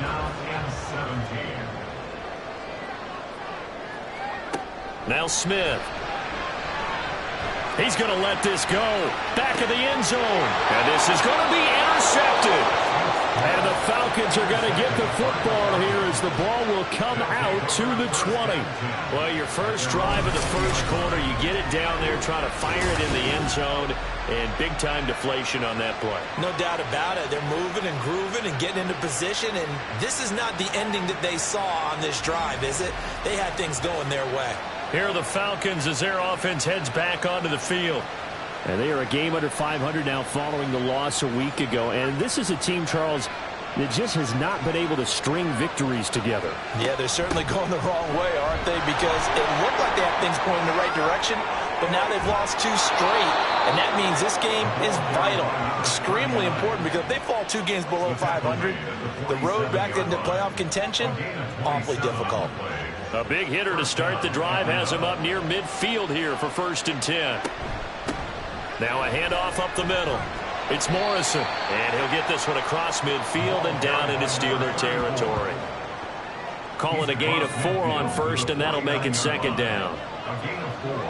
It's now 2nd and 6. Operating from the gun, Roberts.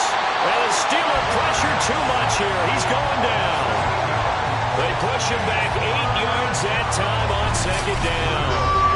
A few issues here on the offensive line. Apparently, he got sacked 5 times last week. They got to him here in the first quarter. And I would think that running the ball would be paramount here because it's a different team they're facing, but they watch the film as well. So they'll take many of those same principles and try and apply them in this game to see if they fixed what was wrong with them in the last game. Now on 3rd and long, they'll look to throw. Complete. It's Henry. And they're going to have themselves another 1st down as the tackle's made at the Steelers' 41-yard line.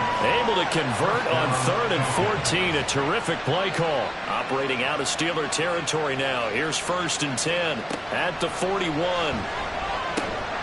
The throw over the middle taken in. Give him a gain of 5 on the completion. And that's going to bring up 2nd down. It's a gain of 5. Brings up 2nd and 5. At the Steelers' 36-yard line. Up the middle they go. It's Morrison. And he is swallowed up right at the line of scrimmage. Play number 7 now coming up on the drive. 3rd and 5. Back to throw. Roberts. It's complete to Brown, right side. And he's going to have a Falcons 1st down. He needed 5. He got it barely as it will officially go down as a gain of 5 yards. After 1, 7-0 on EA Sports. 2nd quarter now, Falcon football. As they've got it with a 1st and 10.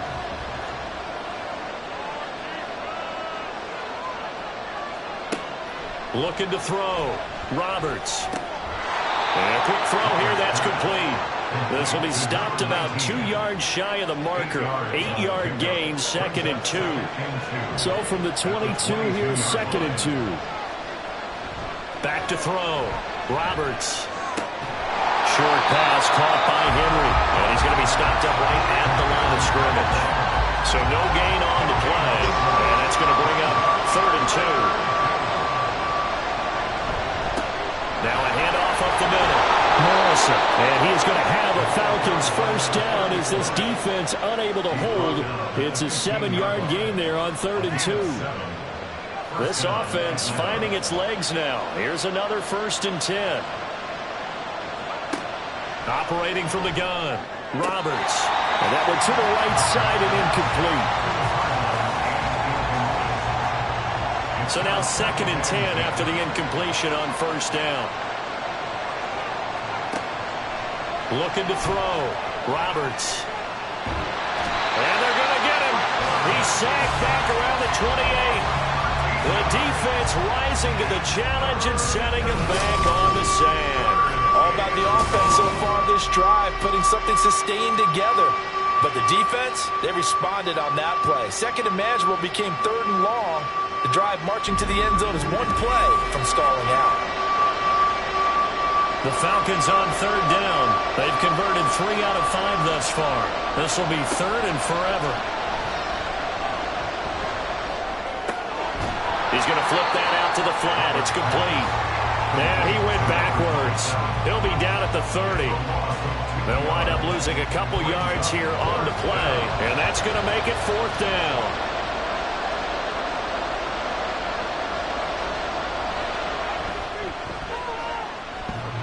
And that hits the right upright and caroms away. It's no good.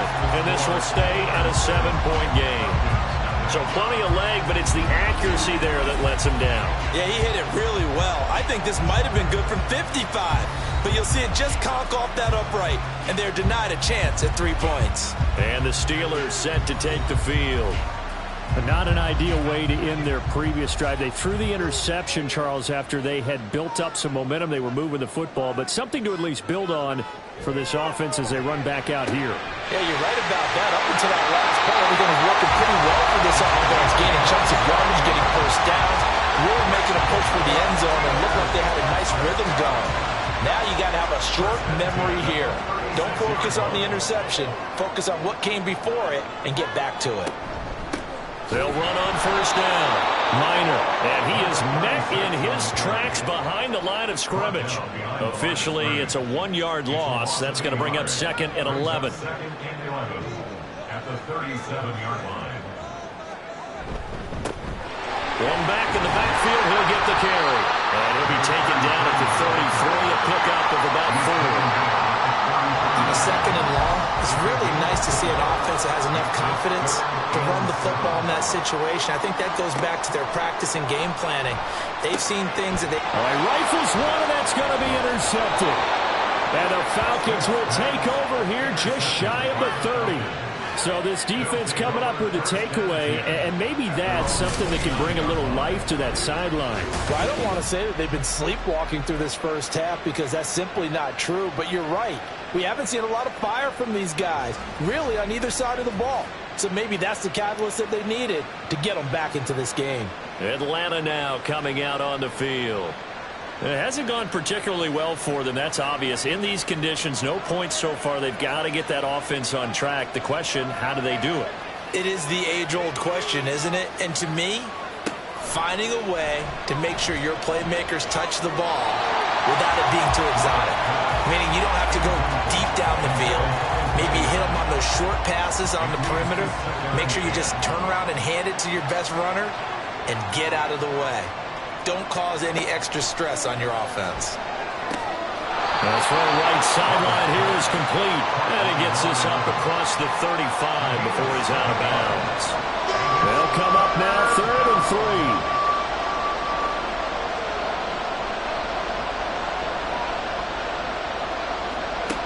Operating from the gun, Roberts. Pass taken in by his big tight end. And he's going to have a Falcons first down as they're able to get the 3rd down conversion. That's a play that will likely be forgotten when you talk about big moments in this game. But plays like this are critical to keep drives going. And if points result, we'll call this play significant. Bolden. And nothing much materializing there on the first down run. He'll get a couple, and that's it. Typically, we think it's the strong safeties that are better tacklers, especially closer to the line of scrimmage amidst traffic. But in this case, how about the free safety coming up and making the big-time play? Takes this to the 45. Broken tackle. Brought him a little extra space. They need 2. Here's 3rd down. Back to throw. Roberts. He's got his target. That's complete. And he gets it inside the 35 and just shy of the 30. 3rd catch of this first half for him, and this one is a first down. And Brandon, from our time in college football, where receivers weren't running the traditional NFL route tree, one thing they did learn, find open areas, find soft spots, and set up and catch the ball. And I think we just saw that there. Yeah, we saw that indeed, picking up the first. On first down, it's Morrison. It's a gain of 11, and the Falcons pick up the first. It's a big place in the passing game on this drive, and here's one out of the running game. So the passing game loosening things up. Now there's room to roam.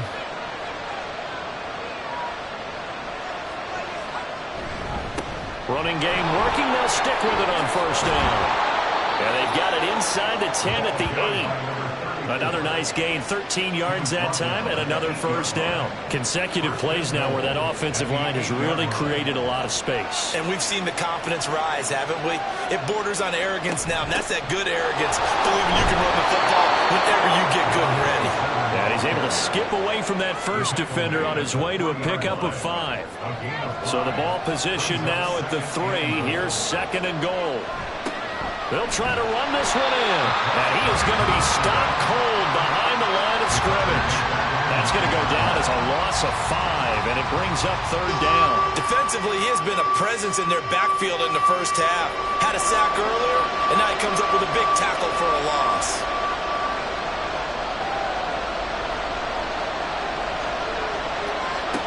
Here's Roberts.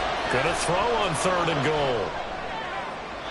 To the back of the end zone, but too high. Over everybody and incomplete. Also a drive that spans all that time, and yet you may only come away with 3 points here. Well, your defense, all right, they actually like these long drives. They get to rest over on the sidelines for a while. But when you're not finishing with points in terms of touchdowns, that's frustrating. They've got to figure out how to close out these long drives and get 6s instead of 3s.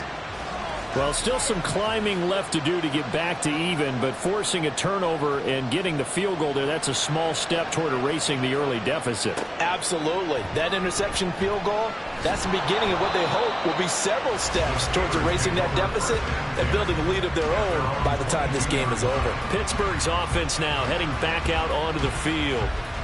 And 2 interceptions thrown here in this first half. You hear it, no matter the sport, they say that great athletes, they can kind of have a short-term memory, but that's easier said than done. It is easier said than done, but I played with a guy who threw 2 interceptions in the first quarter of a really big game we were playing. Johnny Unitas? No, not quite at that level and not at that age. But I was going for the age. I remember looking over at him, and he was smiling. And I thought, what is he smiling about? It's because he had enough confidence in himself that that was a fluke. And he went out and played pretty well the rest of the day. And now a throw on first down there, but it's incomplete. He was out there waving his arms saying, throw it here, dropped it, not a good look. Well, all I can do is just look at him with contempt on that one. As a defensive back, I'm saying, not as an announcer. Just like, really? A little bit of a diva look, isn't it? Yeah, very much so. Because I think what happens is he just had too much time to think. He's wide open now. Here comes the ball. And he doesn't concentrate, drops it. The catch and run, good for 18 and a first down. And this was a nice example of an offensive coordinator scheming his guy open. Just a little underneath route, just trying to free up some space, and it worked awfully well.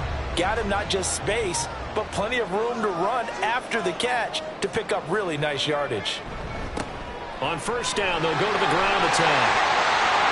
And they eventually get to him at the 17 after a pickup of 17 into the red zone. First down. From the red zone now, Smith. And they'll get him down after a pickup of 8, 2nd and 2. I do think it's fair to say that they were caught off guard a little bit when he decided not to throw it on first down. But give them credit, they recovered in time to deny him the first down yardage. But it's only 2nd and short. So that run is still likely to lead to a new set of downs. That's caught at the 1. And the Steelers are going to be set up with a 1st and goal on a pass play that moves them all the way down to the 1. 1st and goal at the 1-yard line. They'll try and run for it on 1st and goal. And the reinforcements come in as they're going to stop him behind the line. Now the Steelers use the first of their 3 timeouts. And he's in. Touchdown, Pittsburgh. A great play there. His 3rd rushing touchdown on the year. And the Steelers will extend their lead in the final minute of the half. Partner, to me, that touchdown had something that was kind of rooted in that group seeing the future. What I mean by that is they had a plan. Let's find a way to score right here before the half. And that'll give us momentum going into the second half. Give us that cushion that we're looking for. They got that accomplished, scoring right before the half ended. A good hold in these wet conditions. The point after is up and good. And that pushes the lead up to 11. Taking it about the 1. And he's up past the 20 to the 22-yard line. And the Falcons now going to go on offense late in this first half. And with him down 2 scores, you wonder if they might try and put something together, even if it's just to get into field goal range. To throw is Roberts on 1st and 10. Out route, and this is Henry with a catch. Now the Falcons going to use one of their timeouts as the clock will stop with 33 seconds to go in the first half. He finds his man complete. That's Morrison. And he'll be out of bounds just shy of the 40. And they get 17 more on that one and another first down. And this pass rush has really been bringing the heat and has already gotten home a few times here in the first half. So how about the play call there? Sometimes if you can't protect, you've got to fool them. Screen passes like that can take a little steam out of what's been a relentless rush so far.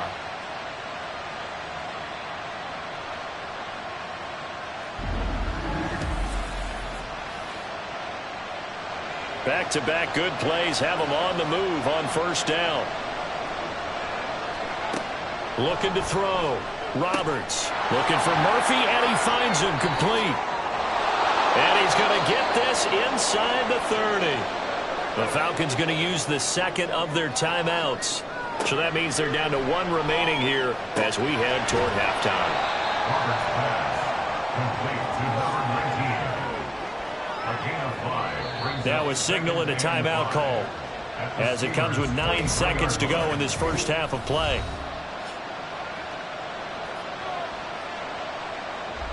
So on second down, the field goal unit is on here as they try to get 3 before half. This is a 40-yard attempt from the left hash. And his kick is good. And a second field goal here cuts their deficit to 14-6 now.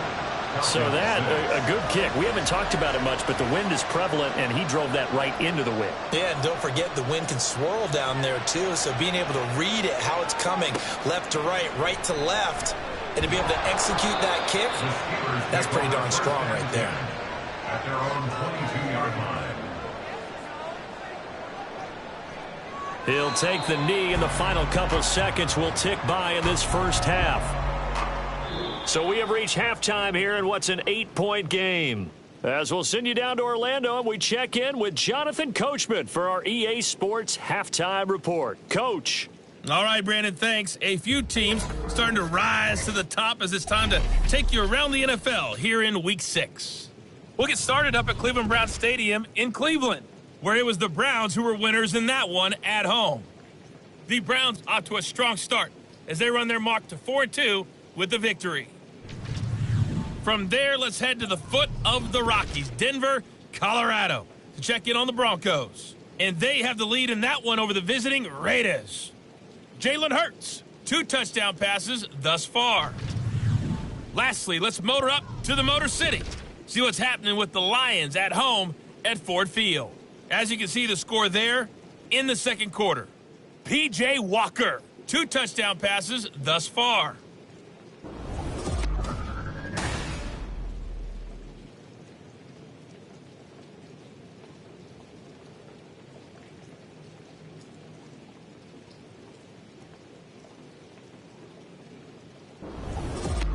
Okay, Coach, appreciate it. A 1-touchdown game here as we get set to resume play in the second half. Forecast calling for more of the same. The rain set to continue as we are underway in the second half.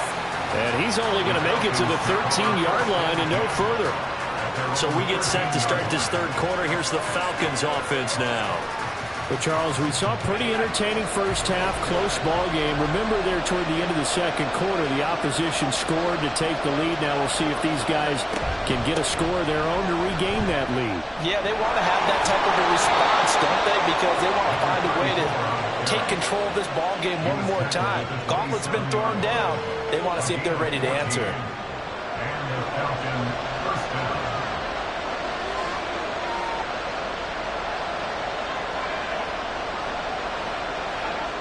Roberts throwing on first down. He finds his man complete. It's Murphy. And that's good for a pickup of 10 yards. And they'll be left with a second and about a foot. And inches at the 37-yard line.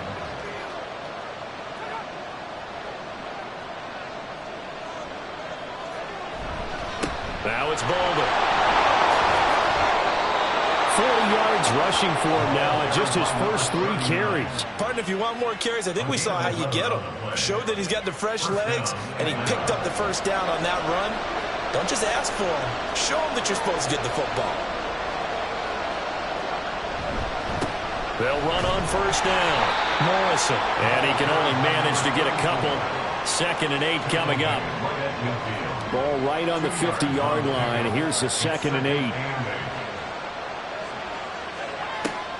Back to throw. Roberts. He finds his man. Complete. That's Murphy. So give him 5 yards there on the pitch and catch. And now 2 yards to go on 3rd down. Operating from the gun. Roberts. Work in the middle of the field, and he's got a man complete. And they're going to have themselves another first down as the tackle's made at the Steelers' 31-yard line. They give them 13 yards there on the play and a fresh set of downs. It's taken a while for this offense to get going. A little creaky at the start, but they're oiled up now. A nice throw there, and they're really putting together a good drive.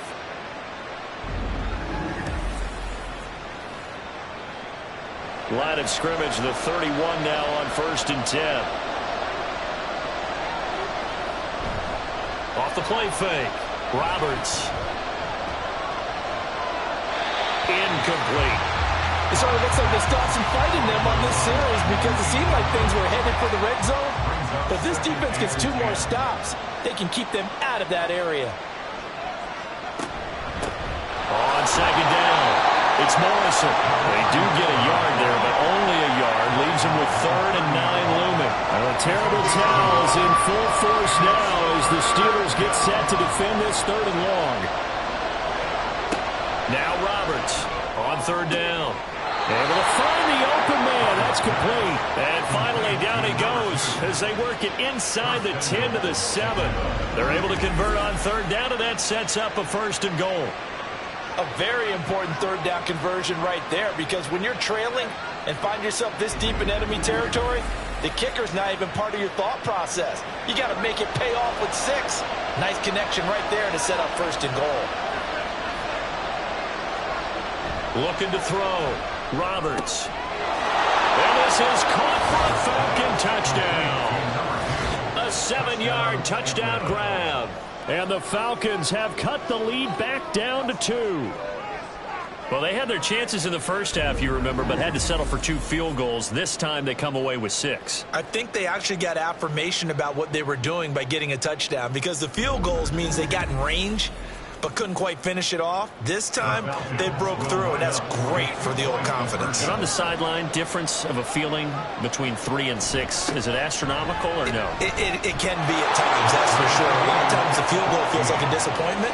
The touchdown, well, that tells you you're getting it done. They get the conversion, and Charles, when you only have 2 yards to go, what do you think of the toss play? Because initially it kind of sets you back a little bit. It does, especially if you get a lot of pressure coming towards you. But if you can get to the edge, if you seal the edge with your blocking, often your tackle or your tight end on what they call the play side where the ball goes, you can get to the corner, and that allows those big guys to get out ahead of the runner. So all square here in this 3rd quarter as the kick's away.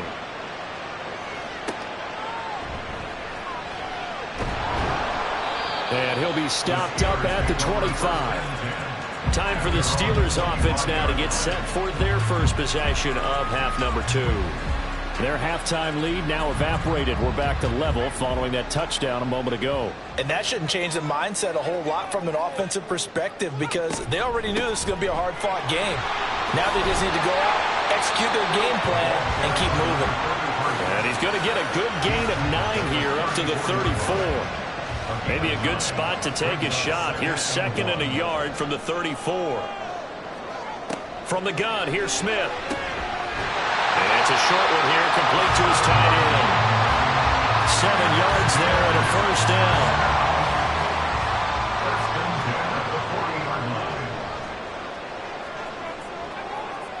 To throw is Smith. And that'll be incomplete.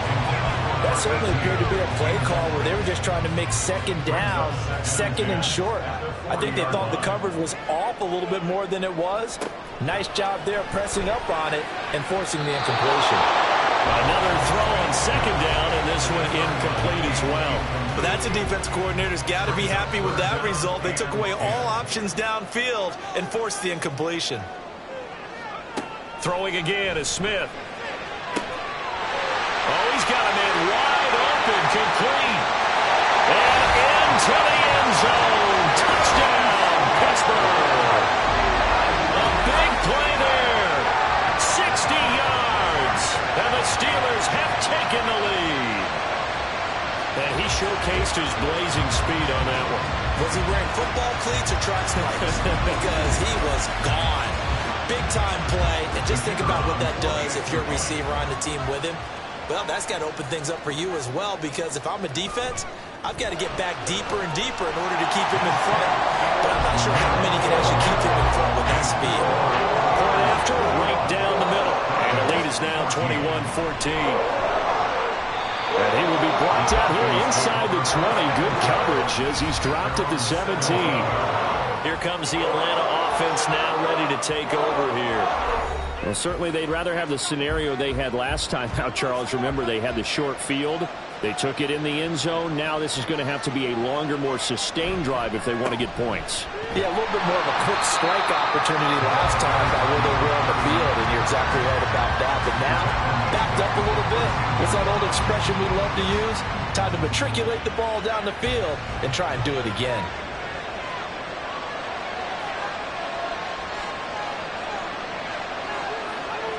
Roberts now looking to throw on second down. He finds his man complete. It's Murphy. They'll give him 4 yards there. And that brings up third and a full 10 yards. Now the terrible towels in full force now as the Steelers get set to defend this third and long.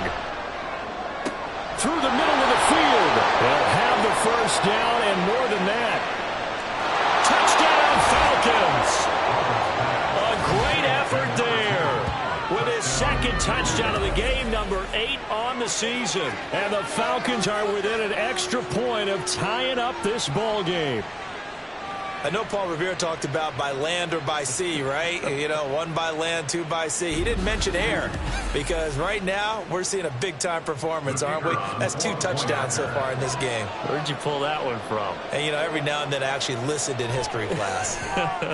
And you're just a scholar all the way around. You're reading all the time. I like that you fit that in the broadcast. You know, I just grab a nugget when I can. A couple of teams locked into a good one here. 21 all the score as the kick's away. And he had no room to run as he's tackled down inside the 20. Now the Steelers getting set and ready for their next possession. We got a brand new ball game, all even after that last touchdown, so every drive now becoming a little more critical here in the second half. On 1st and 10, Smith. And caught up. And he's going to get this one across the 30-yard line. And the defense not able to get it. From a defensive perspective, what's that moment like when you realize the ball is loose? It is a moment where all concentration goes right to the football. This is something you've talked about in all your preparation for the game. You probably talked about this training camp. Knock the ball free, take it away from the other team, and now you have that chance. There's a little bit of deflation when they end up recovering it. They knocked it free, but couldn't take it away. Here's Smith now on second down. Throwing left side, it's complete. And that's going to be good for another first down as the tackle's made at the Falcons' 42. A gain there of 21 yards. Well, that certainly has to feel good. It's not all the time that the play caller should get all the credit. Sometimes I think in the huddle, the quarterback just says, hey, who's going to make a play for me? I just need something right here. And the end result there, nice first down. Drive keeps moving.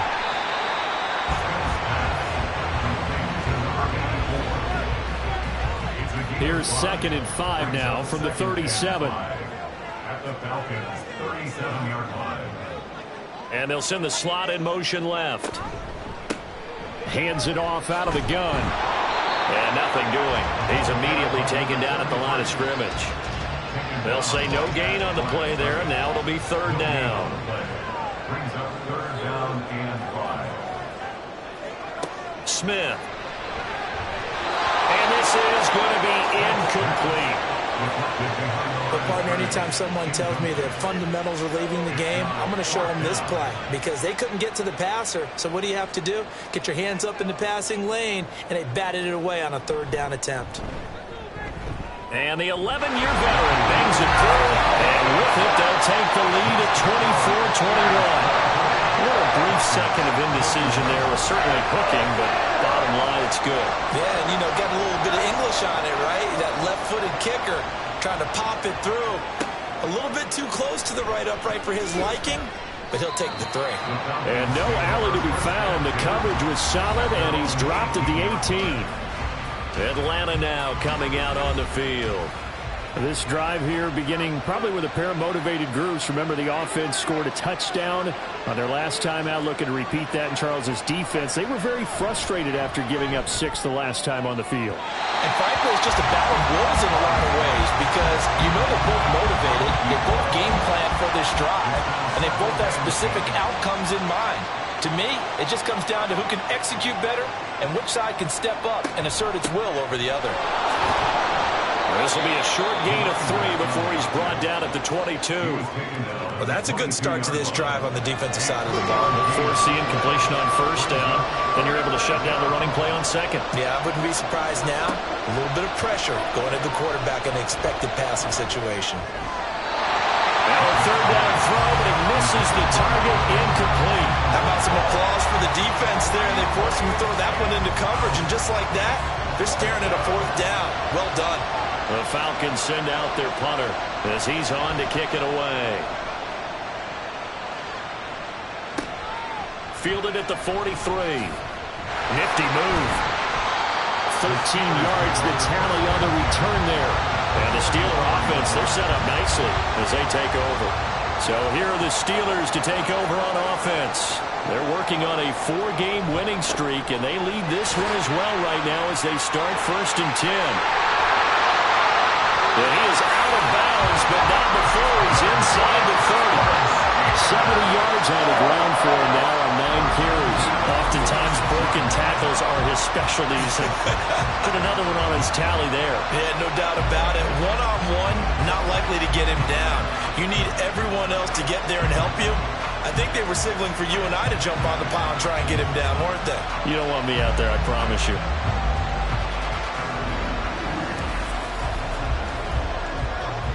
I'll tell you, far from ideal conditions to play in, but neither offense has had much trouble. Plenty of points to go around. 1st and 10. Now he's going to swing this one out to his running back. They'll wind up getting just a yard out of it, and that'll bring up 2nd down.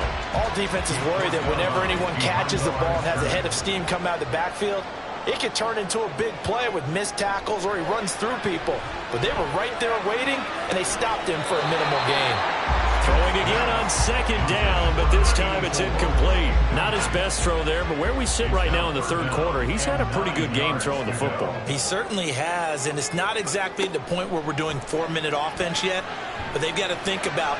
He's got a man, complete, and caught in the end zone. Touchdown, Steelers. A great play there, with now his 2nd touchdown of this 3rd quarter. And the Steelers will add on to their lead here in the final minute of the 3rd.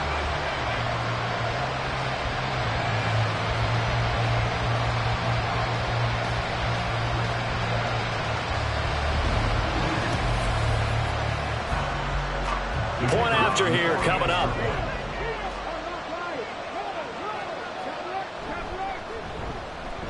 And his guys will take a 10-point lead. A drive there in just 4 plays. And it ends with the Steelers finding the end zone. Here's the Steelers kick team as they'll boot this one away.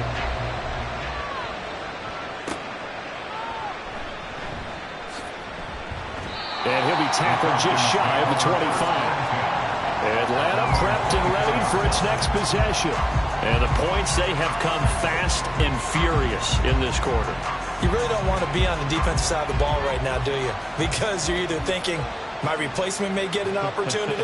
Your head better be on a swivel. Totally. Or maybe I just need to get out of the game for a while because I just can't slow these guys down.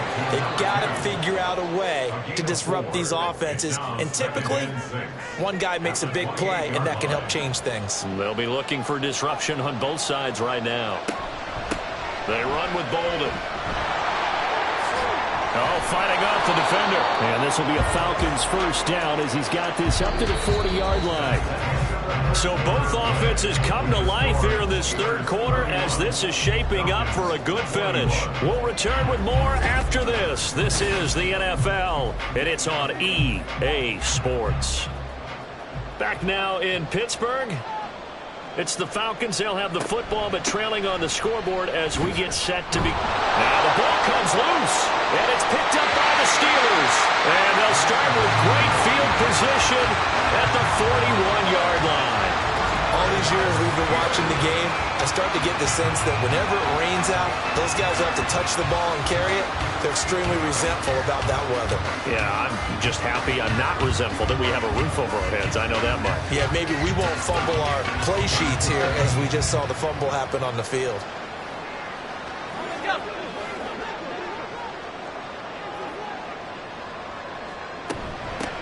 Now here's a handoff out of the gun. Oh, no, he lost the football. And the Falcons grab it. And a big turnover there as his guys will get the football back. Well, that takeaway, partner, right there, that's a combination of coaching, execution, and absolute belief. Because a lot of guys will look at the scoreboard and go, this thing's pretty well done. But they still thought to themselves, if we can make a play, we give our teammates. And now before the ball changes hands, they're going to take a look at this just to make sure that they have it right. Now the question, was the knee in fact down before this ball comes loose? And is the video convincing enough to overturn it? A lot of factors here. Remember, you also need clear possession of the football afterwards. This is a tough one to overturn. So that one overturned. They say the knee was down, and that will not be ruled a fumble. On first down, Smith. And he's got his man on the out route. And that's good for a pickup of 10 yards. And that'll leave him with a second and just a few inches left. Now it's Smith. And that is incomplete. A lot of force bearing down on him there. He could not hang on. It's third down.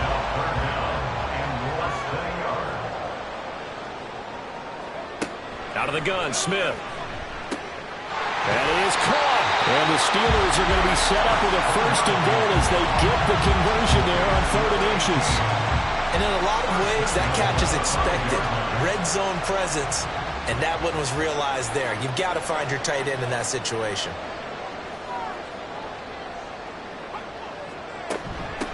They'll try and run for it on first and goal. He's able to force his way through one man, but he can muster only about a yard on the play. Second down. Second and goal from inside the 5. Back to throw, Smith.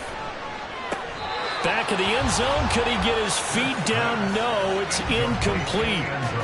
Let's give this defense some credit now. They let the guys get downfield, but when push came to shove, they stood their ground, and now they'll likely force a field goal attempt. And they're going to get to him. A sack. Sack back at the 9-yard line. Will Anderson in there to get him, and that is sack number 6 now for him on the year. So the field goal unit is on the field as this is a big spot right here. And this one is right through. Well, I don't know if they would have gone for it on 4th and goal anyway, but the sack on 3rd down pretty much made their mind up for it.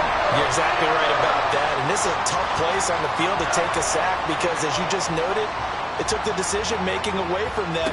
Now they have to go for a field goal instead of potentially going for it. And he'll get it up just past the 20 as his guys will go to work at the 21-yard line.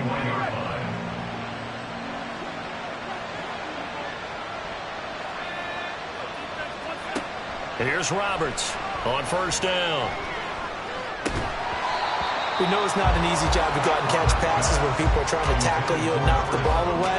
but the bottom line is that's a pass he's got to have and a pass he should have caught. And 2nd and 10, he'll look to throw again. And the Steeler pressure too much here. He's going to go down.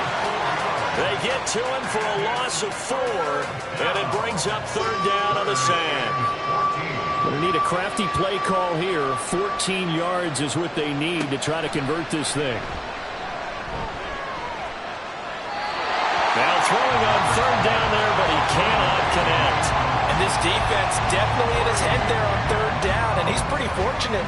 They didn't call for grounding on this one. That was a good 10 feet over everyone's head. Now on 4th down, on is the punt team sending this one away. Taken right around the 44. They'll score that a 36-yard punt. And this offense, they're going to have excellent field position. They take over with a 1st and 10 on the short side of the field.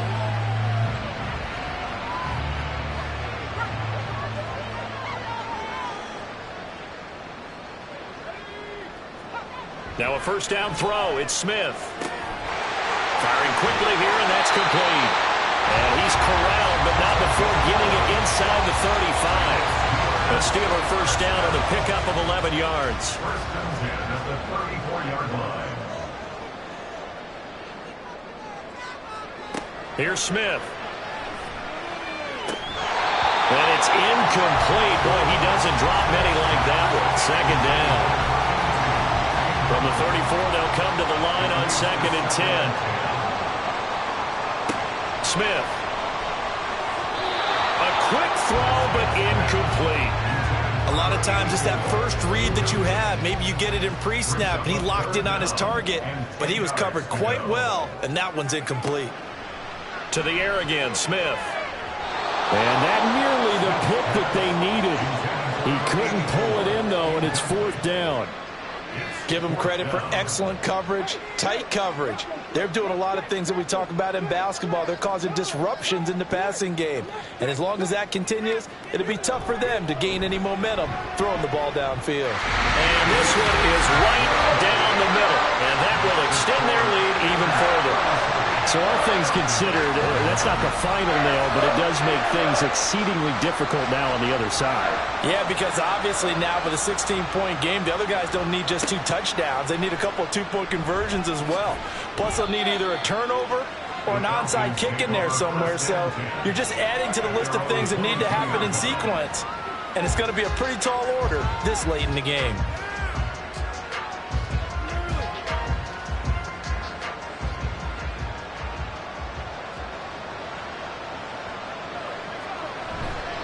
Now a play fake here on 1st down.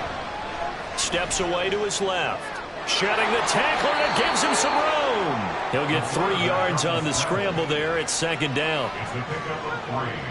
Brings up 2nd and 7 at the 25-yard line. Back to throw. Roberts. A quick throw there is incomplete. And that's the knowledge you gain from being in this league for a long time. He's learned the hard way when to give up and fight another down. And that's a smart move to throw it away. To throw is Roberts. To throw on 3rd down.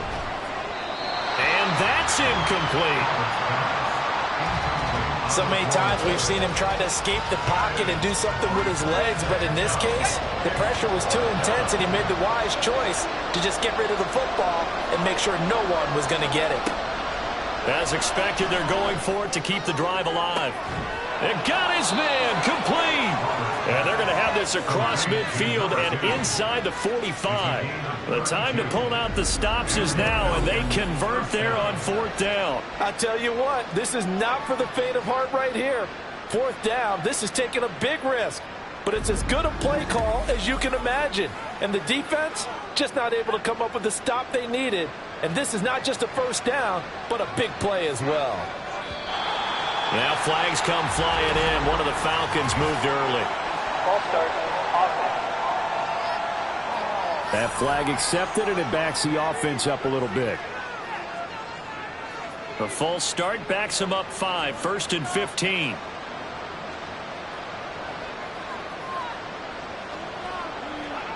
Again, he'll drop to throw. Throwing quickly there, but it's incomplete.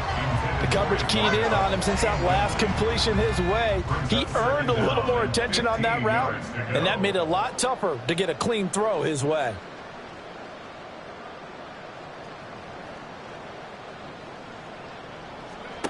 Back to throw again. Looking left side, and he's got a man. That's Murphy. So the completion good for 7 there. And 3rd and 8 now. They'll be in search of 8 yards here as they hope to convert the first down. Off play action. Roberts. And he knocks the ball away, and it falls incomplete. When you're leading in the final quarter, your radar has to be up for any potential deep shots. And probably not the last one they're going to see in this game, not as long as they hold this lead. Got to try it here. He's back to throw. And it's incomplete. They cannot convert, and they turn it over. The Falcons go for it, but it doesn't work out. And this Steeler defense able to come up with a stop. Well, their first 4th down attempt earlier was successful. This one backfires for a turnover on downs. I like their aggressiveness. I like what they're doing. They got it the first time they went for it. Why not a second time? I don't think they'll be daunted from attempting it again. If you're on the defensive side of the ball, though, any 4th down stop is a big momentum play. And the result here, a pickup of 8. Leaves them with 2 to go on 2nd down. Pretty good first down play. Keeps them ahead of schedule, as they say. And ostensibly, they could go right back to it because there are multiple options on this play. Hand it inside. Quarterback tucks it and keeps. And intercepted. Maybe the turning point they need. There he goes left side. And he takes this one back into the end zone, and the Falcon defense has a touchdown. Well, don't change that channel just yet. This one may have gotten a bit more interesting. Put down the remote, put down the clicker. This one looked like it was over. It looked like they were ready to seal the deal. But in doing so, by pitching it around a little bit, it cost them. We could have a great finish. So a big play coming for the Falcons as they'll go for 2.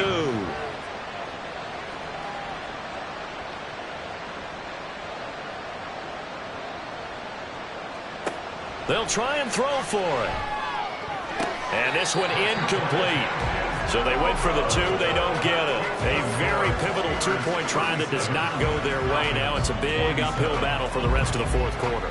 The attempt was to try and make it a 1-score game, right? Touchdown, get 2, and now you've tied it up. Instead, they don't get it, still down 10. So they'll get another shot on offense following that pick 6. And now the kick is away.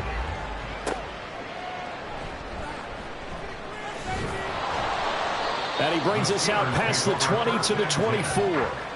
And Pittsburgh getting set to take the field. And the pick 6 we just saw makes things a little more interesting. Still, though, a 2-possession game as they control their destiny in this 4th quarter. Fresh off the pick 6, it's Smith. And he'll be brought down on the 30-yard line after a gain of 6. They gave up the completion there, but this is what zone defenses count on. Catching the ball and not much run after the catch. Smith now to throw. And he's got his favorite target yet again. It's complete. He's been big. 2 touchdowns earlier. Now he's got a first down here. First and 10 at the 39-yard line. They'll try and run some clock here as they keep it on the ground. Oh, he's got a little daylight. And they'll get this well past midfield before being stopped just before the 35. 96 yards rushing on 12 carries for him now. Well, that's a carry they have to be satisfied with. And throughout this game, they've been satisfied with what he's given them. Whenever they've needed a big run, a first down, he's the guy they've turned to. And it doesn't matter what the defense thinks. They feel like they've got the confidence to keep handing it to him and keep picking up good yardage. So the completion good for 6 yards. And it'll be 2nd down. Brings up 2nd and 4 at the 31-yard line.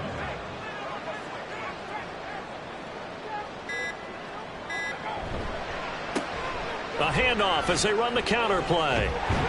A short gain here, maybe a yard to the 29. Brandon, I've got to think this offensive line has got some smiles on its faces. And I know it sounds crazy, but they practiced for this back in training camp. They knew they'd be in situations where there'd be extra defenders in the box coming after them, trying to keep them from locking down a game. Right now, they want to show the world they're up to the challenge. Now, this is a big third down, and you'd have to think we'd see a timeout right away if they can't stop him here. And he's got his big wide receiver complete. And now right out of the 2-minute break, we'll get a timeout used defensively with 1:56 to go. On first down, they'll go to the ground attack.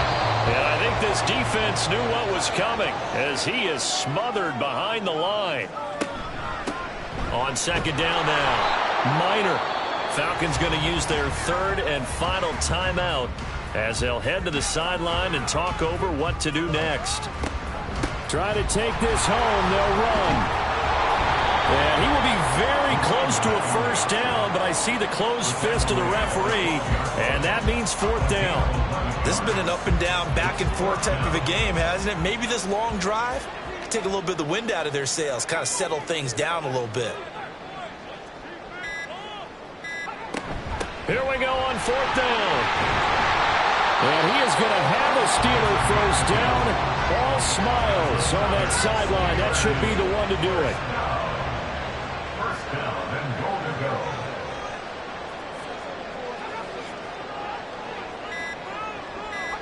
Down to a knee. Here goes Smith, and that should all but do it. Listen, anytime you take a knee to end a game, that means you've won it. So it doesn't matter whether it's home or on the road, but there's something a little extra special about doing it in front of your home crowd, isn't there? And the home crowd applauding. They're happy with what they've seen. Chalk this one up in the left-hand column for a win. Yeah, that's right. Head to the locker room, throw the wristbands in the crowd for the kids, your gloves, your towels. Get to share it with the home team. So this one in the win column for the Pittsburgh Steelers. And they were buoyed, Charles, by a big second half that put this one on ice. So you get the sense that whatever was said at halftime obviously hit home. I think it's a little bit more than that, though. Obviously, there are words that are said, and, hey, come on, guys, we have to play better. But sometimes it's just sharpening your execution, sharpening your focus, and maybe doing the things you practiced all week without major adjustments, just doing them better. And that got it done in this one. So for the Steelers, their strong start to the year continues as they're up to 5-1. And they'll be able to enjoy this one through the bye week before they get back at it again. Meanwhile, for the Falcons, they can't quite seem to turn things around as they fall into 2-4 now on the year. And they'll look to get back on track next week as they travel to Denver to take on the Broncos. And for Charles Davis and our entire crew, I'm Brandon Gaudin. You've been watching the NFL on EA Sports.